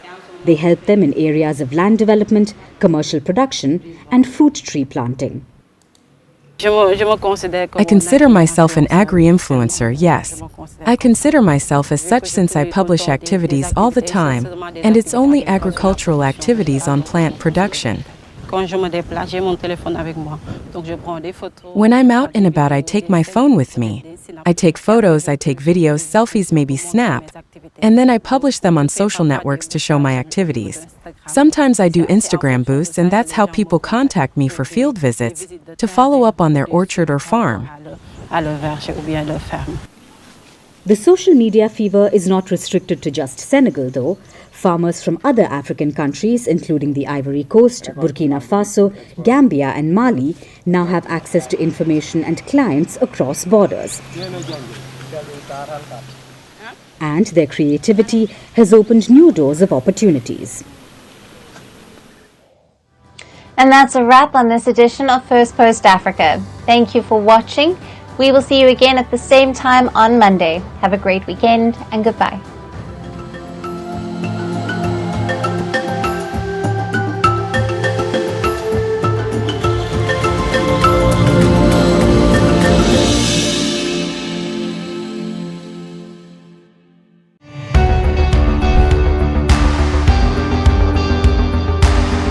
Across continents, one powerful news source.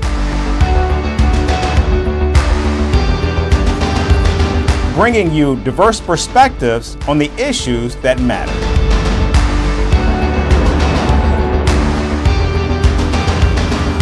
We go beyond the boundaries to give you that little extra about every sporting moment.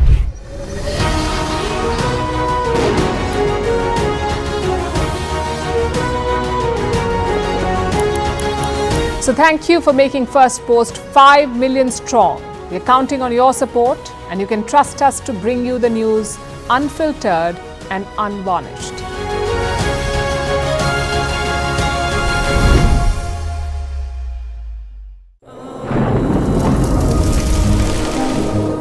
Climate change is on our doorstep. It's time for a revolution to take root. And it starts with 1.4 billion Indians. It starts with one tree for humanity, one tree for Mother Earth, one tree for our future. Project One Tree, a News 18 network initiative.